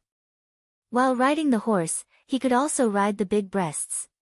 Nan Man Pei said seriously, Qin Zhe, were you not serious at all that night? This could easily cause misunderstandings, so Nan Man Pei said it in a low voice. Due to the limited number of times that he and Nan Man Pei had been alone at night, Qin Zhe thought for a moment and understood. Yes, he answered honestly. If you go all out, how many moves can I take? Although she had expected it, Nan Man Pei was still unwilling to give up and asked. Qin Zhe wanted to say, 3 seconds. On second thought, such an answer was too merciful. Moreover, it was too quick. He was now very sensitive to anything fast. I've never tried, so I don't know, Qin Zhe said. Have you ever met an opponent that you can't defeat? Nan Man Pei asked. Being stronger than any opponent is the biggest worry in life. Qin Zhe sighed softly. Nan Man Pei rolled her eyes at him charmingly. The unexpected incident did not extinguish the teenager's interest in riding. Qin Zhe and Nan Man Pei stood outside the track, watching and chatting. Sister Man, have you seen today's headlines? Qin Zhe lowered his voice and asked mysteriously. As he spoke, Qin Zhe looked up at the sky. The sun was shining brightly, and there were white clouds. There was no shadow of the river crab god. I saw it. Nan Man Pei nodded. How do you feel? How does your brother-in-law feel? Qin Zhe asked. It was good to talk to smart people. They could always easily understand the meaning of your words. Nan Man Pei glanced at him lightly and said in a bad mood, eating gutter oil, worrying about Nan Man Pei's heart. It seemed that Sister Man was secretive and did not want to discuss it with him. Qin Zhe could almost guess that if he continued to ask, Nan Man Pei would reply, believe it or not, I'll throw you into the Huangpu River if you talk too much. Thinking about it, Sister Man was quite arrogant. Her body was upright. After everyone had experienced the pleasure of riding a horse, the group of people went elsewhere. Qin Zhe thought that Nan Man Pei would go back. After all, she was here for a blind date. Now that the other half of the blind date had left, she had no reason to play with a group of kids. But she did not leave. Instead, she said that she wanted to drive a go-kart. The go-kart was a little far, and it would take time to wait for the electric car to pass by. So, the group of people rented the bicycles in the park. Li Yu happily planned to follow Qin Zhe and get gifts. Let's go. Don't follow us, Qin Zhe said. Anyway, we're all playing. Let's go together, okay? Li Yu said in a coquettish tone. No, I'll hit you again. Qin Zhe gently knocked on her head. All right then. Li Yu clutched his head with a disappointed expression. After all, she was a college student. She was much more cultured than those female anchors from Dongguan. If it were them, they would shamelessly follow Qin Zhe because they could earn money quickly. In that case, Qin Zhe could only go back to the hotel.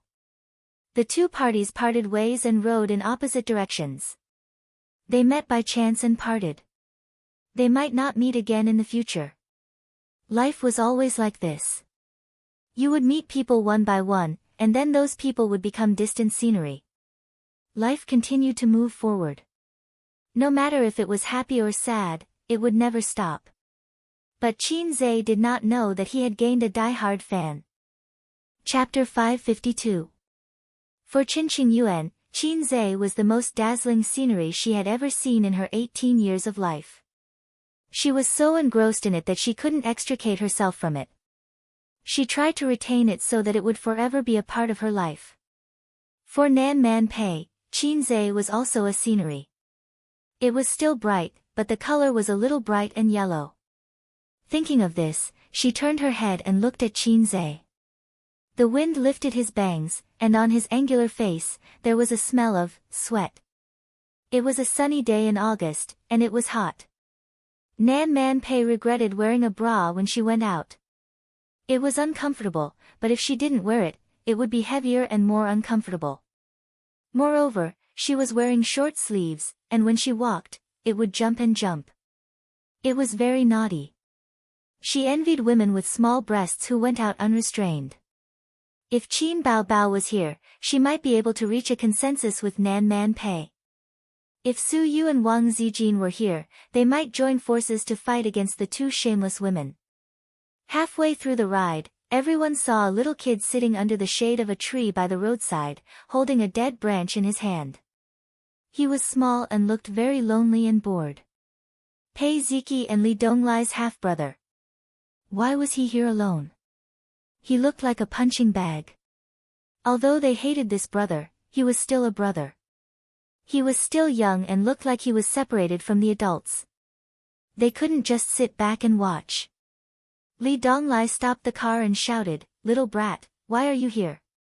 The little brat raised his head and looked at him. He didn't appreciate it at all. "It's none of your business." "Hey, you little brat, if I don't beat you up for a day, your skin will itch." Li Donglai stretched out his leg and kicked him lightly, knocking him over. The little brat had always been hostile to his elder brother. He felt that he had been greatly insulted and pounced over. Li Donglai stretched out his hand and pressed it against his forehead. He waved his hands and bared his teeth, but he couldn't touch him. This scene was unbearable to look at. Qin Zhe coughed and said, "Donglai, don't bully children." Who knew that after Li Donglai let go of his hand, the little brat spat at him? Fortunately, Li Donglai reacted quickly and dodged it. "I'll ask Daddy to hit you," Little Wimp threatened. Spit. It was a child's signature move. Children who didn't learn this trick were unqualified children. Qin Zhe recalled a story. There was a kid next door who spat at everyone he saw. His parents spoiled him. Every time someone scolded him, his parents would say, "He's still a kid." One day, a narrow-minded guy was spat on by a child. He was furious, pried open the child's mouth and spat a mouthful of phlegm. Since then, the child had never spat again. However, Little Wimp was Big Boss Li's son. Who would be tired of living and dare to do this? Nan Man Pei stopped the car with one foot on the ground and asked, "Why are you here? Where's your mother?" Little Wimp didn't dare to be disrespectful to Nan Man Pei. He had suffered before, so he answered honestly, "My mother didn't let me come out to play, so I snuck out by myself." Nan Man Pei heard this and frowned. "How long have you snuck out?" Little Wimp said, "Just for a while. All the things here cost money. I don't have any money." So he sat alone by the roadside and sulked. Nan Man Pei took out his phone and called his mother, "Your son is with me. Come and pick him up." From the racetrack to the go-kart track. Little Wimp shouted, "Tell me, tell me." He pulled Nan Man Pei's sleeve and tiptoed to snatch the phone. Li Donglai clicked his tongue. If it was him who did this when he was young, his aunt would have hit him with a chestnut. His stepmother spoiled him too much, causing him to have such a domineering and willful personality. Nan Man Pei passed the phone to him. Little Wimp said, "Mom, I'm with my aunt. I want to go and play. Don't worry about me." On the phone, the woman didn't seem to agree. Little Wimp threw a tantrum, "I want to play, I want to play. Otherwise, I'll go home alone." After venting his anger for a while, he returned the phone to Nan Man Pei. "My mother wants to talk to you." Nan Man Pei took the phone and put it to his ear. Man, please take care of How," the woman said. Nan Man Pei said concisely, "Okay." She hung up the phone and patted the back seat. "Get in." Little Wimp said, "I don't want to sit in your car." Nan Man Pei said, "Dong Lai, you take him." Little Wimp immediately refused, "I don't want to sit in his car." Nan Man Pei looked at Pei Ziki, "Ziki, you take him." Little Wimp said, "I don't want to sit in his car either. This brat." Nan Man Pei's mouth twitched, "But there are no electric scooters here. You can only take a bicycle." She could directly scold Little Wimp's mother without any pressure. However, Nan Man Pei couldn't show any attitude to a 10-year-old kid. Moreover, he wasn't like Li Dong Lai and Pei Ziki, who were elder sister's children and could be beaten up as she wished. That little wimp pointed at Qin Zhe and said, "I want to sit in his car. I'm so flattered. My charm isn't just limited to girls anymore. Even children are looking at me with admiration." Nan Man Pei nodded. "Then, can you give him a ride?" Qin Zhe said, "No problem, Sister Man." Little Wimp immediately climbed onto Qin Zhe's bicycle. The bicycles in the forest park weren't as snobbish as the shared bicycles. They had back seats. In the end, Little Wimp got on the back seat and said, "Let's go. Take me to have fun. I'll put in a good word for you in front of my dad." Qin Zhe, who was pedaling, was stunned. "What? You want to suck up to my dad?" Little Wimp said in a firm tone, "There are many people who want to suck up to my dad. As long as you listen to me obediently, I can put in a good word for you. Otherwise, you're finished." "This little wimp," Qin Zhe said in annoyance, "which eye of yours saw that I want to suck up to your dad?" Little Wimp said, "It's not like I haven't seen people like you before. Each and every one of them wanted to give my dad a gift and ask him for help. My dad wasn't willing, so they gave me a gift. They begged me to talk to my mom, and then my mom talked to my dad." Seeing that Qin Zhe didn't say anything, Little Wimp said in disdain, "What are you pretending for? Hey, this kid wants to beat me up." When they arrived at the karting area, the group stopped and bought coupons to play. The fun of karting was that there was no need to consider any traffic rules. You could drive as much as you wanted and take turns in all kinds of positions. As for those who didn't know how to drive, they could experience the thrill of driving. The operation of karting was not much different from a real car. There were 5 karting cars on the track. If there were more, the track wouldn't be able to accommodate them. Qin Zhe, Nan Man Pei, Li Dong Lai, Pei Ziki, and Qin Qingyuan were the first to finish. Qin Zhe held the steering wheel and waited for the staff behind him to start the karting car with the key. He looked at Nan Man Pei beside him and said, "Sister Man, 3 laps. Let's race." Nan Man Pei raised the corner of her mouth and said, "What's the bet?" Qin Zhe said, "If I lose, I'll sleep with you. If I win, you'll sleep with me." Nan Man Pei said, "I'll sink you." Qin Zhe cut in and said, "I'll sink you into the Huangpu River. Do you believe me?" Nan Man Pei said, "If you lose, I'll kick you. If I win, I'll let you kick me." "No problem." As soon as they finished speaking, they stepped on the accelerator almost at the same time. The 2 karting cars had the same horsepower and speed. It was just a matter of who was more experienced and who could take turns better. Qin Zhe soon realized that his driving skills were not as good as Nan Man Pei's. When Qin Zhe turned, he first braked and slowed down before taking turns. Nan Man Pei didn't brake. She just turned the steering wheel and drifted. Sister Man was indeed an experienced driver. She was ashamed. After 2 consecutive turns, Qinze was half a car behind. However, he learned quickly and quickly became an experienced driver. He learned from Nan Man Pei and drifted without braking. An experienced driver and a wanton person were the same. The former would rather die than step on the brakes. The latter would rather die than return to the city. On the 3rd lap, Nan Man Pei was still half a car ahead of him. The result was set. Her lips curled into a smile. However, at the last turn, Qinze turned the steering wheel violently. The front of the car hit Nan Man Pei's car. Nan Man Pei was at the edge of the turn. After being hit by Qinze, the front of the car tilted and hit the edge of the truck's tire. Qinze raced to the finish line. He turned his head excitedly, only to see Nan Man Pei driving back slowly. Her pretty face was gloomy and she looked very angry. They left the karting car. Although I won, I'm a man. Let's forget about the bet, Qinze said. Nan Man Pei suddenly smiled and said coquettishly, "Come on, Sister Man is not afraid of pain. Use your strength, you don't have to take pity on me." Qinze was speechless. Ha, Sister Man, are you angry? Qinze laughed dryly. No, I'm just waiting for you to kick me. Hurry. Qinze lifted his leg and kicked her calf lightly. Nan Man Pei's smile disappeared.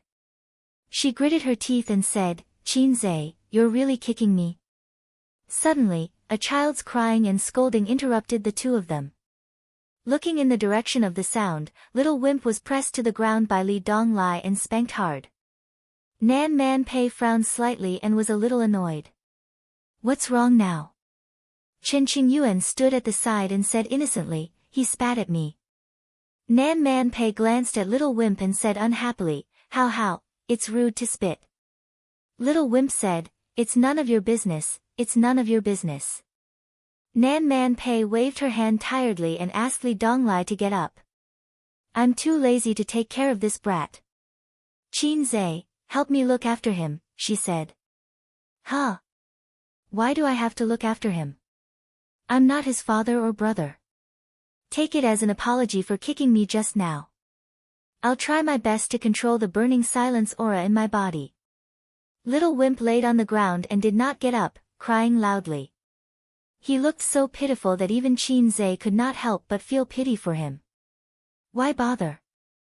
Your mother is not even here, who are you crying for? Don't cry. You can't spit at people, you know. It's very rude. Qinze helped him up. Giving birth to such a brat, the parents would be worried. No, the responsibility should be on the parents. Big Boss Li did not have the skills to educate children. Whether it was this brat or Li Donglai and Pei Ziki, when they first met, their personalities were so bad that they wanted to die. It was better not to have children in the future. Qinze did not have the skills to educate children and had no experience. If he gave birth to a son and raised him wrongly, it would be painful. He would discuss it with his sister later. It would be better to have a daughter as the first child. Help me beat him up. Little Wimp pointed at Li Donglai and said to Qinze. He's my disciple. Qinze rolled his eyes. You should be more obedient. Pei. Little Wimp spat at Qinze's face, quickly and accurately spraying venom. Chapter 553. At that time, the spit was only a millimeter away from my face. In 0.01 seconds, it would have stuck to my handsome face. What the hell, old Master Qin, am not dead yet, and you're already spitting at me? Fortunately, the effects of the times are calling that Qinze had painstakingly trained came in handy. Relying on his superhuman reflexes, he leaned back and narrowly avoided the venom attack. Venom attack from the brat, miss. This was like a high-level account with godly equipment facing a goblin with a wooden hammer.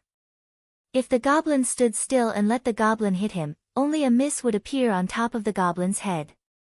Similarly, a high-level account with a light hit would be able to blast the goblin into pieces. Unfortunately, this was not a game. Not to mention that the brat was Big Brother Li's son. Even if he wasn't, Qin couldn't lay his hands on a child.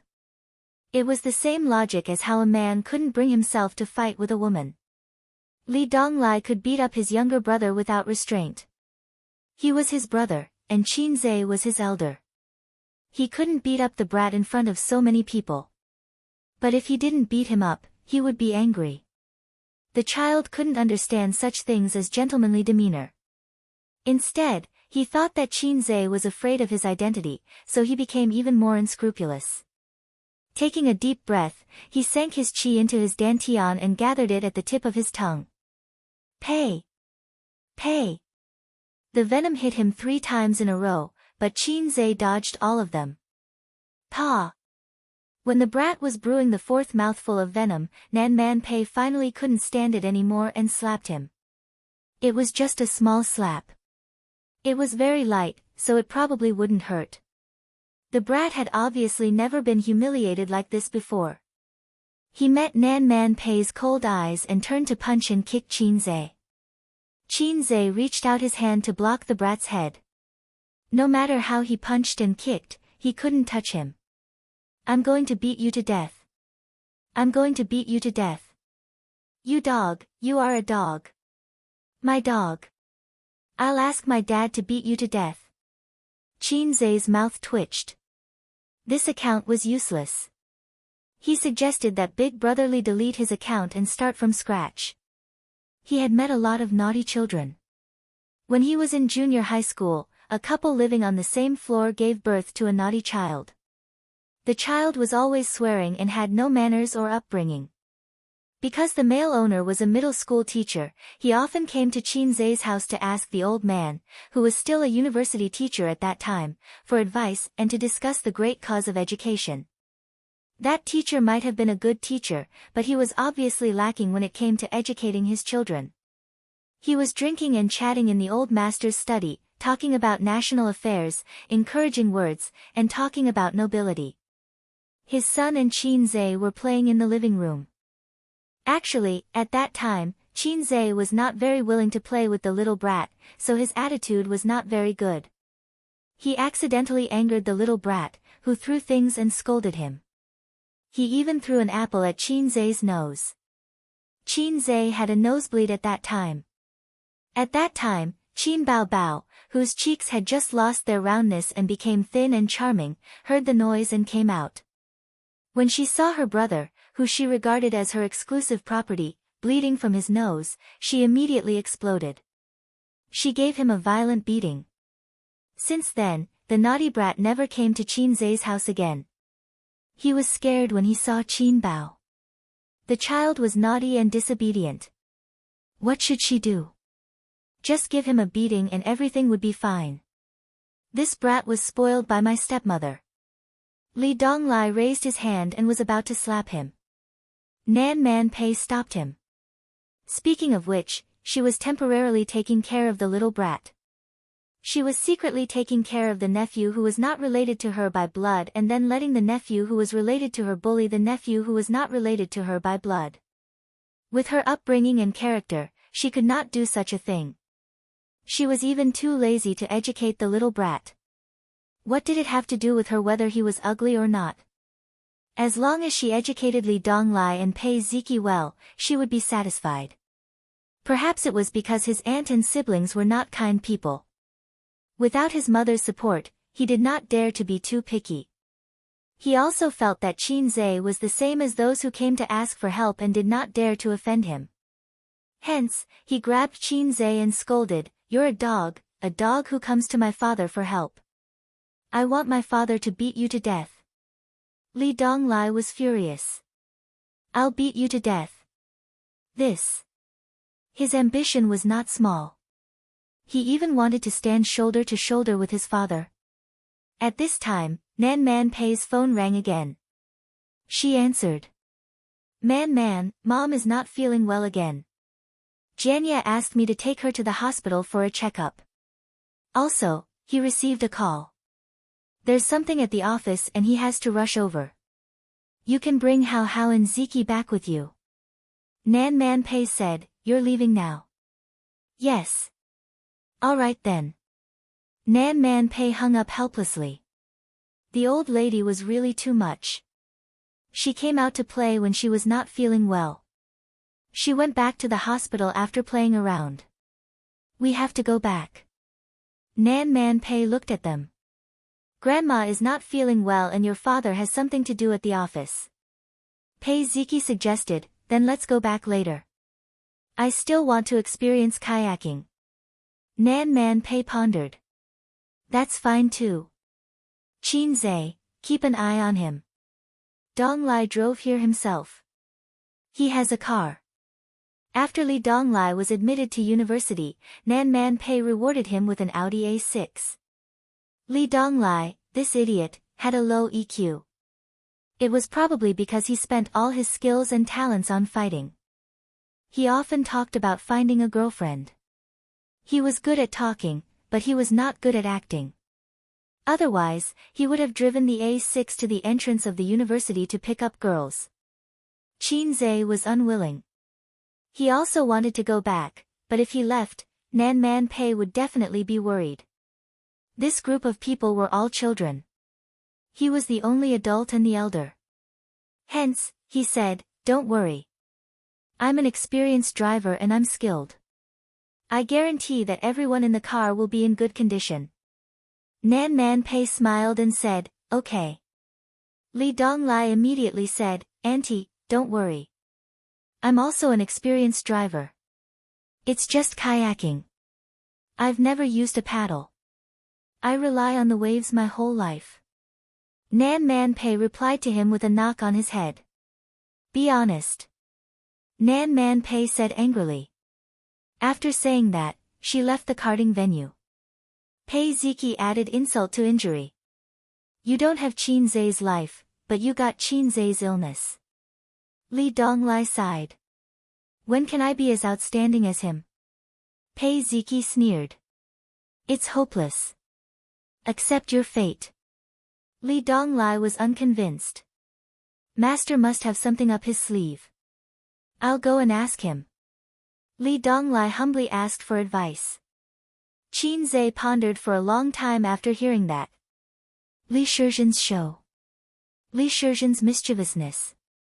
It depended on talent. It couldn't be learned. How about this? I'll say something. If you can understand it one day, you'll probably graduate, Qin Zhe said. Li Donglai put on an expression of listening attentively. Chen Qingyuan and Pei Ziki, who were beside him, also pricked up their ears. Qin Zhe said, you just started university. How's university life? I came back from Japan and wanted to make friends with you. Are you interested in Japanese girls? So, are you free this Sunday? Li Donglai was stunned. That's it? Qin Zhe nodded. That's it. Li Donglai looked at Pei Ziki and Chen Qingyuan. Did you hear anything? Chen Qingyuan, Qin Ge might want to say that university life is good. Pei Ziki, stupid Li Donglai, Qin Zhe wants to introduce a girlfriend to you. Li Donglai was pleasantly surprised. Really, Qin Ge? Qin Zhe, sigh, how lonely it was to be an expert. Everyone experienced the thrill of karting, except for the women. Including the brat of the Li family. The brat's driving skills were a mess. He bumped all the way. Fortunately, the karting wasn't fast and there were big trucks on both sides. No matter how hard he bumped, nothing happened. For a 10-year-old child, this was a rare and excellent experience. After all, he couldn't be like the rich children abroad, driving a small car with a little girl and showing off at a young age. When he grew up, he would be even more arrogant.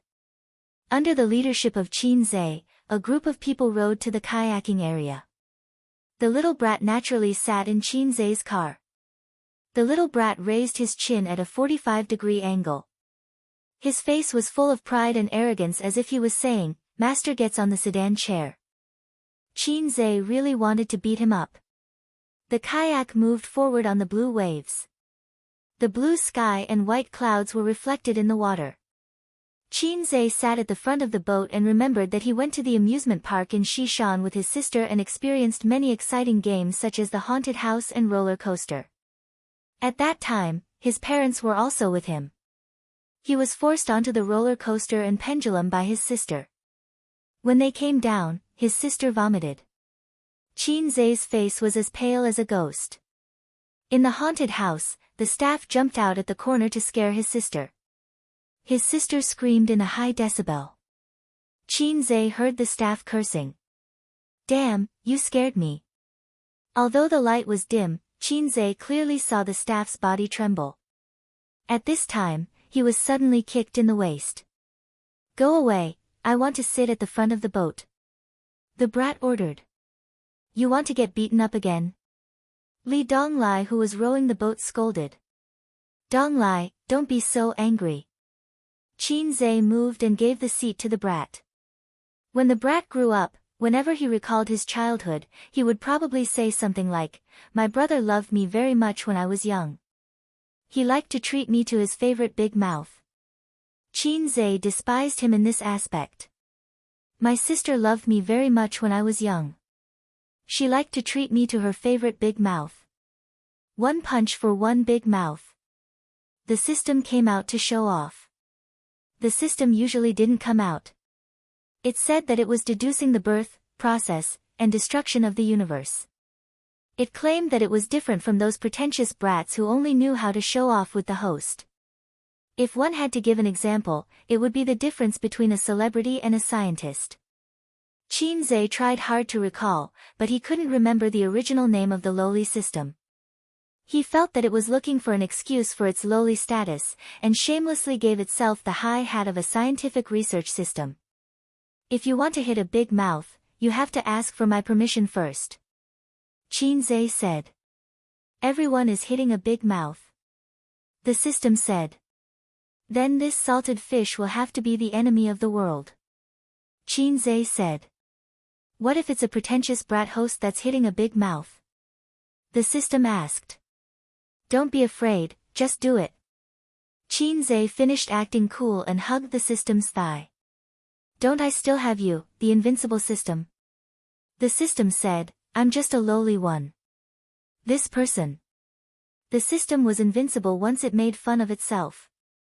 Qinzhe said, "Are you a defective product produced by the system's supplier?" The system was angry. "Don't mess around, I was born for the great world of scientific research.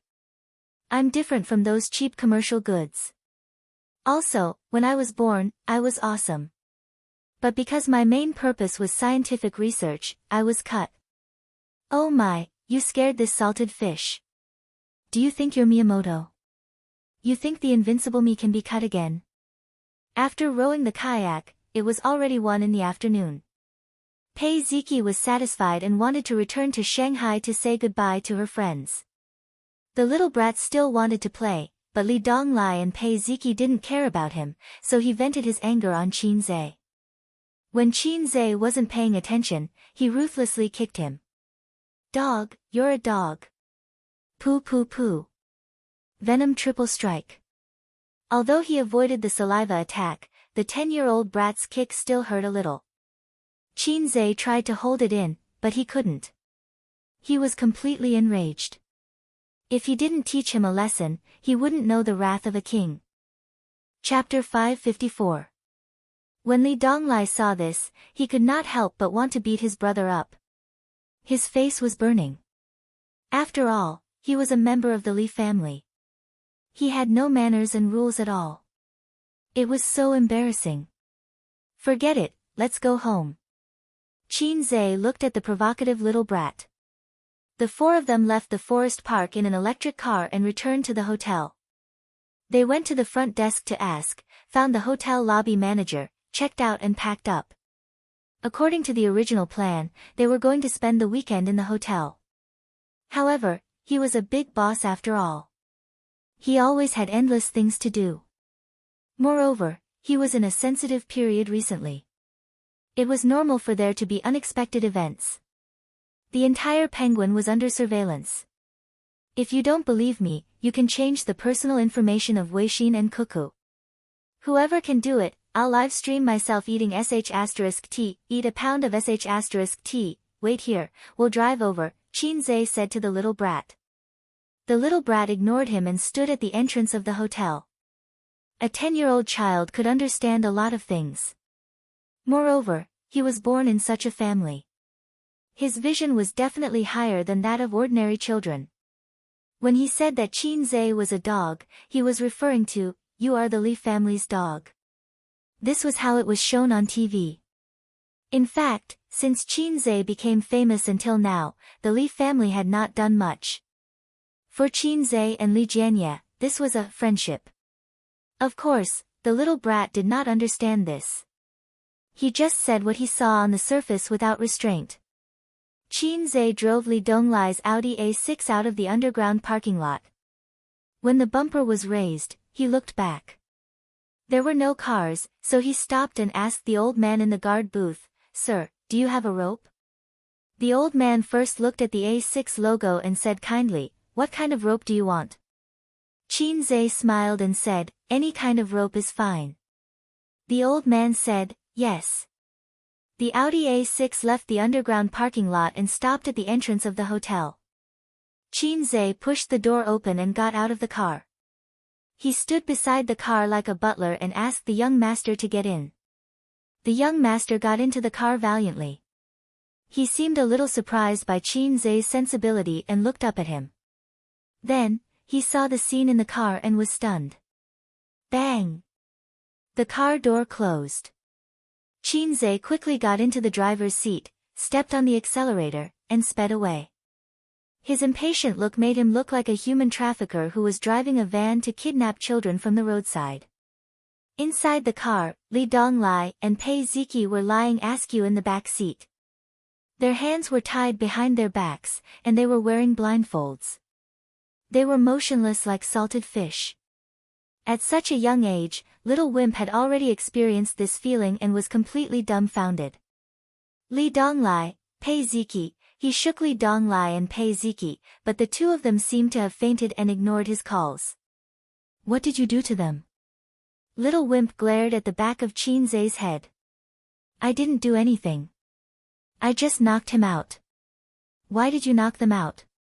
Acting proficiency, Qin Zhe laughed wildly. Of course I'm going to sell it. Little Wimp, if there was a camera at this moment, it would be able to record a 10-year-old child's dumbfounded, nervous, and scared expression. A 10-year-old child, facing such a sudden turn of events, was a little confused. He sat in between Li Donglai and Pei Ziki, and was stunned for a long time. I want my father to beat you to death. Little Wimp forced himself to say. Qin Zhe laughed loudly, turned his head, and gave Little Wimp a wild and arrogant expression, completely like a villain in a TV drama. Your father can't find me. Since I dared to do this, naturally I'm not afraid of your father. His acting was a little exaggerated. A real bad guy should be reserved and sinister. However, the target was a child. He acted as a reserved and calm bad guy, and it was not effective. Little Wimp was obviously frightened by his expression, and subconsciously leaned back in his seat. Qin Zhe's expression was ferocious, and his tone was fierce. I'm going to sell your sister and brother, not to buy them as children, but to sell their organs. Little Wimp's eyes widened. Dig your brother and sister's heart out, dig out their eyes, dig out their intestines, and sell them all. You can earn a lot of money. Qin Zhe laughed sinisterly. Little Wimp was scared, and trembled. He said in a sobbing tone, Don't sell them. Qin Zhe was stunned, and his tone was still fierce. Fine, if I don't sell them, then I'll sell you. Little Wimp cried on the spot. Woo-woo. Don't sell me, you can sell Li Donglai and Pei Ziki. Pei Ziki can be sold as someone's wife, someone worth more than me. Woo-woo. Burp. Qin Zhe saw Pei Ziki's mouth twitching from the rearview mirror. He did not hesitate to sell his brother and sister. This child had a future. Qin Zhe said fiercely, Shut up, if you cry again, I'll tie you up like them, and dig out your heart and eyes. Your mother told you before, human traffickers are inhumane. Little Wimp immediately shut up, and his little shoulders trembled. Everyone had heard a joke or a warning in their childhood. You were picked up from the trash by your mother. Don't talk to strangers, be careful not to be kidnapped by human traffickers. Therefore, everyone's childhood was shrouded in the shadow of human traffickers. Little Wimp was no exception.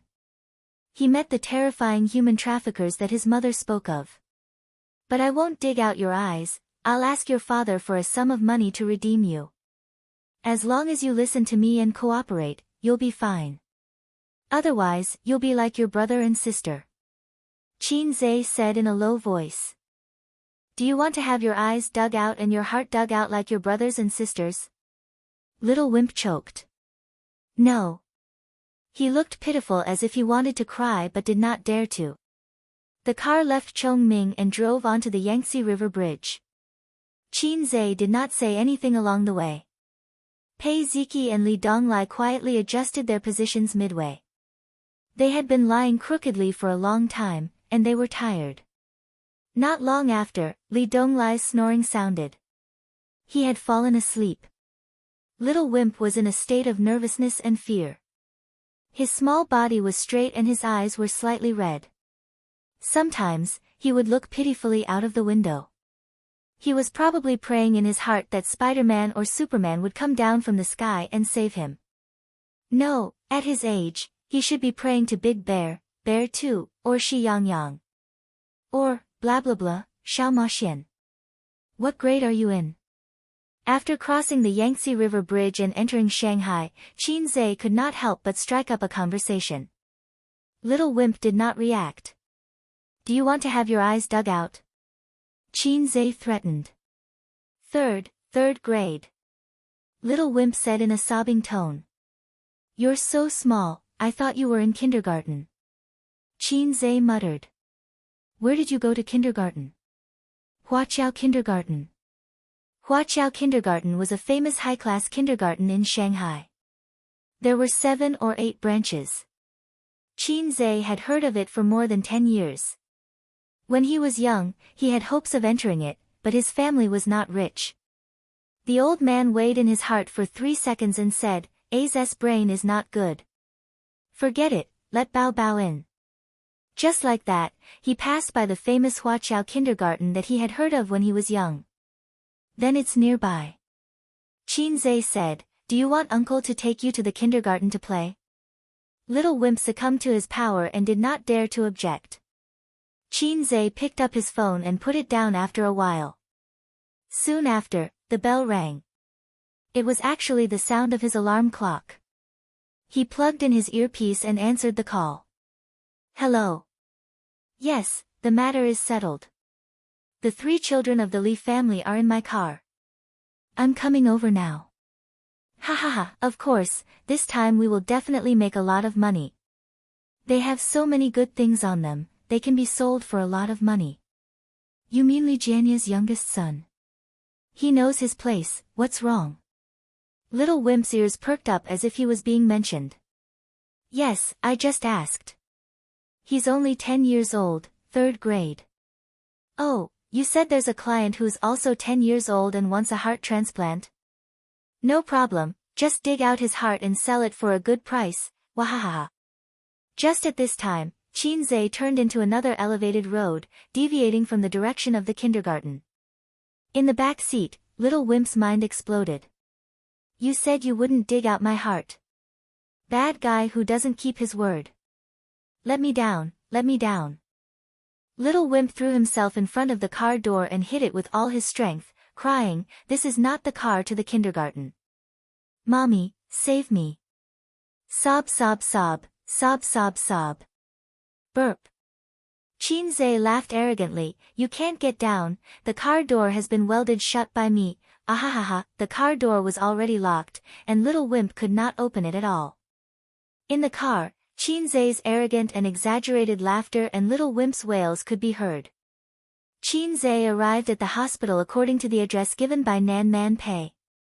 At this time, Little Wimp had already fallen asleep. He could really cry, howling for 20 minutes. Then, he fell asleep, his head tilted on Pei Ziqi's belly. After he fell asleep, Li Donglai and Pei Ziqi did not have to continue acting anymore. They untied the rope and took off the eye mask. Pei Ziqi looked at Qinze with a strange gaze, as if she was getting to know him again. Li Donglai called his stepmother to come over and pick him up. Qinze said, "Then I'll leave first." At this time, it was time to leave and hide his identity. Otherwise, it would be awkward when they met later. Li Donglai urged him to stay. "Master, I'll send you back." Pei Ziqi kicked him, "Idiot." Qinze took out the mask he always carried with him from his pocket, put it on, opened the door and got out, waving his hand, "No need, I'll take a taxi back." Before he left, he looked at Little Wimp, hoping that when Little Wimp went to junior high, he would be able to recall today's events and get rid of the shadow in his heart. In the future, when he scolded and spat at people impolitely, he could also think about today. "Alright, it doesn't matter, I don't care if he changes or not, I'm happy anyway." How wonderful. A few minutes later, his stepmother came down from the hospital and walked to the Audi A6. She saw her son curled up in the back seat asleep. "Stop the car, let's go up together." The woman's tone was calm. After saying that, she carried her son. Little Wimp trembled and woke up immediately. It could be seen that even when he was sleeping, he was still tense. When he opened his eyes and saw his mother, he was stunned at first, then he started to wail. His voice was filled with tears, and it was extremely mournful. "Mom, save me, I don't want to be sold, don't dig out my eyeballs." Passers-by looked sideways. The woman's unfriendly gaze swept past Li Donglai and Pei Ziqi, and she said in a deep voice, "What's going on?" Little Wimp cried loudly, "He wants to sell us, sell all three of us." Li Donglai and Pei Ziqi were caught and dug out their eyeballs and hearts, sob sob sob. He buried his head in his mother's arms and cried loudly. The woman was stunned. She looked at her stepson and stepdaughter, then looked at her son, and said gently, "Be good, don't cry, who is he?" He. Little Wimp couldn't call out Qinze's name at all. "The person who came with Auntie, he wants to sell me, he wants to sell me," he said. The woman comforted him, "Be good, don't cry, turn around and look, brother and sister are all here." Little Wimp wiped his tears and turned his head to look, sigma, degree winky face. Li Donglai sat in the driver's seat, and Pei Ziqi sat in the passenger's seat. The brother and sister had the same paralyzed face, and they were expressionless.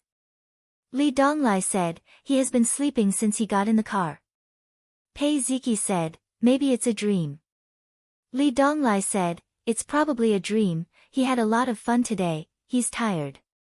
The woman asked, "Qin, she came back with you?" Li Donglai said, "No, he's with Qin Qingyuan." The woman nodded, carried her son with difficulty, and turned to walk to the hospital. Little Wimp said, "It's not a dream, Mom." The woman said, Yes, it's not a dream, let's go upstairs to see Grandma." Little Wimp said, "It's not a dream, it's really not a dream, sob sob sob." The woman said, Yes, it's not a dream." Little Wimp, he felt so wronged, he wanted to make a scene. Chapter 555. In the special ward. Old Madame Li sat by the bed and nagged her son impatiently. "I told you I'm fine. It's just a little pain. I've been through worse in the past and didn't see a doctor." Li Jianya said helplessly, "Mom, you're old now. You can't be careless when it's just a little pain." They did a blood test and urine test, as well as an ultrasound. Everything was normal. Li Jianya wanted his mother to do a full body checkup. Illness comes like a landslide, but goes away like silk. Old Man Li was infected with liver cancer for no reason. He was in the late stage when they found out and passed away after lying in the hospital for a few months. It was useless. Even if there were professional caregivers and medical teams, when the King of Hell called for you, even the 5-star red flag couldn't protect you. Nan Man Pei agreed. Old Madam, you should be more careful at your age. Old Madam Li didn't have a daughter. She treated Nan Man Pei like her own daughter and pulled her to the bed to chat. Li Jianya listened in silence. He looked at his mother and sister-in-law's beautiful face from time to time. It really felt like a younger sister chatting with her mother. When he first met Nan Man Pei, she was 13 years old. He was just a small cadre in a small town. In the blink of an eye, more than 10 years had passed. He had a son and a daughter. She was still single. Li Jianya thought that it was probably because he was born with a bad temper. When he was dating her sister, Nan Man Pei didn't like him. Later on, he went to Shanghai to seek refuge with the Li family. In fact, Nan Man Pei never asked the Li family to do anything for her. However, as her brother-in-law, he had to be self-aware. How did the unself-aware brother-in-law get half of his sister-in-law's butt? Although Li Jianya had no interest in his sister-in-law, he had to do his best to help her gain a foothold in Shanghai, regardless of whether it was for the sake of the friendship between the two families or for the sake of his wife. It was because of this that Nan Man Pei tolerated him all these years. Ziki and Dong Lai had resentment, but she didn't. Impossible. The woman carried her son in. It was a little difficult for the woman to carry a 10-year-old boy, but the little brat was sobbing in his mother's arms, making her unable to harden her heart and let go of her son. Pei Ziki and Li Donglai followed behind. Seeing this, the old lady frowned. Donglai, Ziki, are you bullying your brother again? Li Jianye turned a blind eye to it. During his tenure, Li Jianye was famous for his pragmatism. He was not an honest official, but he was definitely a good official who was influenced by his father. He had a good reputation in the government, but his attitude towards educating his children was thought-provoking. Li Donglai, Pei Ziki, and the little brat Li Hao had never seen their father scold them for doing something wrong, nor would he praise them for doing something good. Even when his ex-wife's children and his current wife's son were scheming against each other, he was just a bystander.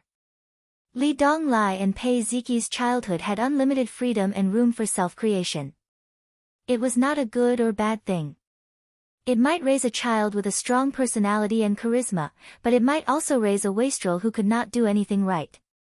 Old Master Qin was good at teaching and educating people, and he was also good at educating his children. He could reason with them and beat them with a stick. But be it Qin Zhe or Qin Bao Bao, they rarely did anything out of line in their childhood and adolescence, and they would not try things that others did not dare to try. Stealing their parents' pocket money to buy popsicles and lick them did not count. They were nailed to a certain frame and followed the rules of the frame. Look, the little brat thought it through and did not dare to do it. Sister wanted to let it go, but still did not dare to do it. It was really hard to tell which was good and which was bad. Dad, he wants to sell me and dig out my eyes and heart. The little brat cried to his father. Before Li Jianye could say anything, the old lady frowned. What's going on? Who wants to sell you? The woman hurriedly said, It's okay, Mom. Hao fell asleep on the way back and had a nightmare. He's throwing a tantrum. He had a dream. The old lady heaved a sigh of relief when she heard that. The woman smiled as if nothing had happened. Man, is Qin Zhe still in the forest park? Or did he go back to Shanghai? Nan Man Pei caught a glimpse of Li Donglai from the corner of his eye.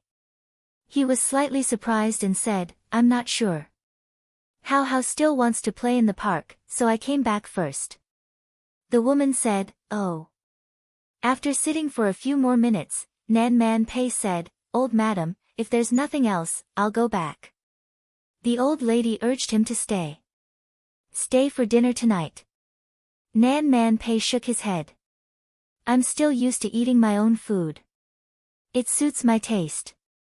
She glanced at her nephew and niece. Li Donglai and Pei Ziki said in unison, Auntie's cooking is the best. It was so painful to lie against one's conscience. In the elevator, Nan Man Pei said, What's going on? Why is Hao crying? Who wants to betray him? Pei Ziki betrayed Qin Zhe first. It's Qin Zhe's prank. He immediately described everything that had happened. He described it vividly, and even the little brat's cries were not missed. Li Donglai said, "It's so satisfying. Qin Ge has so many ideas." Nan Man Pei was speechless for a long time after hearing that. This guy used a very popular online slang, Li Shizhen's skin. He had so many ideas. To put on a show for a little kid, should he say that he was bored or had a headache? Nan Man Pei didn't put herself in Qin Zhe's shoes. If it were her being spat on and scolded by a little kid, over and over again, she didn't need to say anything. She would see him at the Huangpu River tonight. Leaving the elevator, Nan Man Pei took out her mobile phone and opened a chat group. This group was not Qin Zhe's salted fish harem group. There were only 4 women in it. The meaning of its existence was to serve as a battlefield for Qin Bao Bao and Su Yu's quarrel. Occasionally, Wang Zijin would get involved. Nan Man Pei mostly watched. Sometimes, when she saw Su Yu being attacked by 2 women and retreating, she would jump out and give a fatal blow for her best friend. Today's chat record at noon, cross-dressing big boss, it's so boring. The heartless little red guy hooked up with Nan Man Pei and was taken to romantic Turkey by her. A little bird, damn brother complex, you can't live without Qin Zhe, right? Cross-dressing big boss, yes, what's wrong? A little bird, damn pervert sister. Cross-dressing big boss, Zijin, scold her for me Qingqing Zijin. Qingqing Zijin, in the face of ironclad facts, any attack I make is pale and powerless. Cross-dressing big boss, a little bird, cross-dressing big boss, Qin Zhe said that your company is going to shoot a TV series again, right? Cross-dressing big boss, yes. A little bird, reserve a leading role for me, not a small supporting role, but a big supporting role. Cross-dressing big boss, okay. A little bird, you actually agreed so quickly? Then send me the show. Qin Zhe only told her that Tianfang was going to shoot a TV series and that he would still write the script, but he did not say that he and Qin Bao Bao would not act in it. Su Yu thought that the siblings would still be the female lead. She couldn't wait to book a role, preferably with Qin Bao Bao. Cross-dressing big boss, but I have something to ask you. How much is Qin Zhe's monthly salary and bonus at Baoza Investment? A little bird, 7 million yuan. Cross-dressing big boss, so little.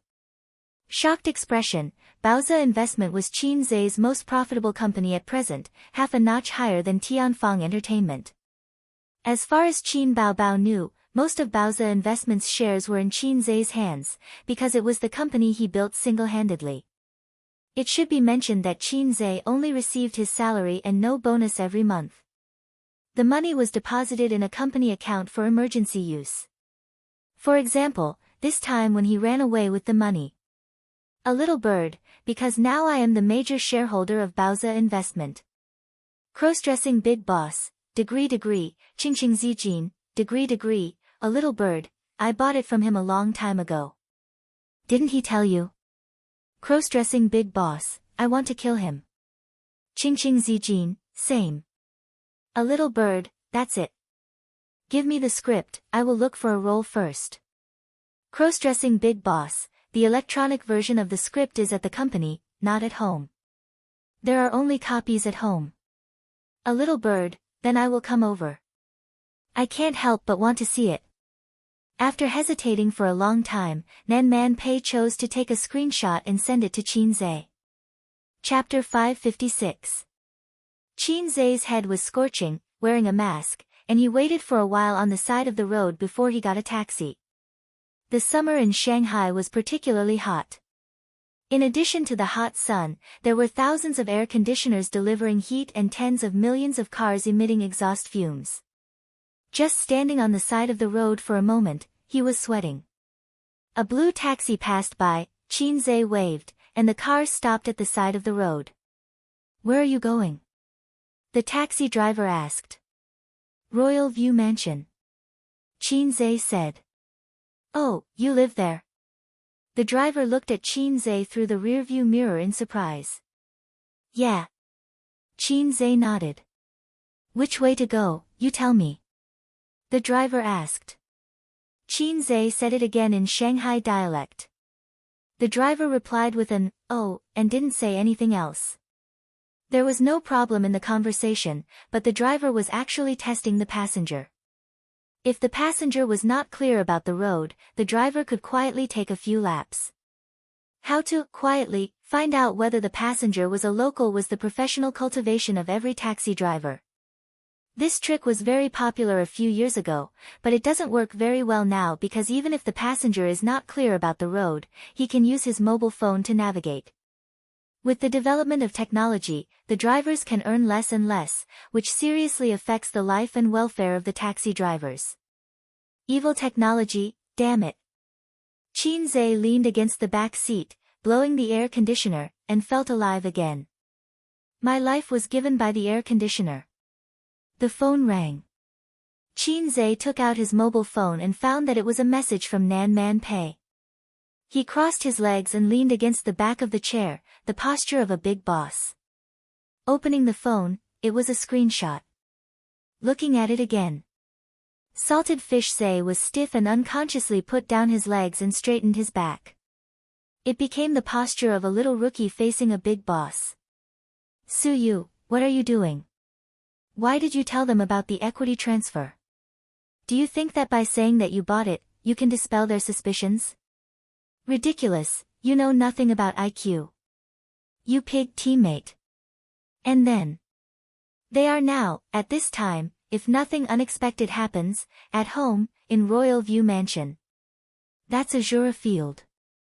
We still have 15 minutes to reach the Azura Field and are on the way to our deaths. Master, if you don't mind, why don't we drive around Shanghai? Qin Zhe asked. The driver looked at him blankly through the rearview mirror and thought, is this passenger testing me? I didn't take a detour. I'll definitely send you back as soon as possible. The driver said. I don't mind if you take a detour. Driver? What was wrong with his brain? In the luxurious residence of Royal View Grand Garden. Qin Bao, Su Yu, and Wang Zijin were sitting on the sofa, each with a tall glass in front of them. There was red wine in the glass and a large plate of half-melted ice cream. It could barely be considered ice cream. It was Qin Bao's failed creation. The cream was mixed with shaved ice, and the surface was covered with a layer of soft mango paste, like a pile of fresh hot shit. The three of them were playing cards and running fast. This time they didn't play with money. Su Yu had suffered. If they played with money, she would be besieged by two women. The rules of playing cards were that whoever had the most cards in their hands at the end had to do a shameful thing according to the requirements of the winner. Zijin, she only has 2 cards. Let's join forces to trap her. Qin Bao urged. Su Yu's face changed. At this time, Su Yu had 2 cards in her hand. Qin Bao had the most, followed by Wang Zijin. Wang Zijin glanced around, her eyes looked up, pondered, and nodded, okay. Pair of 3. Wang Zijin played her cards. Su Yu suddenly smiled and threw out the last pair of cards in her hand, pair of 8, I won. On Qin Bao's face, the smile gradually disappeared. She stared at Wang Zijin with wide eyes. Wang Zijin looked shocked and innocent, oh, I didn't expect her to be a pair in the end. I thought she was a single. I miscalculated. 3, Qin Bao, you degree, go away, you fake best friend. Su Yu laughed twice. Let me think about what to do this time. She guessed right. When there were no interests, the 2 best friends were not of one mind. If they played with money, Qin Bao and Wang Zijin would unite to ensure that the interests of themselves and their best friends would not be lost. But in normal life, the 2 of them were not united. Especially when they could see the other party embarrassed. Of course, Su Yu herself had lost several times and was forced to do some shameful things. For example, just now, Qin Bao made her crawl around the sofa 3 times. It was so shameful that she almost had a dog chain around her neck. There was the sound of a password being entered outside the door. A moment later, there was the sound of a key being inserted into the keyhole. With a beep, the door opened. Sweating profusely, Qinze returned home covered in dust. Qinze walked quickly into the house, looked around, and breathed a sigh of relief. Fortunately, there was no fighting or quarreling. Qinze finally chose to go home because he was worried. He was afraid that if he returned home late, the house would be torn down and he would have no home to return to. The thought of 3 women tearing down the roof together was scary. In the living room, the 3 women smiled happily at the same time, their eyes shining. "Ace, Qinze, you're back." At this moment, Qinze had to let his imagination run wild. If it was in ancient times, when Qin Leoi returned to his mansion, there would be 3 women in brightly colored clothes who were as beautiful as flowers welcoming him respectfully in the central hall. Each of them revealed a beautiful smile. "Leoi, you are back." It was beautiful just thinking about it. Qinze took off his shoes and changed into slippers, pretending to be confused. "Suyu, why are you here?" Suyu said, "I came to read the script." "Then take the script and leave." "Why are you still playing cards?" Suyu's eyes lit up and said, "I got it, Qin Bao Bao, do 20 push-ups immediately, the kind with your chest on the ground." Qin Bao Bao covered her chest with one hand, clenched her fist with the other, and bit her lip. She looked very ashamed. Wang Zijin's eyes were bright and she was looking forward to it. Qinze was stunned. "What's the situation?" Qin Bao Bao looked at Qinze for help, but Suyu pushed her, "Hurry up." So, the sister reluctantly walked to the side and began to do push-ups. Wang Zijin and Suyu stood aside and urged her. Suyu said, "This doesn't count, your chest is not on the ground." Qin Bao Bao, his sister, was wearing a pair of shorts and a tight-fitting t-shirt. Her 2 slender and fair legs were tightly clasped together, outlining her ample bosom. Every time she bent over, her bosom would squeeze out an arc on the ground that would make one's blood boil. 2 balls, one up and one down. Constantly changing shape. What the hell? Playing cards? In addition, she should not be wearing a bra. Wang Zijin and Suyu looked at each other and were satisfied. This is the punishment for big-breasted women. What are you doing? Qinze struggled to look away from his sister's chest. Playing cards. Suyu said. The winner can order the loser to do a shameful thing. Wang Zijin said. Can I participate? Qinze's eyes shone like pure 24K gold. No. Wang Zijin, Suyu, and Qin Bao Bao said in unison. Why? Qinze refused to accept it. Because you are too evil. The 3 women said in their hearts at the same time. Moreover, they were hurting each other. As long as they thought of making Qin Bao Bao or Wang Zijin do shameful things, Suyu trembled with excitement. Qin Bao Bao and Wang Zijin were the same. Qinze was a little lost. Qin Bao Bao finished 20 push-ups, panting, and blushing. She shook her numb and swollen hands, rubbed her numb and swollen chest, gritted her teeth and said, again. Qinze was suddenly very curious about one thing. When men do push-ups, their chests will be sore. Do women feel the same? The chest is full of fat. Suyu won the second game. This time, Wang Zijin did not throw the game. Suyu had a good hand. Qin Bao Bao was very nervous. But this time, Suyu did not embarrass her. She pointed to Wang Zijin and said, 3 minutes of cheating. Wang Zijin's small face was white. Qin Bao Bao was surprised that Suyu did not scold her. Of course, she did not know that if it was before, Suyu would definitely catch Qin Bao Bao and scold her. But now, Suyu's hostility to Wang Zijin is actually more than Qin Bao Bao. Wang Zijin gritted her teeth, trembled, and sat down slowly. Qinze found that her delicate body was trembling slightly, and her face was not very good. Suyu said, split to the end. As she said, she pressed Wang Zijin's shoulder hard. Wang Zijin moaned and split to the end. A split. For 3 minutes, Wang Zijin struggled to hold on. Qin Bao Bao and Suyu tasted red wine and enjoyed the cold wind from the central air conditioner. 3 minutes later, Wang Zijin lay on the ground and could not get up. Qin Zhe hurried forward to help her. Is it that painful? He wondered. Wang Zijin grabbed Qin Zhe's arm tightly, and her small face was pale. She said bitterly, "This is the 6th time I've split. It hurts." Her walking posture was very strange, clamping her legs and following. It reminded Qin Zhe of Su Yu when he lost his virginity for the first time. So, all the girls who have practiced the split can experience the feeling of losing their virginity in advance? Qin Zhe was a little annoyed. Why bother? Forget it, as long as you're happy. The 3 women shuffled the cards and started the next game. Qin Zhe sat aside, made himself a glass of whiskey, lit a cigarette, and watched them play while being on tenterhooks. As a man, he should be like a stabilizing needle, able to suppress all storms. So, in order to prevent the sisters from fighting, he had to watch from the side, and by the way, he was a little envious of Long Outyen in his heart. Also, don't call me a scumbag, compared to those, incompetent, I'm much more manly. Ha ha ha, I won.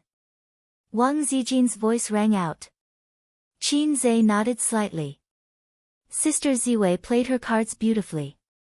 Her cards were not good, but she played them wisely, and it was a narrow victory. Then, who would she make do shameful things? Even though she and her sister were best friends, the 2 of them were always scheming against each other. Qin Zhe was actually eager to watch his sister play again, so that he could fully understand his sister's magnanimity. Wang Zijin snorted, Su Yu, do 50 squats and say, I'm poisonous as you do it. Su Yu pouted. She was willing to admit defeat. She got up, stood in front of the TV, put her hands on her head, and squatted. As she did, she said, I'm poisonous, Qin Bao Bao hit her when she was down. This B**TCH is poisonous. Wang Zijin agreed. I think so too. Qin Zhe's face was full of tears. It's not poisonous, really not poisonous. I swear on my integrity. I swear on my life. Chapter 557. Qin Zhe watched his sisters come up with all kinds of ideas, such as Wang Zijin tearfully eating mango puree that was similar to hot poop. Su Yu ate all the smoothies in 1 minute, then went to the toilet to vomit after eating, with tears in her eyes. His sister was asked to beat her chest 100 times like a chimpanzee. In an instant, the calm sea became turbulent. Wang Zijin and Su Yu both had hateful and happy expressions on their faces, and it was easy to imagine their inner activities. So big breasts, are they showing it to me? Accept the punishment of small breasts, the amount of breasts you have. Fortunately, his sister's breasts were original goods. If she was like some stars, wouldn't she have to go to the hospital after beating? Qin Zhe was enjoying all kinds of benefits, and he was always envious. He wanted to participate and let his sisters see his imagination. He might as well play something more exciting, such as putting the fat girl on his head, or wearing a bra outside. Thinking about it made his nose hot. Another day, play such a game with Su Yu. In terms of card skills, he should be better than Su Yu. If he won, he would encourage Su Yu to taste the lollipop. If he lost, what if Su Yu encouraged him to taste his sister's juice? Thinking of this, Qin Zhe shuddered. Equality between men and women, equality between men and women. Su Yu went to the toilet halfway. Qin Bao Bao sat in the middle, Wang Zijin sat on the left, and Qin Zhe sat on the right. Qin Bao Bao leaned on her brother's shoulder tiredly and sighed, why are you back today? With Sister Ziwei present, he couldn't hug his sister's small waist and said, Big Boss Li has something to do, so he came back. Qin Bao Bao asked, well, did you get anything from this flattery? Wang Zijin said unhappily, that's unpleasant to hear. This is called networking. A's business is getting bigger and bigger in the future, and he must know more powerful people. Qin Bao said sarcastically, that's right, that's right. My ace comes from an ordinary background, and he can only rely on himself in the future. He doesn't need to climb up the social ladder. Oh, ace? Qin Zhe was about to speak when he felt someone gently poke his waist. He lowered his head slightly and found that it was Wang Zijin's hand. She winked at herself and pouted. Qin Zhe understood and hugged his sister's small waist, but his hands secretly held Wang Zijin's hand. Wang Zijin's beautiful oval-shaped face revealed a sly smile like a little fox. Sister Ziwei felt that she had won the chicken dinner. Qin Zhe was speechless. This style was not what he wanted. At this moment, his phone rang again. There was a notification. So you sent a photo and a message, husband, do you want to do it? I will scream softly. Qin Zhe's small hand trembled, and his face changed. He put the phone on his sister's forehead, so that neither his sister nor Sister Ziwei could see it. Then he clicked on the picture. Qin Zhe was speechless. This was not the style he wanted.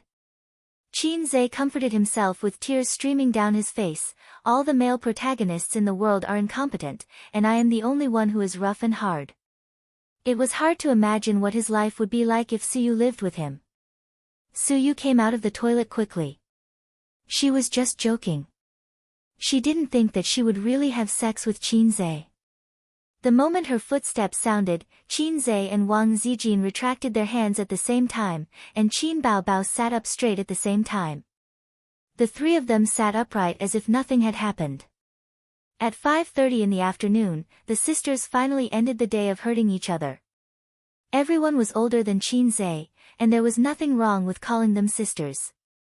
It was impossible for him to take a fancy to a girl, not in this lifetime. But it was too empty and boring. He could only kiss or have sex with his sisters to maintain a normal life. After playing cards, Qin Zhe made ice cream for his sisters. The ingredients were all in the kitchen and stored in the freezer. How could a refrigerator match the high-end Royal View Park community? This was a super luxurious house that could compete with Thomson Reuters. After eating the ice cream, Suyu was about to leave. She was a little reluctant. Qin Zhe sent her downstairs.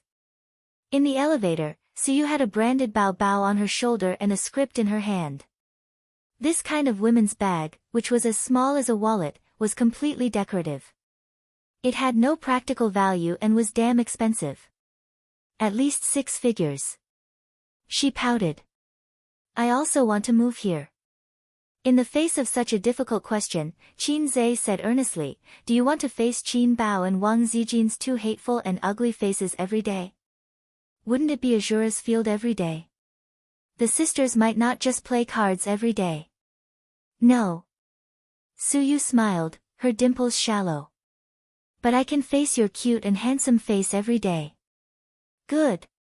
Qin Zhe touched her head. Suyu narrowed her eyes, her face full of enjoyment.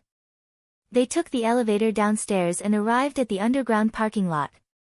Suyu looked around, pulled Qin Zhe to a corner without surveillance, and put her hot red lips on his without saying a word. The two of them had a 5-minute saliva exchange in the corner. Qin Zhe hugged Suyu's slender waist and teased her chest with his other hand. Really funny breast. Suyu brand tofu milk, great. Night, night. Come to my home. Suyu said, panting. I have to write the script at night. The company has already started casting. I have to finish the script quickly, Qin Zhe said. Because of the bra, he couldn't pick grapes. You can also write at my house. Suyu looked coquettish. Coming to your house is to eat grapes, not to write a script. Qin Zhe refused. Suyu was a very beautiful woman. Doing indescribable things with her was far easier and happier than writing a script. Qin Zhe found it hard to resist that kind of temptation. Qinghua Gil van Galja. The two finished making out and walked toward the parking lot. Suyu reminded, when the box office of Journey to the West comes in, you should quickly ask Qin Bao to pay back the money. Our company lost a lot this time. Damn Zhen Yoxin, if you catch him, you must throw him into the Huangpu River. She gritted her teeth. She must have learned the catchphrase from Sister Man. Qin Zhe said in his heart that he had already been thrown into the Huangpu River, no, into the sea. Light a candle. Terrible Sister Man, he always thought that, throw you into the Huangpu River, was just a joke. A woman like Sister Man is very difficult to conquer. If you talk about the script, which one is good to play? The heroine will definitely not be me, right? Suyu wanted to hear Qin Zhe's advice. After all, he wrote the script. The script in her hand was not complete, only a part. Before seeing the ending of the character, Suyu did not rush to choose a role. Moreover, this kind of ancient palace drama was very good. If it was a love drama, there may be kissing scenes or something. It was very annoying. Even if there was a double, she was not willing. When the TV series was released, her face would kiss other men. She couldn't stand it. There was no such trouble in a palace drama. The theme was different, and there was no need for pretentious love. But, you can add some kissing scenes, Suyu said, let's also have a hot kiss without a double. Qin Zhe was stunned, I don't act. Suyu. She raised her delicate little face and looked at Qin Zhe blankly. Qin Zhe explained, the filming period for a TV series is long. I don't have time to waste on the set. You also know that I have a lot of things to do. Also, I promised Yi Lu, the female artist I just poached, to let her be the heroine. So, my sister won't act. Anyway, she's salty like me and doesn't like to act in TV series. I think she's the only one who's busy filming outside and is worried about me. Suyu looked at the script and then looked at Qin Zhe. Her little face gradually turned ferocious. No wonder that little b***** Qin Zhe agreed so quickly. It turned out that she and Qin Zhe were not acting at all. Smash! Suyu imagined herself smashing the script and said angrily, then I don't want to act either. Qin Zhe expressed that he did not care. Suyu was not good at acting. She was not even as good as Wang Zijin's acting. A woman who had been pretending to be cold and depressed for a long time found it hard to let go of her emotions like an optimistic person. To put it simply, it was too boring. It was only when the two were deep in communication that Suyu was more open. She could act as a cold teacher, a cute student, and an obedient maid. Maybe her talent was in the wrong place. Ever since she got together with him, her personality became more and more cheerful. This was a good thing.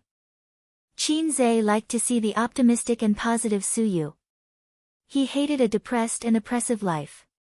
It was just like how his unreliable uncle kept getting into trouble and his mother was sad all day. On the night they decided to sell the house, his mother cried for a long time and her eyes were red the next day. He and Qin Bao did not even dare to speak loudly when eating. After Suyu got in the car, she started the car and lowered the window. She waved her hand, honey, I'm leaving. Another day. Qin Zhe waved his hand, another day. Returning to the house, Qin Bao was reading a book, which was rare. Qin Zhe bought her a book called The Birth of an Actor. It was the self-narration of an old senior. It contained his feelings, thoughts, and experiences about acting. It was similar to the textbook, On the 300 Postures of Pretentious, by the current online author. You're back. Qin Bao asked, you took so long to send someone back. By the way, we talked about some work matters. After all, the company was embezzled 300 million yuan. Qin Zhe said. It was not good to tell his sister that he had just had a body fluid exchange with Suyu, so the time was delayed. While talking, he glanced at his sister's long legs. They were white, slender, and straight. From the thigh to the corner, the curve was just right. Summer was so good, and he could see his sister wearing a pleated skirt. His sister's legs were irresistible. By the way, the company will be selecting actors in a few days. Do you want to check? Qin Zhe said. Forget it, there are professional directors and scriptwriters who will deal with it, Qin Bao said, but do you want to let Ye audition? Can I? So you can act, why can't our families yeye? But we can't open the back door for her. Let her audition by herself, the effect will be better. The elder sister rolled her eyes cutely. Yeye's personality is too boring. Her family's sufferings over the years have made her a little dull and self-abased. It's because she's too much like a punching bag and is beautiful that she's bullied at school. That, Qin said, Wen. Yes, it's Wen. How do you remember it so well? Qin didn't explain at once. Of course, I remember it well. I also contributed a lot of children and grandchildren to her in those years. Wang Zijin was not in the living room. She was watching a TV series in her room. Qin opened the door and went in. Wang Zijin patted her 2 thighs. Come on, give me a massage. Qin closed the door, sat down by the bed, put Wang Zijin's 2 legs on his lap, and massaged evenly. I really don't know if I'm your boyfriend or your manservant, Qin complained. Sister Ziwei's legs, although not as long as her sister's, were also tight, and her body proportion was very good. Wang Zijin reached out and touched his head. Be good, come home with me at the end of the year. I'll ask my family's opinion. If there's no problem, we'll get engaged. Then. Qin asked, what if there's a problem? Qin had never enjoyed this kind of action of an elder sister touching her younger brother's head. The whining monster at home had always touched his head with the mentality of touching a dog's head with a smile. Wang Zijin said, if there's a problem, then there's a problem. Marriage is important. You have to consider your parents' feelings, but you also have to follow your own heart. At the end of the year, Qin fell into deep thought. If I don't do it well, I might die at the end of the year. Senior White, please protect me. I saw a lipstick yesterday. Buy it for me. Wang Zijin handed the phone to him and said shyly, I'll pay you back a little every day. Qin took the phone. It was a high-end cosmetic online store. If it was a cat store, Qin would have thrown the phone away and left on the spot. The price wasn't cheap. A lipstick actually sold for 5 figures. TSK, Sister Ziwei is becoming more and more corrupt. Okay, but Sister Ziwei, you also have to give me a gift. I can't always give you gifts. Shouldn't I give you gifts in return? Qin said. Usually, he would buy small gifts for Wang Zijin. On Valentine's Day, he would secretly give them to her. But Wang Zijin seemed to have only given him gifts on his birthday. Women didn't have any self-awareness in this regard. They only knew how to think about gifts from their boyfriends. Wang Zijin couldn't escape this pattern. Okay. Wang Zijin was in a good mood. She said sweetly, do you want a belt, a wallet, or a shirt button? He didn't lack belts or wallets. Men didn't buy luxury goods as often as women. As for shirt buttons, Siyu had given Qin 2 shirt buttons worth 100,000 yuan. This thing was frighteningly expensive. Qin had an idea. I want this. He searched for a moment on his phone and handed it to Wang Zijin. Wang Zijin took a look.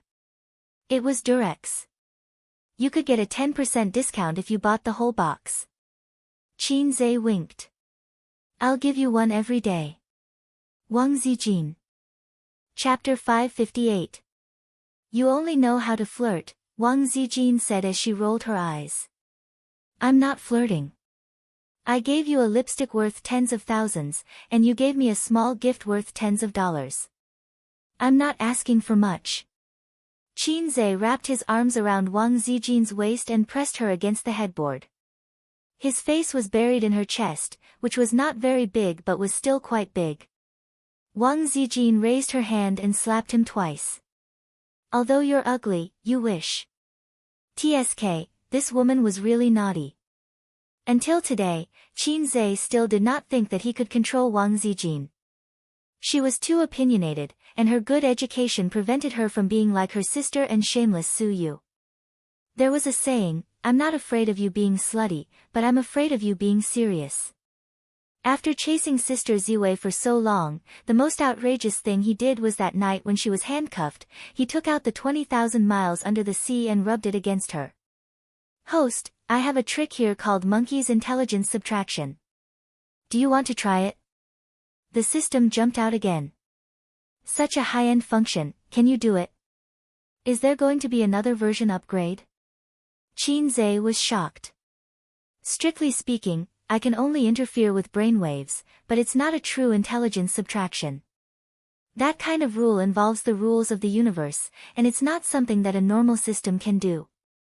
The system seriously found an excuse for itself. At this moment, Qin Zhe was very excited.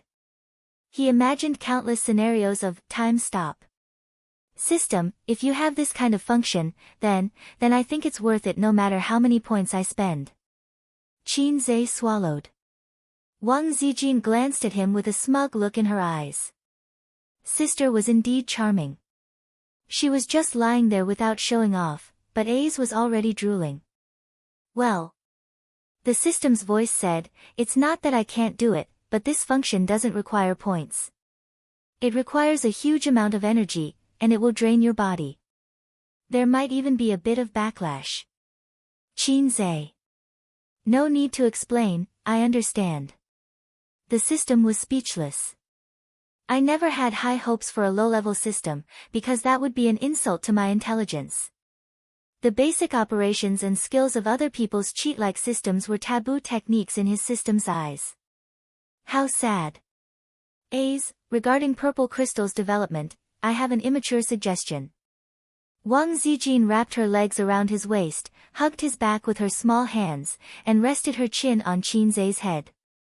Fortunately, she was only a B-rank boss. If she was a D-rank boss like his sister, who was 36 years old, Qin Zhe would have suffocated. Tell me your immature suggestion. Maybe I'll have a bold idea, Qin Zhe said in a muffled voice. He stuck out the tip of his tongue and licked her chest. Wang Zijin had goosebumps all over. She patted her head lightly and said coquettishly, don't mess around. She gently touched Qin Zhe's head again and said softly, our Golden Shield antivirus users have exceeded 1.5 billion domestically and overseas, and the number of users in the client is even more. Let me tell you a secret, we make a lot of money, even more than Qin Bao Bao's Tianfang and Su Yu's Baozi. But I won't say it, he he he. She smiled like a sly little fox who had stolen a chicken.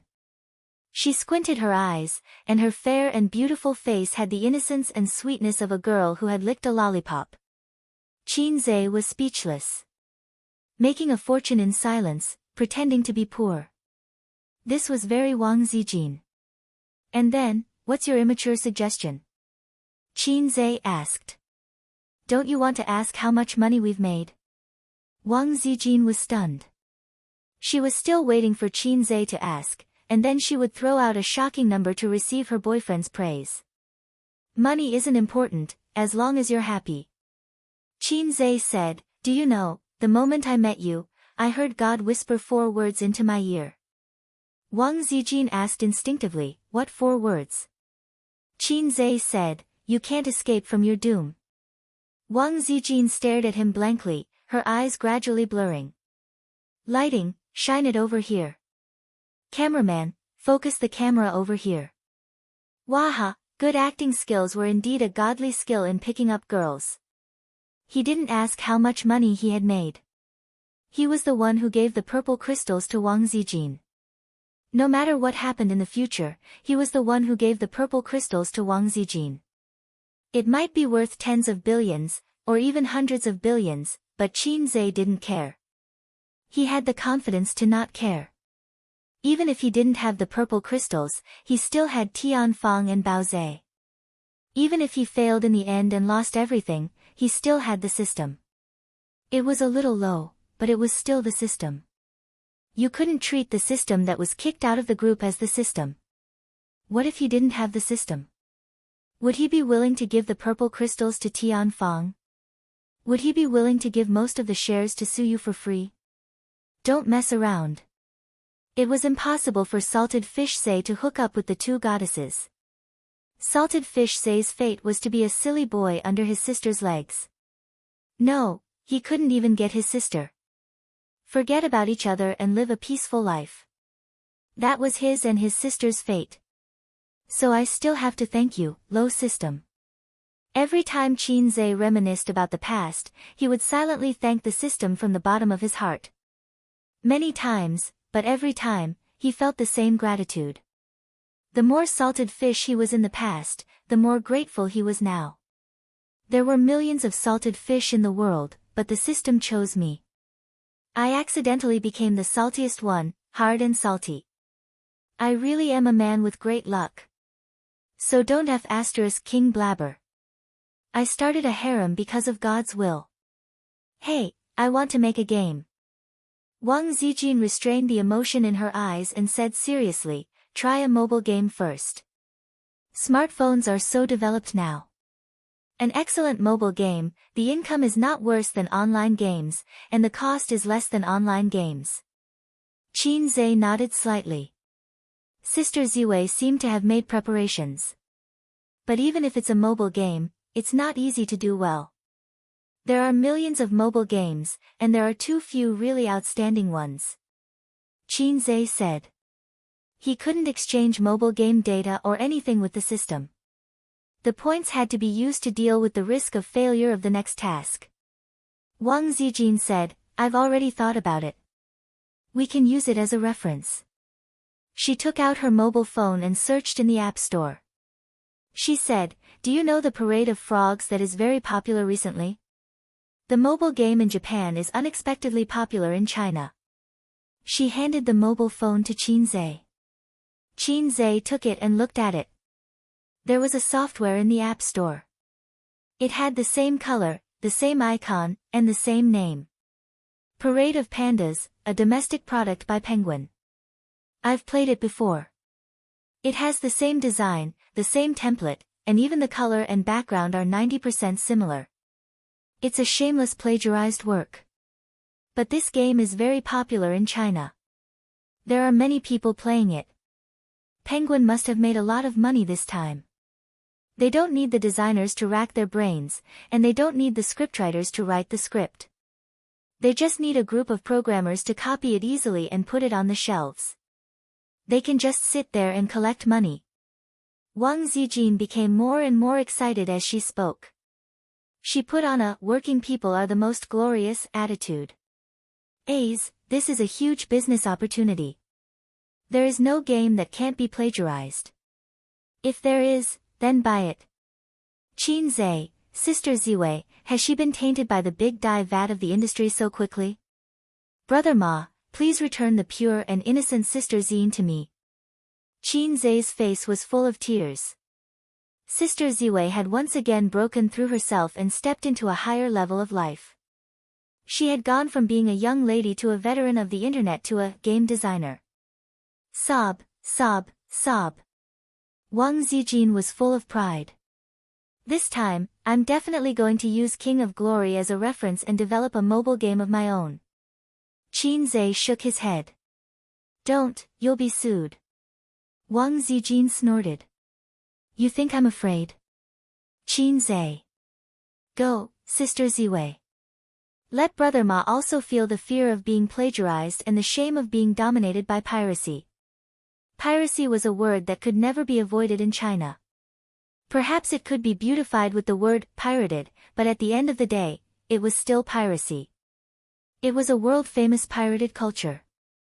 It was really shameful to think about it. Don't blame foreigners for looking down on us. After all, we have too many things to complain about.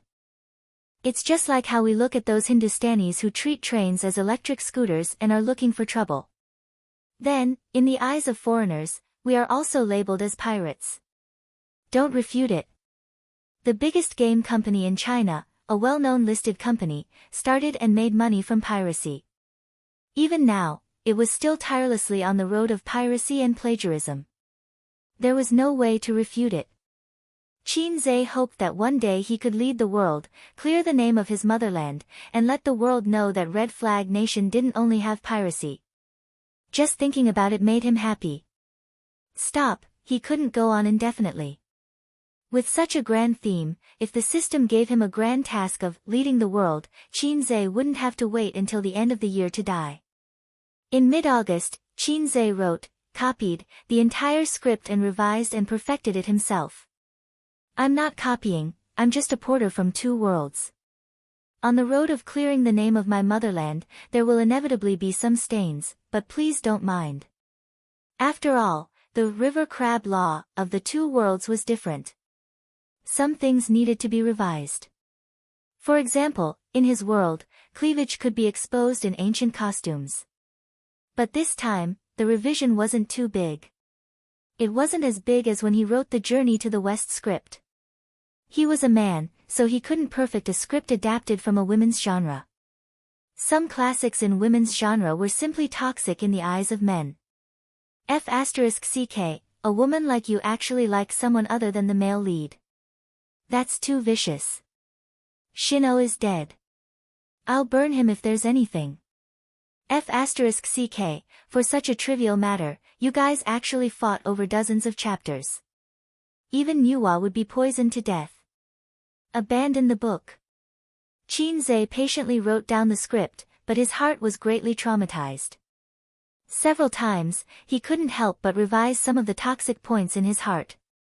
But thinking about it, these toxic points might just be the high points of women. So after thinking about it, he gave up. Qinze was full of anticipation. He ordered his plain-looking assistant to send a notice in the company's internal group chat. The leaders of the production team will have a meeting at 1:30 p.m. in the afternoon in conference room 3. You can't be late. After this notice was sent, Tianfeng fell into an atmosphere of anticipation and excitement. Tianfeng Entertainment's first TV series was about to be filmed.